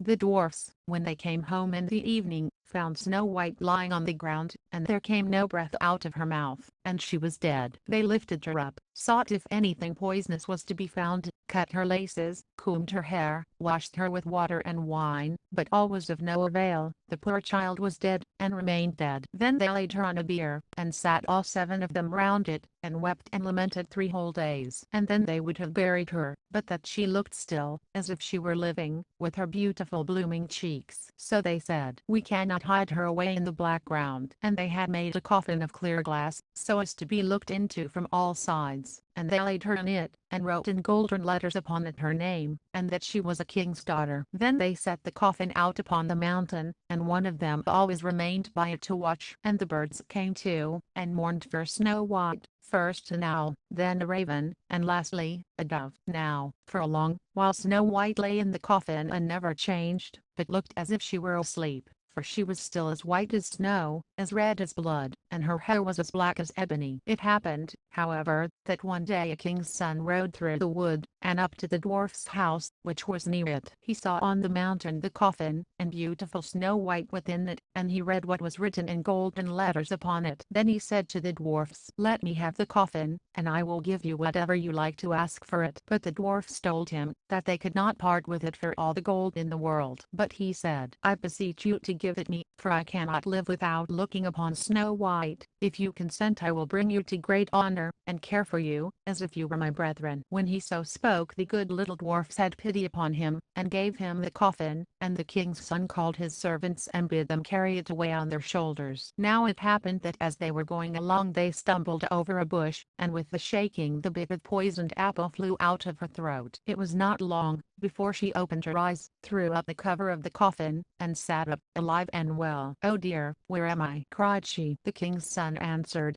full of joy, "You are near me," and, relating all that had happened, he said, "I would rather have you than anything in the world. Come with me to my father's castle and you shall be my bride." And Snow White was kind, and went with him, and their wedding was held with pomp and great splendor. But Snow White's wicked stepmother was also bidden to the feast, and when she had dressed herself in beautiful clothes she went to her looking-glass and said, "Looking glass upon the wall, who is fairest of us all?" The looking-glass answered, "O Queen, although you are beauty rare, the young bride is 1,000 times more fair." Then she railed and cursed, and was beside herself with disappointment and anger. First she thought she would not go to the wedding, but then she felt she should have no peace, until she went and saw the bride. And when she saw her she knew her for Snow White, and could not stir from the place for anger and terror. For they had ready red-hot iron shoes, in which she had to dance, until she fell down dead. The knapsack, the hat and the horn. Once there were 3 brothers, and they grew poorer and poorer, until at last their need was so great, that they had nothing left to bite or to break. Then they said, "This will not do, we had better go out into the world and seek our fortune." So they set out, and went some distance through many green fields, but they met with no good fortune. One day they came to a great wood, in the midst of which was a hill, and when they came near to it, they saw that it was all of silver. Then said the eldest, "Now here is good fortune enough for me, and I desire no better." And he took of the silver as much as he could carry, turned round, and went back home. But the other 2 said, "We must have something better than mere silver," and they would not touch it, but went on farther. After they had gone on a few days longer, they came to a hill that was all of gold. The second brother stood still and considered, and was uncertain. "What shall I do?" said he. "Shall I take of the gold enough to last me my life, or shall I go farther?" At last, coming to a conclusion, he filled his pockets as full as they would hold, bid goodbye to his brother, and went home. But the third brother said to himself, "Silver and gold do not tempt me, I will not gainsay fortune, who has better things in store for me." So he went on, and when he had journeyed for 3 days, he came to a wood still greater than the former ones, so that there was no end to it, and in it, he found nothing to eat or to drink, so that he was nearly starving. He got up into a high tree, so as to see how far the wood reached, but as far as his eyes could see, there was nothing but the tops of the trees. And as he got down from the tree, hunger pressed him sore, and he thought, "Oh, that for once I could have a good meal." And when he reached the ground he saw to his surprise a table beneath the tree richly spread with food, and that smoked before him. "This time at least," said he, "I have my wish." And without stopping to ask who had brought the meal there, and who had cooked it, he came close to the table, and ate with relish, until his hunger was appeased. When he had finished, he thought it would be a pity to leave such a good tablecloth behind in the wood, so he folded it up neatly and pocketed it. Then he walked on, and in the evening, when hunger again seized him, he thought he would put the tablecloth to the proof,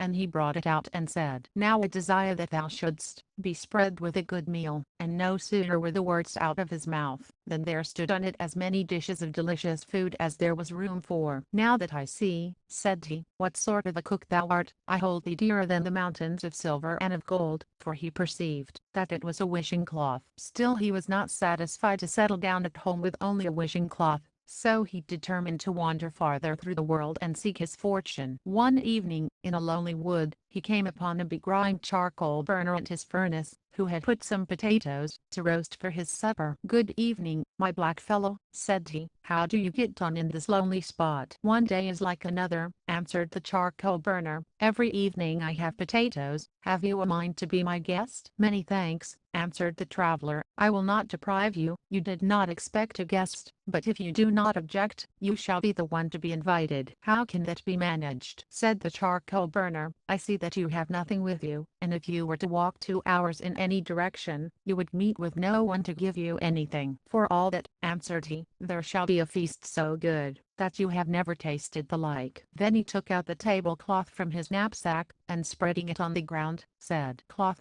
be covered," and immediately there appeared boiled and roast meat, quite hot, as if it had just come from the kitchen. The charcoal burner stared, but did not stay to be asked twice, and fell to, filling his black mouth with ever bigger and bigger pieces. When they had finished eating, the charcoal burner smiled, and said, "Look here, I approve of your tablecloth. It would not be a bad thing for me to have here in the wood, where the cooking is not first rate. I will strike a bargain with you. There hangs a soldier's knapsack in the corner, which looks old and unsightly, but it has wonderful qualities. As I have no further occasion for it, I will give it to you in exchange for the tablecloth." "First, I must know what these wonderful qualities are," returned the other. "I will tell you," answered the charcoal burner. "If you strike it with your hand, there will appear a corporal and 6 men with swords and muskets, and whatever you wish to have done, that will they do." "Well, for my part," said the other, "I'm quite willing to make the exchange." And he gave the tablecloth to the charcoal burner, took down the knapsack from its hook, slung it over his shoulder, and took his leave. Before he had gone far he began to want to make a trial of his wonderful knapsack, so he struck it a blow. At once 7 soldiers appeared before him, and the corporal said, "What does my lord and master please to want?" "March in haste to the charcoal burner and demand my wishing cloth back," said the man. They wheeled round to the left, and were not long before they had accomplished his desire, and taken away, without wasting many words, the wishing cloth from the charcoal burner. Having dismissed them, he wandered on, expecting still more wonderful luck. About sunset he fell in with another charcoal burner, who was getting his supper ready at the fire. "Will you join me?" said this black fellow. "Potatoes and salt, without butter. Sit down to it with me." "No," answered he, "this time you shall be my guest." And he spread out his tablecloth, and it was directly covered with the most delicious victuals. So they ate and drank together and were merry. After the meal was over, the charcoal burner said, "Over there, on the bench, lies an old worn-out hat, which has wonderful properties. If you put it on and draw it well over your head, it is as if a dozen field pieces went off, one after the other, shooting everything down, so that no one can stand against them. This hat is of no use to me,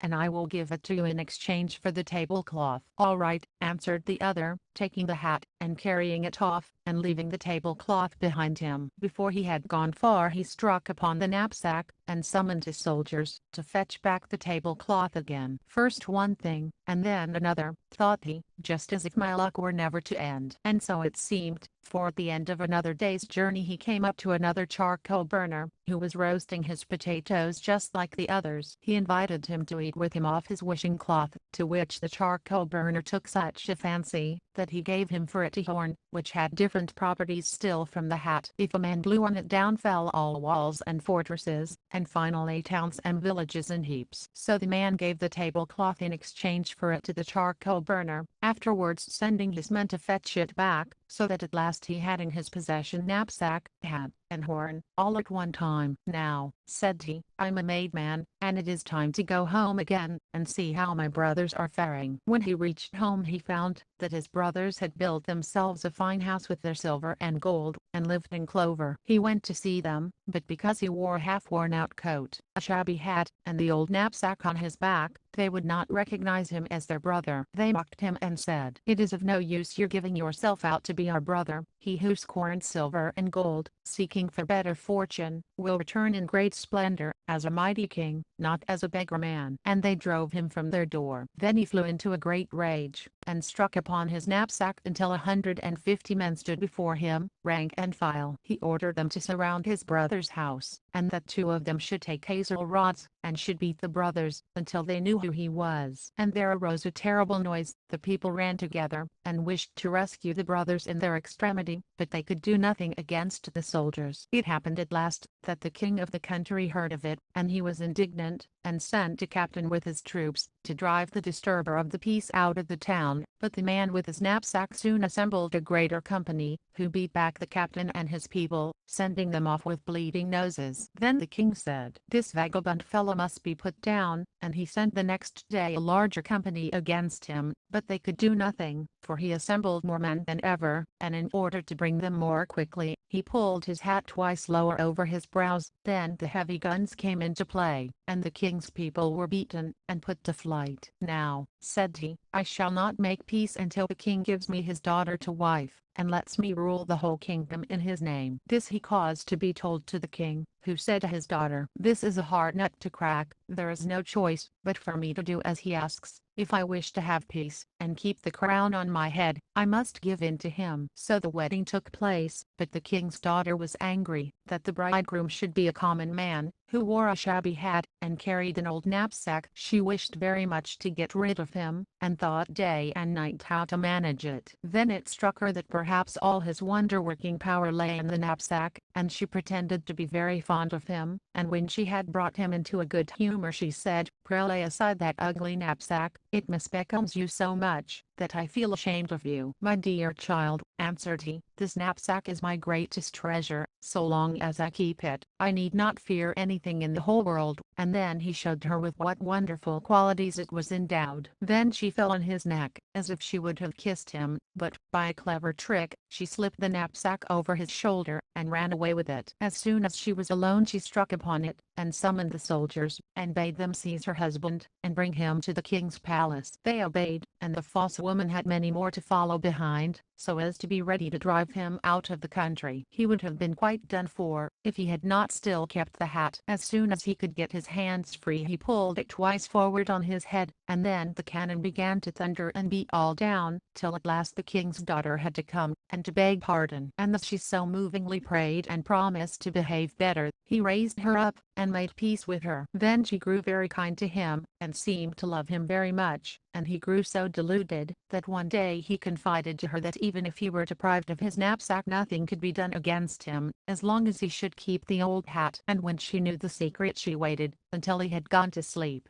Then she carried off the hat, and had him driven out into the streets. Still the horn remained to him, and in great wrath he blew a great blast upon it, and down came walls and fortresses, towns, and villages, and buried the king and his daughter among the ruins. If he had not set down the horn when he did, and if he had blown a little longer, all the houses would have tumbled down, and there would not have been left one stone upon another. After this no one dared to withstand him, and he made himself king over the whole country. Rumpelstiltskin. There was once a miller who was poor, but he had one beautiful daughter. It happened one day, that he came to speak with the king, and, to give himself consequence, he told him that he had the daughter who could spin gold out of straw. The king said to the miller, "That is an art that pleases me well. If thy daughter is as clever as you say, bring her to my castle tomorrow, that I may put her to the proof." When the girl was brought to him, he led her into a room that was quite full of straw, and gave her a wheel and spindle, and said, "Now set to work, and if by the early morning thou hast not spun this straw to gold thou shalt die." And he shut the door himself, and left her there alone. And so the poor miller's daughter was left there sitting, and could not think what to do for her life. She had no notion how to set to work to spin gold from straw, and her distress grew so great, that she began to weep. Then all at once the door opened, and in came a little man, who said, "Good evening, miller's daughter. Why are you crying?" "Oh," answered the girl, "I have got to spin gold out of straw, and I don't understand the business." Then the little man said, "What will you give me, if I spin it for you?" "My necklace," said the girl. The little man took the necklace, seated himself before the wheel, and whir,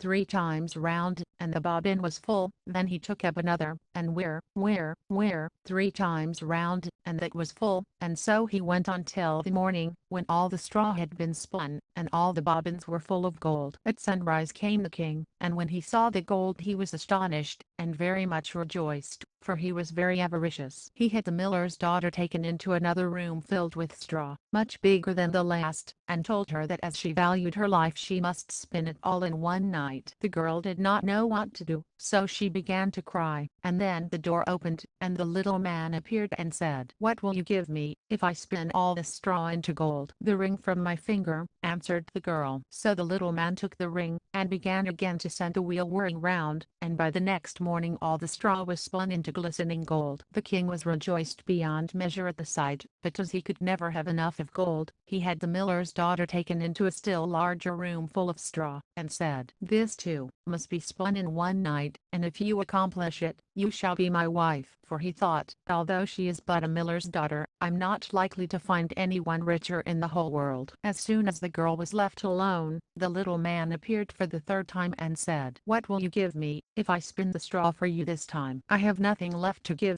answered the girl. "Then you must promise me the first child you have, after you are queen," said the little man. "But who knows whether that will happen?" thought the girl. But as she did not know what else to do in her necessity, she promised the little man what he desired, upon which he began to spin until all the straw was gold. And when in the morning the king came, and found all done according to his wish, he caused the wedding to be held at once, and the miller's pretty daughter became a queen. In a year's time she brought a fine child into the world, and thought no more of the little man. But one day he came suddenly into her room, and said, "Now give me what you promised me." The queen was terrified greatly, and offered the little man all the riches of the kingdom, if he would only leave the child. But the little man said, "No, I would rather have something living than all the treasures of the world." Then the queen began to lament and to weep, so that the little man had pity upon her. "I will give you 3 days," said he, "and if at the end of that time you cannot tell my name, you must give up the child to me." Then the queen spent the whole night in thinking over all the names that she had ever heard, and sent a messenger through the land to ask far and wide for all the names that could be found. And when the little man came next day, beginning with Casper, Melchior, Balthazar, she repeated all she knew, and went through the whole list. But after each the little man said, "That is not my name." The second day the queen sent to inquire of all the neighbors what the servants were called, and told the little man all the most unusual and singular names, saying, "Perhaps you are called Rose Strips, or Sheepshanks, or Spindleshanks." But he answered nothing but, "That is not my name." The third day the messenger came back again, and said, "I have not been able to find one single new name, but as I passed through the woods I came to a high hill, and near it was a little house, and before the house burned a fire, and round the fire danced a comical little man, and he hopped on one leg and cried, 'Today do I bake, tomorrow I brew, the day after that the queen's child comes in.' And oh, I'm glad that nobody knew that the name I'm called is Rumpelstiltskin." You cannot think how pleased the queen was to hear that name, and soon afterwards, when the little man walked in and said, "Now, Mrs. Queen, what is my name?" she said at first, "Are you called Jack?" "No," answered he. "Are you called Harry?" she asked again. "No," answered he. And then she said, "Then perhaps your name is Rumpelstiltskin." "The devil told you that, the devil told you that," cried the little man, and in his anger he stamped with his right foot so hard that it went into the ground above his knee. Then he seized his left foot with both his hands in such a fury that he split in two, and there was an end of him. Roland. There was once a woman who was a witch, and she had 2 daughters, one ugly and wicked, whom she loved the best, because she was her very own daughter, and one pretty and good,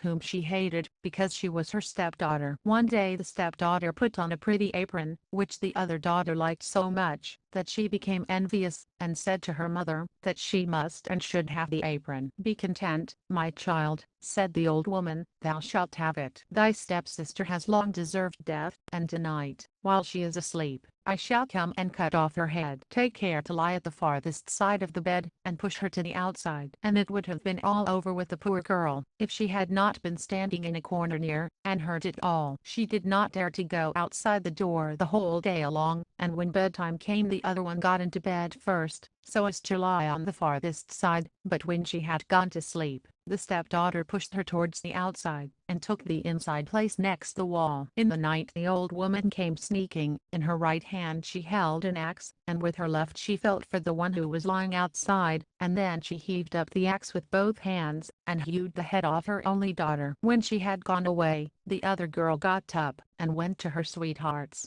who was called Roland, and knocked at his door. When he came to her, she said, "Listen, dear Roland, we must flee away in all haste. My stepmother meant to put me to death, but she has killed her only child instead. When the day breaks, and she sees what she has done, we are lost." "But I advise you," said Roland, "to bring away her magic wand with you, otherwise we cannot escape her, when she comes after to overtake us." So the maiden fetched the magic wand, and she took up the head of her stepsister and let drop 3 drops of blood on the ground, one by the bed, one in the kitchen, and one on the steps. Then she hastened back to her sweetheart. When the old witch got up in the morning, she called out to her daughter to give her the apron, but no daughter came. Then she cried out, "Where art thou?" "Here, at the steps," sweeping," answered one of the drops of blood. The old woman went out, but she saw nobody at the steps, and cried again, "Where art thou?" "Here in the kitchen warming myself," cried the second drop of blood. So she went into the kitchen, and found no one. Then she cried again, "Where art thou?" "Oh, here in bed fast asleep," cried the third drop of blood. Then the mother went into the room, and up to the bed, and there lay her only child,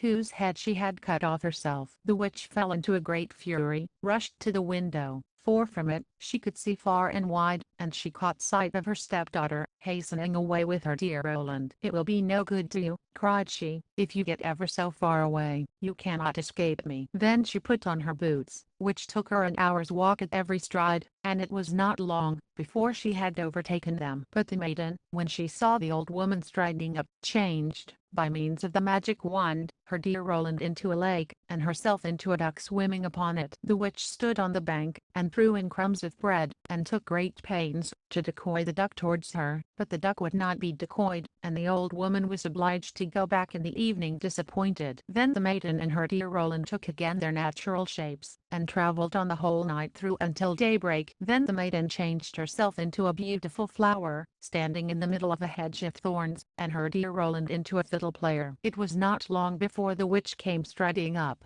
and she said to the musician, "Dear musician, will you be so kind as to reach that pretty flower for me?" "Oh yes," said he, "I will strike up a tune to it." Then as she crept quickly up to the hedge, to break off the flower, for she knew well who it was, he began to play, and whether she liked it or not, she was obliged to dance, for there was magic in the tune. The faster he played the higher she had to jump, and the thorns tore her clothes, and scratched and wounded her, and he did not cease playing, until she was spent, and lay dead. So now they were saved, and Roland said, "I will go to my father, and prepare for the wedding." "And I will stay here," said the maiden, "and wait for you, and so that no one should know me, I will change myself into a red milestone." So away went Roland, and the maiden in the likeness of a stone waited in the field for her beloved. But when Roland went home he fell into the snares of another maiden, who wrought so, that he forgot his first love. And the poor girl waited a long time, but at last, seeing that he did not come, she was filled with despair, and changed herself into a flower, thinking perhaps someone in passing will put his foot upon me and crush me. But it happened that a shepherd, tending his flock, saw the flower, and as it was so beautiful, he gathered it, took it home with him, and put it in his chest. From that time everything went wonderfully well in the shepherd's house. When he got up in the morning, all the work was already done, the room was swept, the tables and benches rubbed, fire kindled on the hearth, and water ready drawn, and when he came home in the middle of the day, the table was laid, and a good meal spread upon it. He could not understand how it was done, for he never saw anybody in his house, and it was too little for anybody to hide in. The good serving pleased him well, but in the end he became uneasy, and went to a wise woman, to take counsel of her. The wise woman said, "There is magic in it. Get up early some morning, and if you hear something moving in the room, be it what it may, throw a white cloth over it, and the charm will be broken." The shepherd did as she told him, and the next morning at daybreak he saw the chest open, and the flower come out. Then he jumped up quickly, and threw a white cloth over it. So the spell was broken, and the lovely maiden stood before him, and she told him that she had been the flower, and had until now cared for his household matters. She told him all that had happened to her, and she pleased him so much, that he asked her to marry him, but she answered no, because she still remained true to her dear Roland, though he had forsaken her. But she promised not to leave the shepherd, but to go on taking care of his house. Now the time came when Roland's wedding was to be held, and there was an old custom in that country that all the girls should be present, and should sing in honor of the bride and bridegroom. The faithful maiden, when she knew this, was so sorrowful, that she felt as if her heart would break, and she would not go, until the others came and fetched her. And when her turn came to sing she slipped behind, so that she stood alone, and so began to sing, and as soon as her song reached Roland's ear he sprang up and cried, "I know that voice, that is the right bride, and no other will I have." And everything that he had forgotten, and that had been swept out of his mind, came suddenly home to him in his heart. And the faithful maiden was married to her dear Roland, her sorrow came to an end and her joy began. In times, gone by there was a king who had at the back of his castle a beautiful pleasure garden, in which stood a tree that bore golden apples. As the apples ripened they were counted, but one morning one was missing. Then the king was angry, and he ordered that watch should be kept about the tree every night. Now the king had 3 sons, and he sent the eldest to spend the whole night in the garden. So he watched till midnight, and then he could keep off sleep no longer, and in the morning another apple was missing. The second son had to watch the following night,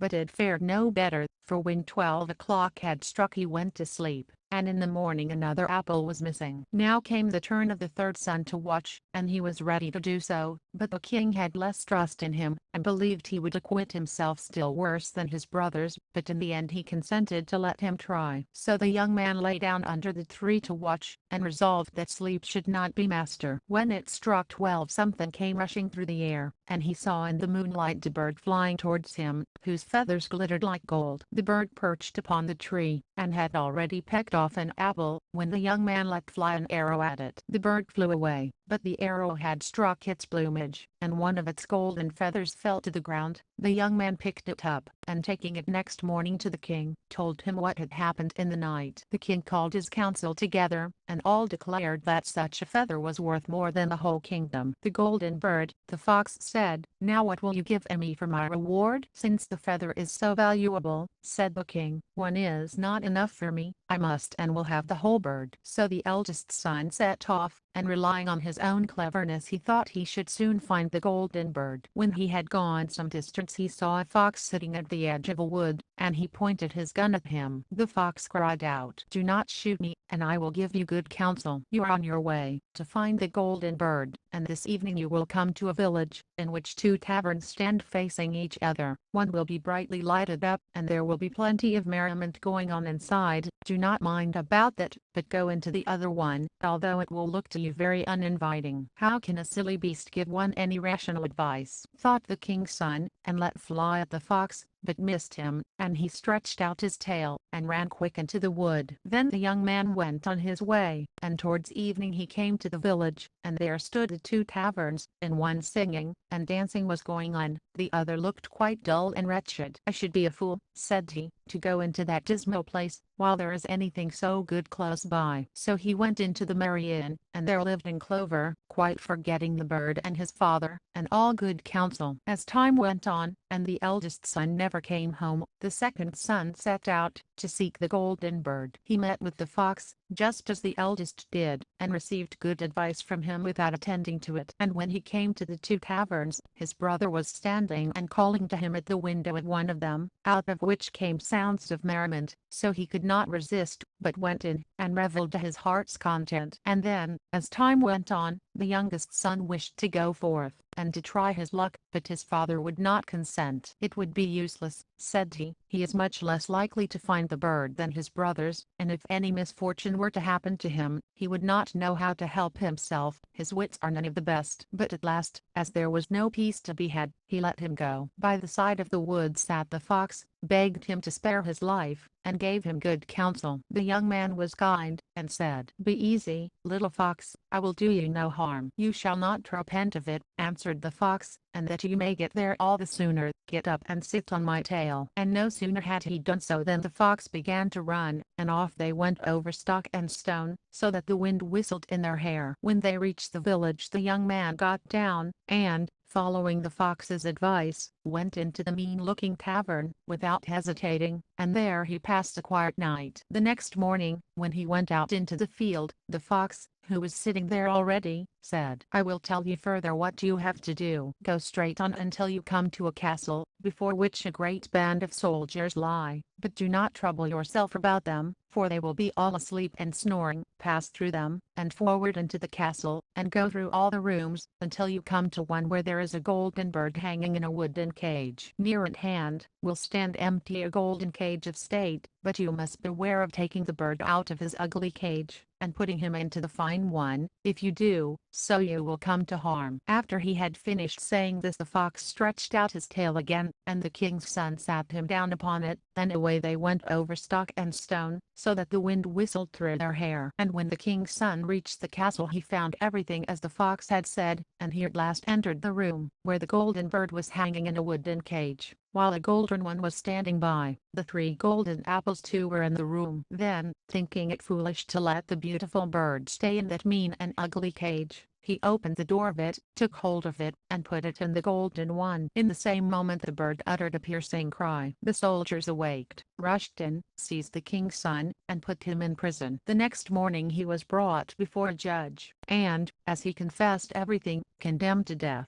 But the king said he would spare his life on one condition, that he should bring him the golden horse whose paces were swifter than the wind, and that then he should also receive the golden bird as a reward. So the king's son set off to find the golden horse, but he sighed, and was very sad, for how should it be accomplished? And then he saw his old friend the fox sitting by the roadside. "Now, you see," said the fox, "all this has happened because you would not listen to me. But be of good courage, I will bring you through, and will tell you how you are to get the golden horse. You must go straight on until you come to a castle, where the horse stands in his stable. Before the stable door the grooms will be lying, but they will all be asleep and snoring, and you can go and quietly lead out the horse. But one thing you must mind, take care to put upon him the plain saddle of wood and leather, and not the golden one, which will hang close by, otherwise it will go badly with you." Then the fox stretched out his tail, and the king's son seated himself upon it, and away they went over stock and stone, until the wind whistled through their hair. And everything happened just as the fox had said, and he came to the stall, where the golden horse was, and as he was about to put on him the plain saddle, he thought to himself, "Such a beautiful animal would be disgraced, were I not to put on him the good saddle, which becomes him so well." However, no sooner did the horse feel the golden saddle touch him than he began to neigh, and the grooms all awoke, seized the king's son, and threw him into prison. The next morning he was delivered up to justice, and condemned to death, but the king promised him his life, and also to bestow upon him the golden horse, if he could convey thither the beautiful princess of the golden castle. With a heavy heart the king's son set out, but by great good luck he soon met with the faithful fox. "I ought now to leave you to your own ill luck," said the fox, "but I'm sorry for you, and will once more help you in your need. Your way lies straight up to the golden castle. You will arrive there in the evening, and at night, when all is quiet,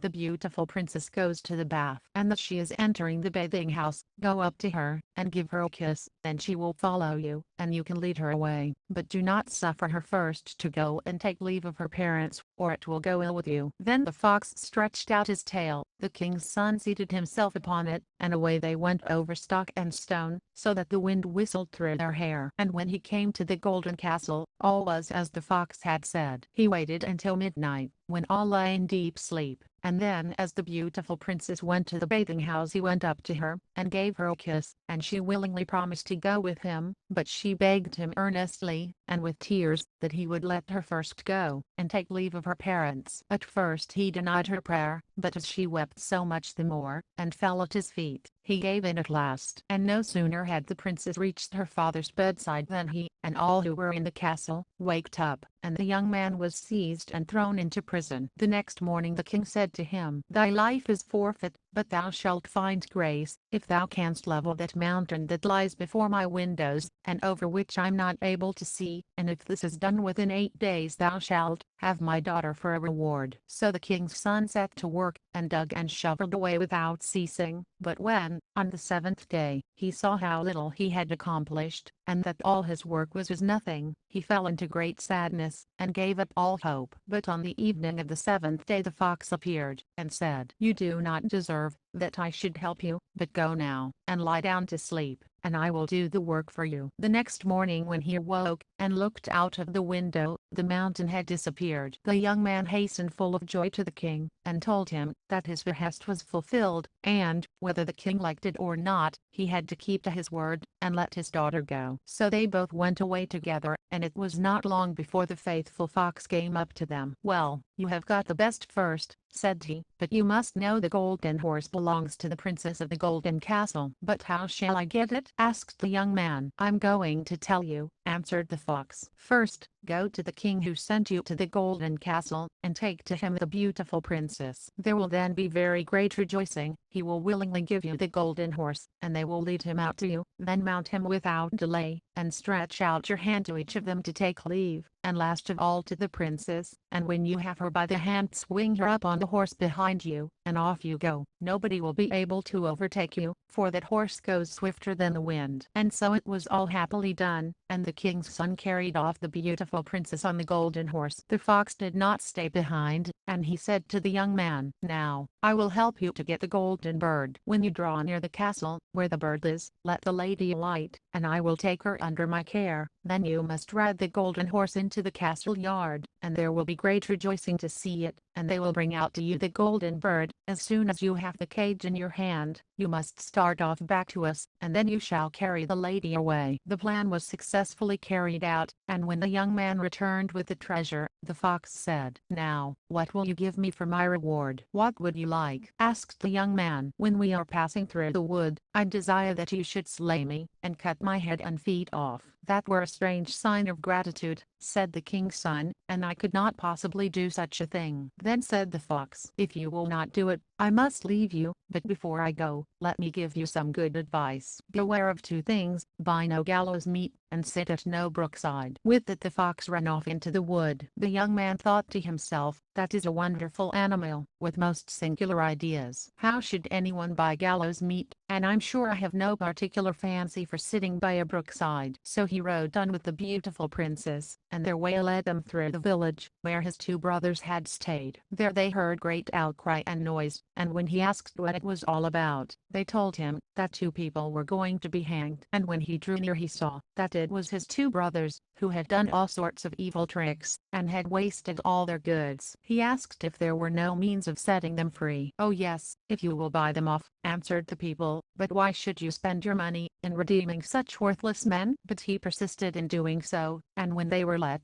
go they all went on their journey together. After a while they came to the wood where the fox had met them first, and there it seemed so cool and sheltered from the sun's burning rays, that the two brothers said, "Let us rest here for a little by the brook, and eat and drink to refresh ourselves." The young man consented, quite forgetting the fox's warning, and he seated himself by the brookside, suspecting no evil. But the two brothers thrust him backwards into the brook, seized the princess, the horse, and the bird, and went home to their father. "Is not this the golden bird that we bring?" said they, "and we have also the golden horse, and the princess of the golden castle." Then there was great rejoicing in the royal castle, but the horse did not feed, the bird did not chirp, and the princess sat still and wept. The youngest brother, however, had not perished. The brook was, by good fortune, dry, and he fell on soft moss without receiving any hurt, but he could not get up again. But in his need the faithful fox was not lacking. He came up running, and reproached him for having forgotten his advice. "But I cannot forsake you all the same," said he. "I will help you back again into daylight." So he told the young man to grasp his tail, and hold on to it fast, and so he drew him up again. "Still you are not quite out of all danger," said the fox. "Your brothers, not being certain of your death, have surrounded the wood with sentinels, who are to put you to death, if you let yourself be seen." A poor beggar man was sitting by the path, and the young man changed clothes with him, and went clad in that wise into the king's courtyard. Nobody knew him, but the bird began to chirp, and the horse began to feed, and the beautiful princess ceased weeping. "What does this mean?" said the king, astonished. The princess answered, "I cannot tell, except that I was sad, and now I'm joyful. It is to me as if my rightful bridegroom had returned." Then she told him all that happened, although the two brothers had threatened to put her to death if she let out anything. The king then ordered every person who was in the castle to be brought before him, and with the rest came the young man like a beggar in his wretched garments, but the princess knew him, and greeted him well, falling on his neck and kissing him. The wicked brothers were seized, and put to death, and the youngest brother was married to the princess, and succeeded to the inheritance of his father. But what became of the poor fox? Long afterwards the king's son was going through the wood, and the fox met him and said, "Now, you have everything that you can wish for, but my misfortunes never come to an end, and it lies in your power to free me from them." And once more he prayed the king's son earnestly to slay him, and cut off his head and feet. So, at last, he consented, and no sooner was it done than the fox was changed into a man, and was no other than the brother of the beautiful princess, and thus he was set free from a spell that had bound him for a long time. And now, indeed, there lacked nothing to their happiness, as long as they lived. The dog. There was once a sheepdog whose master behaved ill to him, and did not give him enough to eat, and when for hunger he could bear it no longer, he left his service very sadly. In the street he was met by a sparrow,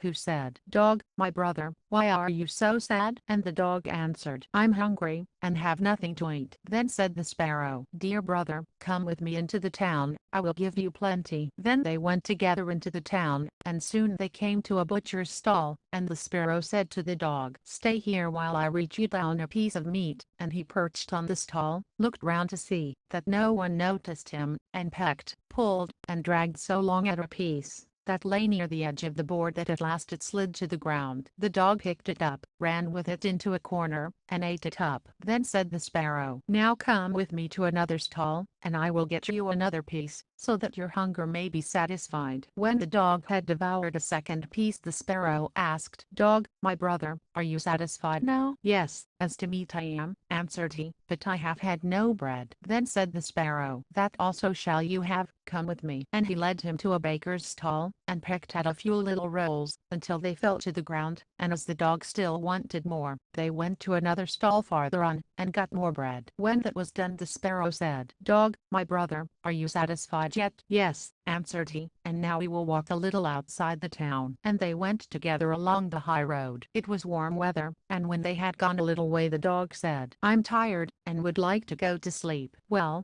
do so," said the sparrow, "in the meanwhile I will sit near on a bough." The dog laid himself in the road, and fell fast asleep, and as he lay there a wagoner came up with a wagon and 3 horses, laden with 2 casks of wine. The sparrow, seeing that he was not going to turn aside, but kept in the beaten track, just where the dog lay, cried out, "Wagoner, take care, or you shall suffer for it." But the wagoner, muttering, "What harm can you do to me?" cracked his whip and drove his wagon over the dog, and he was crushed to death by the wheels. Then the sparrow cried, "Thou hast killed the dog, my brother, and it shall cost thee horses and cart." "Oh, horses and cart," said the wagoner, "what harm can you do me, I should like to know," and drove on. The sparrow crept under the covering of the wagon, and pecked at the bunghole of one of the casks until the cork came out, and all the wine ran out without the wagoner noticing. After a while, looking round, he saw that something dripped from the wagon, and on examining the casks he found that one of them was empty, and he cried out, "I'm a ruined man." "Not ruined enough yet," said the sparrow, and flying to one of the horses he perched on his head, and pecked at his eyes. When the wagoner saw that, he took out his axe to hit the sparrow, who at that moment flew aloft, and the wagoner missing him struck the horse on the head, so that he fell down dead. "Oh, I'm a ruined man," cried he. "Not ruined enough yet," said the sparrow, and as the wagoner drove on with the 2 horses that were left, the sparrow crept again under the wagon covering, and pecked the cork out of the second cask, so that all the wine leaked out. When the wagoner became aware of it, he cried out again, "Oh, I'm a ruined man." But the sparrow answered, "Not ruined enough yet," and perched on the second horse's head, and began pecking at his eyes. Back ran the wagoner, and raised his axe to strike, but the sparrow flying aloft, the stroke fell on the horse, so that he was killed. "Oh, I'm a ruined man," cried the wagoner. "Not ruined enough yet," said the sparrow, and perching on the third horse began pecking at his eyes. The wagoner struck out in his anger at the sparrow without taking aim, and missing him, he laid his third horse dead. "Oh, I'm a ruined man," he cried. "Not ruined enough yet," answered the sparrow, flying off. "I will see to that at home." So the wagoner had to leave his wagon standing, and went home full of rage. "Oh," said he to his wife, "what ill luck I have had, the wine is spilt, and the horses are all 3 dead." "Oh husband," answered she, "such a terrible bird has come to this house, he has brought with him all the birds of the air, and there they are in the midst of our wheat devouring it." And he looked, and there were thousands upon thousands of birds sitting on the ground, having eaten up all the wheat, and the sparrow in the midst. And the wagoner cried, "Oh, I'm a ruined man." "Not ruined enough yet," answered the sparrow. "Wagoner, it shall cost thee thy life." And he flew away. Now the wagoner, having lost everything he possessed, went indoors and sat down angry and miserable behind the stove. The sparrow was perched outside on the window sill, and cried, "Wagoner, it shall cost thee thy life." Then the wagoner seized his axe, and threw it at the sparrow, but it broke the window sash in 2, and did not touch the sparrow,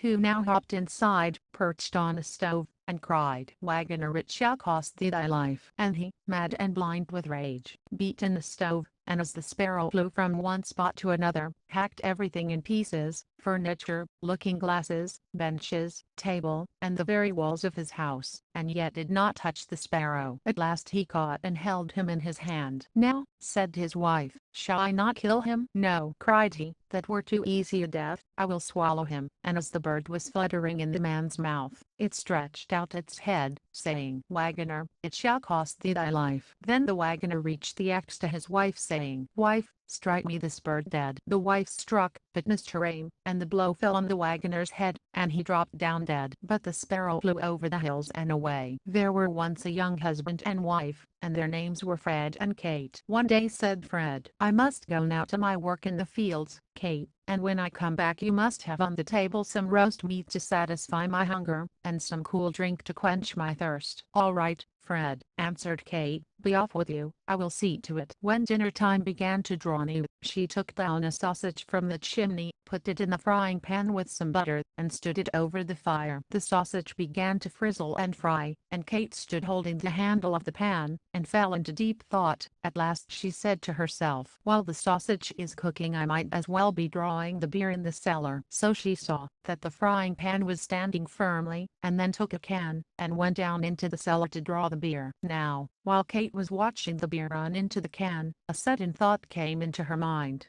"Halloa, the dog is not fastened up, he may perhaps get at the sausage." And in a trice she was up the cellar steps, but already the dog had it in his mouth, and was making off with it. Then Kate, with all haste, followed after him, and chased him a good way into the fields, but the dog was quicker than Kate, and, never letting slip the sausage, was soon at a great distance. "Well, it can't be helped," said Kate, turning back, and as she had tired herself with running, she took her time about going home, and walked slowly to cool herself. All this time the beer was running out of the cask, for Kate had not turned off the tap, and as the can was soon full, it began to run over on the cellar floor, and ran, until the cask was empty. Kate stood on the steps, and saw the misfortune. "Dear me," cried she, "what am I to do to prevent Fred from noticing it?" She considered for a while, and then remembered that there was remaining in the loft from the last fair time a sack of fine wheat flour. She determined to bring it down, and strew it over the beer. "To be sure," said she, "those who know how to save, have somewhat in time of necessity." And going up to the loft, she dragged the sack down, and threw it right upon the can full of beer, so that Fred's drink ran about the cellar with the rest. "It is all right," said Kate, "where some goes the rest must follow," and she strewed the meal all over the cellar. When all was done, she was highly pleased, and thought how clean and neat it looked. At dinner time home came Fred. "Now, wife, what have you got for me?" said he. "Oh, Fred," answered she, "I was going to cook a sausage for you, but while I was drawing the beer the dog got it out of the pan, and while I was running after the dog the beer all ran away, and as I was going to stop up the beer with the wheat meal I knocked over the can, but it is all right now, the cellar is quite dry again." "But," said Fred,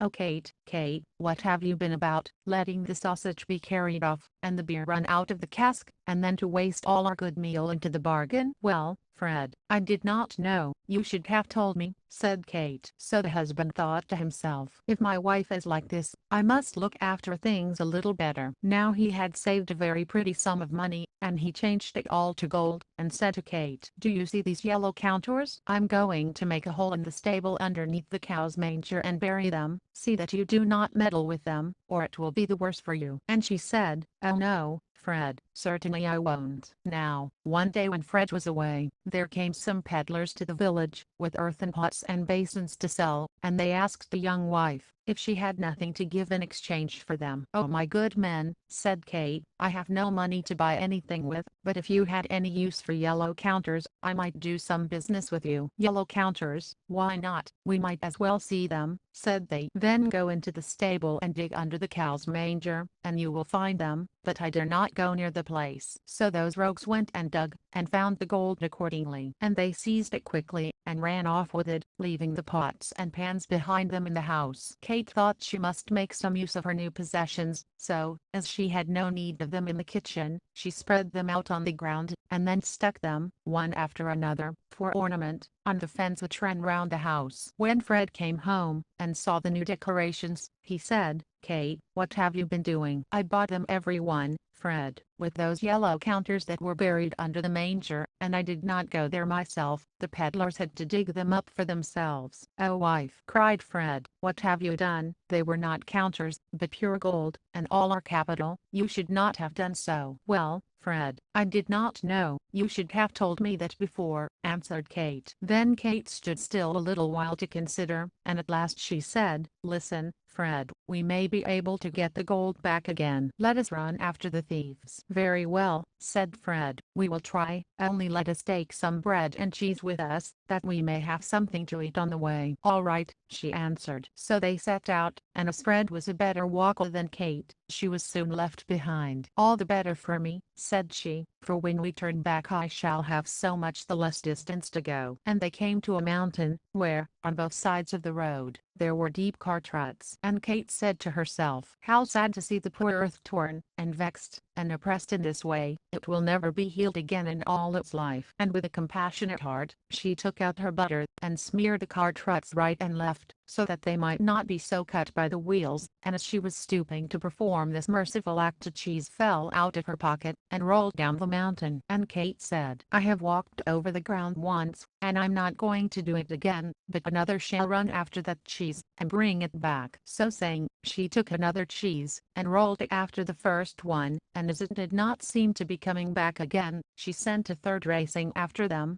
thinking, "Perhaps they are waiting for company, and are not used to traveling alone." But when they all three delayed coming, she said, "I can't think what this means. Perhaps it is, that the third one has lost his way, so I will send a fourth, that he may call out to him as he goes by." But it went no better with the fourth than with the third, and Kate lost all patience, and threw down the fifth and sixth, and that was all. A long while she stood, and waited for them to come up, but as still they did not come, she said, "Oh, it's like sending good money after bad. There is no getting you back again. If you suppose I'm going to wait for you any longer, you are very much mistaken. I shall go on my way and you may overtake me. Your legs are younger than mine." Kate then went on until she overtook Fred, who was standing still and waiting, as he wanted something to eat. "Now, be quick," he said, "and hand over what you have brought." And she handed him the dry bread. "Now for the butter and the cheese," said the man. "Oh, Fred," said Kate, "I anointed the cart ruts with the butter, and the cheeses will soon be here. They are upon the road. One of them ran away, and I sent the others to fetch it back." Then said Fred, "It was very wrong of you, Kate, to waste the butter, and roll the cheeses down the hill." And Kate answered, "Well then, you should have told me so." As they were eating the dry bread together, Fred said, "Kate, did you lock up the house before leaving?" "No, Fred, you ought to have told me that before." And her husband answered, "Well, you must go home at once and lock up the house, before we go any farther, and you might as well bring something more to eat with you, and I will wait for you here." So Kate went, and she thought to herself, "As Fred wants something more to eat, and he does not care much about butter and cheese, I will bring some dried apples and a jug of vinegar back with me." Then she bolted the front door, but the back door she took off its hinges, and lifted it on her shoulders, thinking that if she had the door all safe no harm could come to the house. And she took her time on the way back, and thought to herself, "Fred will have so much the longer to rest." So when she got back to him, she called out, "Fred, if the house door is safe,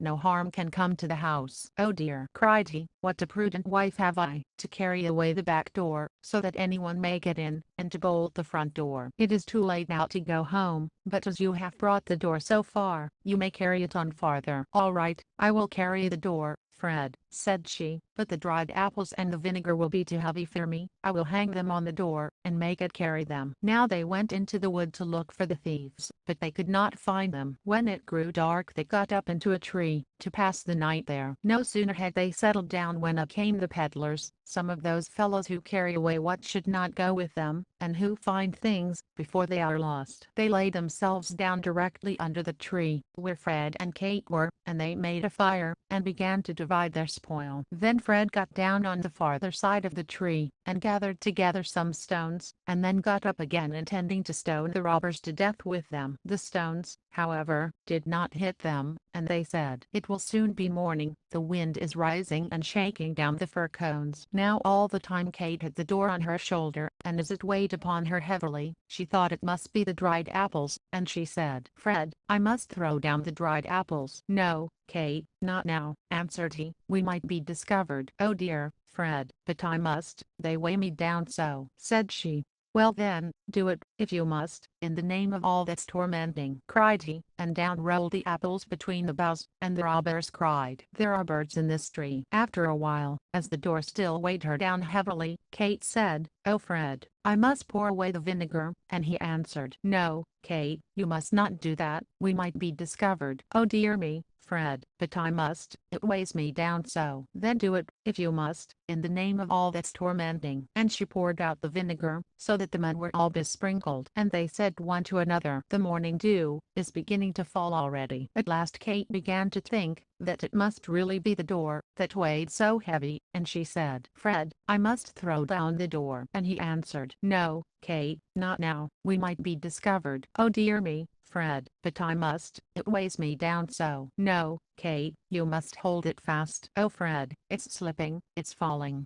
"Well then, let it fall in the name of torment," cried Fred in a passion. And so it fell with a great crash, and the thieves below cried, "There is something wrong about this tree." And they got up in a great hurry and ran off, leaving their spoil behind them. And early in the morning, when Fred and Kate came down from the tree, they got all their gold again, and carried it home. And when they reached their house again, Fred said, "Now, Kate, you must fall to, and be very industrious and work hard." "All right, Fred, I will go into the field and cut corn," said she. And when she came into the field she said to herself, "Shall I eat before I cut, or shall I sleep before I cut? Well, I will eat first." And so she ate, and after that she felt sleepy, but she began to cut and went on half asleep cutting her own clothes, skirts, gown, and all, and when she at last woke up, and found herself in rags, she said to herself, "Is this really I or not? Oh dear, it is not I." After a while night came on, and Kate ran into the village, and knocked at her husband's door calling out, "Fred." "What is it?" said he. "I want to know if Kate is at home," said she. "Oh yes," he answered, "she is lying here fast asleep." So she said to herself, "All right then, I'm certainly at home," and she ran on farther. Soon she came upon some thieves who were looking about for something to steal, and she went up to them, and offered to help them, and the thieves thought she knew of a good place and opportunity, and were glad of her offer. But Kate walked in front of the houses calling out, "Good people, what have you for us to steal?" So the thieves thought to themselves, "This will never do," and wished themselves quit of her. At last they said to her, "Just at the end of the village there are some turnips in the parson's field, go and fetch us some." So Kate went into the field, and began to pull some up,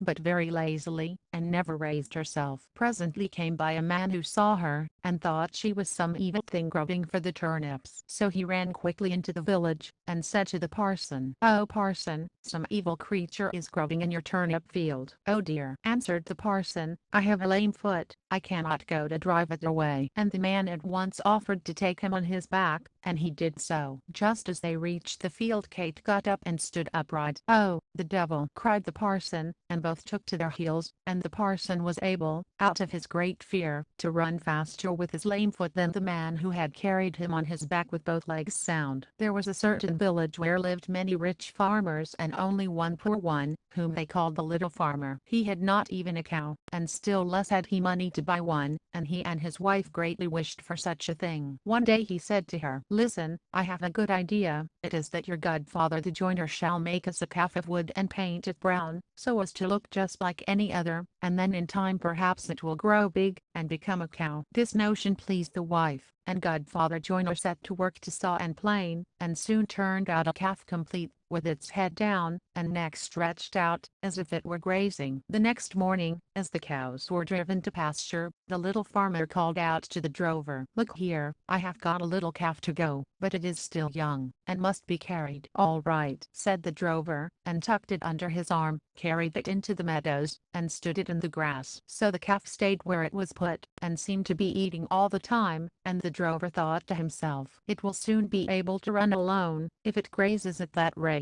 In the evening, when the herds had to be driven home, he said to the calf, If you can stand there eating like that, you can just walk off on your own 4 legs. I'm not going to lug you under my arm again." But the little farmer was standing by his house door and waiting for his calf, and when he saw the cowherd coming through the village without it, he asked what it meant. The cowherd answered, "It is still out there eating away, and never attended to the call, and would not come with the rest." Then the little farmer said, "I will tell you what, I must have my beast brought home." And they went together through the fields in quest of it, but someone had stolen it, and it was gone. And the drover said, "Most likely it has run away." But the little farmer said not it, and brought the cowherd before the bailiff, who ordered him for his carelessness to give the little farmer a cow for the missing calf. So now the little farmer and his wife possessed their long-wished-for cow. They rejoiced with all their hearts, but unfortunately they had no fodder for it, and could give it nothing to eat, so that before long they had to kill it. Its flesh they salted down, and the little farmer went to the town to sell the skin, and buy a new calf with what he got for it. On the way he came to a mill, where a raven was sitting with broken wings, and he took it up out of pity, and wrapped it in a skin. The weather was very stormy, and it blew and rained, so he turned into the mill, and asked for shelter. The miller's wife was alone in the house, and she said to the little farmer, "Well, come in and lay thee down in the straw." And she gave him a piece of bread and cheese. So the little farmer ate, and then lay down with his skin near him, and the miller's wife thought he was sleeping with fatigue. After a while in came another man, and the miller's wife received him very well, saying, "My husband is out, we will make good cheer." The little farmer listened to what they said, and when he heard good cheer spoken of, he grew angry to think he had been put off with bread and cheese. For the miller's wife presently brought out roast meat, salad, cakes, and wine. Now as the pair were sitting down to their feast, there came a knock at the door. "Oh dear," cried the woman, "it is my husband." In a twinkling she popped the roast meat into the oven, the wine under the pillow, the salad in the bed, the cakes under the bed, and the man in the linen closet. Then she opened the door to her husband, saying, "Thank goodness, you are here. What weather it is, as if the world were coming to an end." When the miller saw the little farmer lying in the straw, he said, "What fellow have you got there?" "Oh," said the wife, "the poor chap came in the midst of the wind and rain, and asked for shelter, and I gave him some bread and cheese and spread some straw for him." The husband answered, "Oh well, I have no objection, only get me something to eat at once." But the wife said, "There is nothing but bread and cheese." "Anything will do for me," answered the miller, "bread and cheese forever." And catching sight of the little farmer, he cried, "Come along, and keep me company." The little farmer did not wait to be asked twice, but sat down and ate. After a while the miller noticed the skin lying on the ground with the raven wrapped up in it, and he said, "What have you got there?" The little farmer answered, "A fortune teller." And the miller asked, "Can he tell my fortune?" "Why not?" answered the little farmer. "He will tell 4 things, and the 5th he keeps to himself." Now the miller became very curious, and said, "Ask him to say something." And the little farmer pinched the raven, so that it croaked, "Crrr, crrr." "What does he say?" asked the miller. And the little farmer answered, "First he says that there is wine under the pillow." "That would be jolly," cried the miller, and he went to look, and found the wine, and then asked, "What next?" So the little farmer made the raven croak again, and then said, "He says, secondly, that there is roast meat in the oven." "That would be jolly," cried the miller, and he went and looked, and found the roast meat. The little farmer made the fortune teller speak again, and then said, "He says,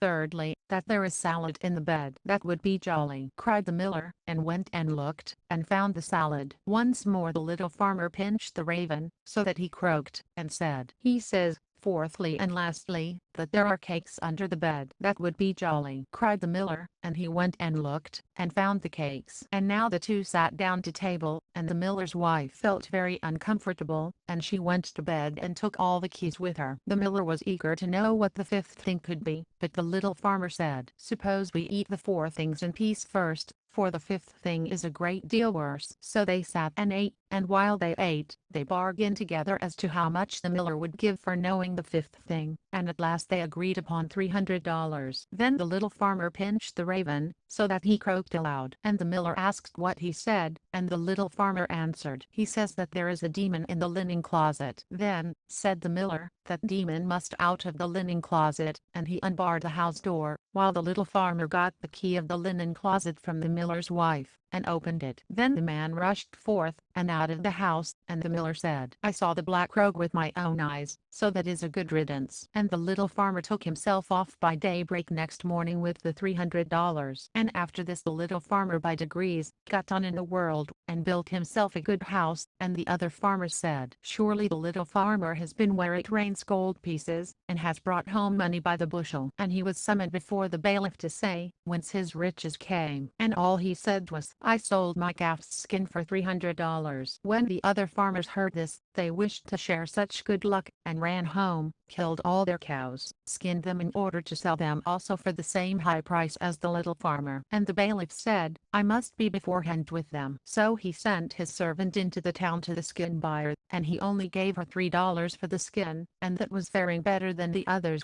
for when they came, they did not get as much as that, for the skin buyer said, "What am I to do with all these skins?" Now the other farmers were very angry with the little farmer for misleading them, and they vowed vengeance against him, and went to complain of his deceit to the bailiff. The poor little farmer was with one voice sentenced to death, and to be put into a cask with holes in it, and rolled into the water. So he was led to execution, and a priest was fetched to say a mass for him, and the rest of the people had to stand at a distance. As soon as the little farmer caught sight of the priest, he knew him for the man who was hid in the linen closet at the miller's, and he said to him, "As I let you out of the cupboard, you must let me out of the cask." At that moment a shepherd passed with a flock of sheep, and the little farmer, knowing him to have a great wish to become bailiff himself, called out with all his might, "No, I will not, and if all the world asked me, I would not." The shepherd, hearing him, came up and asked what it was he would not do. The little farmer answered, "They want to make me bailiff, if I sit in this cask, but I will not do it." The shepherd said, "If that is all there is to do, in order to become bailiff I will sit in the cask and welcome." And the little farmer answered, "Yes, that is all,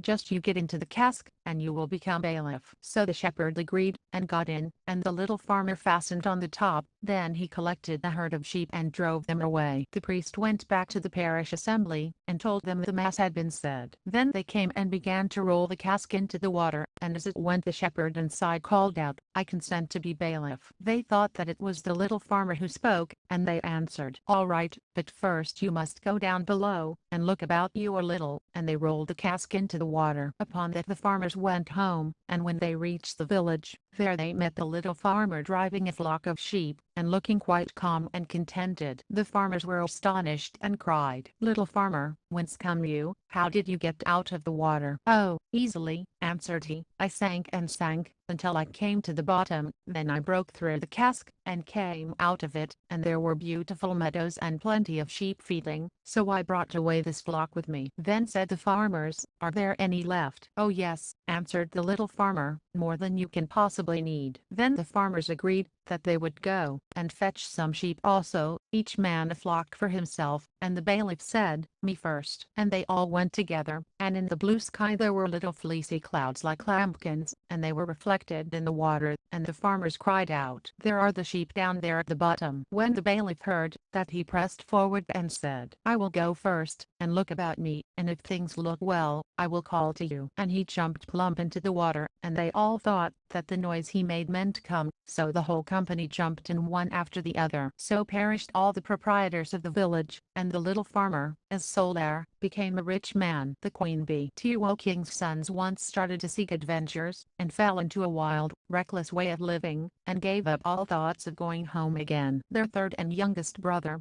who was called Whitling, and had remained behind, started off to seek them, and when at last he found them, they jeered at his simplicity in thinking that he could make his way in the world, while they who were so much cleverer were unsuccessful. But they all three went on together, until they came to an ant hill, which the two eldest brothers wished to stir up, that they might see the little ants hurry about in their fright, and carrying off their eggs. But Whitling said, "Leave the little creatures alone, I will not suffer them to be disturbed." And they went on farther, until they came to a lake, where a number of ducks were swimming about. The two eldest brothers wanted to catch a couple and cook them, but Whitling would not allow it, and said, "Leave the creatures alone, I will not suffer them to be killed." And then they came to a bee's nest in a tree, and there was so much honey in it that it overflowed, and ran down the trunk. The two eldest brothers then wanted to make a fire beneath the tree, that the bees might be stifled by the smoke, and then they could get at the honey. But Whitling prevented them, saying, "Leave the little creatures alone, I will not suffer them to be stifled." At last the three brothers came to a castle, where there were in the stables many horses standing, all of stone, and the brothers went through all the rooms, until they came to a door at the end, secured with 3 locks, and in the middle of the door a small opening through which they could look into the room. And they saw a little gray-haired man sitting at a table. They called out to him once, twice, and he did not hear, but at the third time he got up, undid the locks, and came out. Without speaking a word he led them to a table, loaded with all sorts of good things, and when they had eaten and drunk he showed to each his bedchamber. The next morning the little gray man came to the eldest brother, and beckoning him, brought him to a table of stone, on which were written 3 things directing by what means the castle could be delivered from its enchantment. The first thing was, that in the wood under the moss lay the pearls belonging to the princess, 1,000 in number, and they were to be sought for and collected, and if he who should undertake the task had not finished it by sunset, if but 1 pearl were missing, he must be turned to stone. So the eldest brother went out, and searched all day, but at the end of it, he had only found 100, just as was set on the table of stone came to pass, and he was turned into stone. The second brother undertook the adventure next day, but it fared with him no better than with the first. He found 200 pearls, and was turned into stone. And so at last it was Whitling's turn, and he began to search in the moss, but it was a very tedious business to find the pearls, and he grew so out of heart, that he sat down on a stone, and began to weep. As he was sitting thus, up came the ant king with 5,000 ants, whose lives had been saved through Whitling's pity, and it was not very long before the little insects had collected all the pearls, and put them in a heap. Now the second thing ordered by the table of stone was to get the key of the princess's sleeping chamber out of the lake. And when Whitling came to the lake, the ducks whose lives he had saved came swimming, and dived below, and brought up the key from the bottom. The third thing that had to be done was the most difficult, and that was to choose out the youngest and loveliest of the 3 princesses. As they lay sleeping, all bore a perfect resemblance each to the other, and only differed in this, that before they went to sleep each one had eaten a different sweetmeat, the eldest a piece of sugar, the second a little syrup,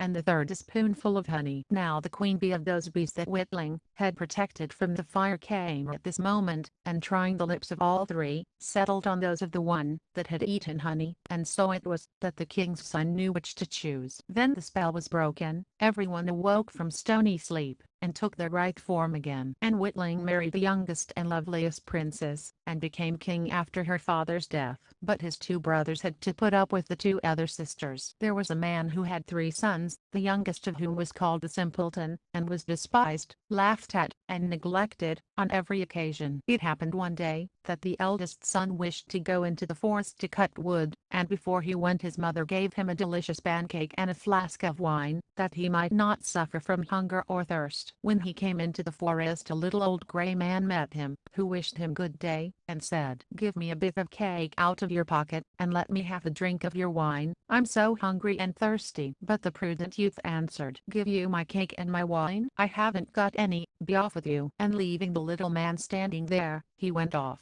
Then he began to fell a tree, but he had not been at it long, before he made the wrong stroke, and the hatchet hit him in the arm, so that he was obliged to go home, and get it bound up. That was what came of the little gray man. Afterwards the second son went into the wood, and the mother gave to him, as to the eldest, a pancake and a flask of wine. The little old gray man met him also, and begged for a little bit of cake and a drink of wine. But the second son spoke out plainly, saying, "What I give you I lose myself, so be off with you." And leaving the little man standing there, he went off. The punishment followed. As he was chopping away at the tree, he hit himself in the leg so severely, that he had to be carried home. Then said the simpleton, "Father, let me go for once into the forest to cut wood." And the father answered, "Your brothers have hurt themselves by so doing, give it up, you understand nothing about it." But the simpleton went on begging so long, that the father said at last, "Well, be off with you, you will only learn by experience." The mother gave him a cake. It was only made with water, and baked in the ashes, and with it a flask of sour beer. When he came into the forest the little old gray man met him, and greeted him, saying, "Give me a bit of your cake, and a drink from your flask." I'm so hungry and thirsty." And the simpleton answered, "I have only a flour and water cake and sour beer, but if that is good enough for you, let us sit down together and eat." Then they sat down, and as the simpleton took out his flour and water cake it became a rich pancake, and his sour beer became good wine. Then they ate and drank, and afterwards the little man said, "As you have such a kind heart, and share what you have so willingly, I will bestow good luck upon you. Yonder stands an old tree, cut it down, and at its roots you will find something." And thereupon the little man took his departure. The simpleton went there, and hewed away at the tree, and when it fell he saw, sitting among the roots, a goose with feathers of pure gold. He lifted it out, and took it with him to an inn where he intended to stay the night. The landlord had 3 daughters who, when they saw the goose, were curious to know what wonderful kind of bird it was, and ended by longing for one of its golden feathers. The eldest thought, "I will wait for a good opportunity, and then I will pull out one of its feathers for myself." And so, when the simpleton was gone out, she seized the goose by its wing, but there her finger and hand had to stay held fast. Soon after came the second sister with the same idea of plucking out one of the golden feathers for herself, but scarcely had she touched her sister, than she also was obliged to stay held fast. Lastly came the third with the same intentions, but the others screamed out, "Stay away, for heaven's sake stay away!" But she did not see why she should stay away, and thought, "If they do so, why should not I?" and went towards them. But when she reached her sisters there she stopped, hanging on with them, and so they had to stay all night. The next morning the simpleton took the goose under his arm and went away, unmindful of the 3 girls that hung onto it. The 3 had always to run after him, left and right wherever his legs carried him. In the midst of the fields they met the parson, who, when he saw the procession, said, "Shame on you, girls, running after a young fellow through the fields like this," and forthwith he seized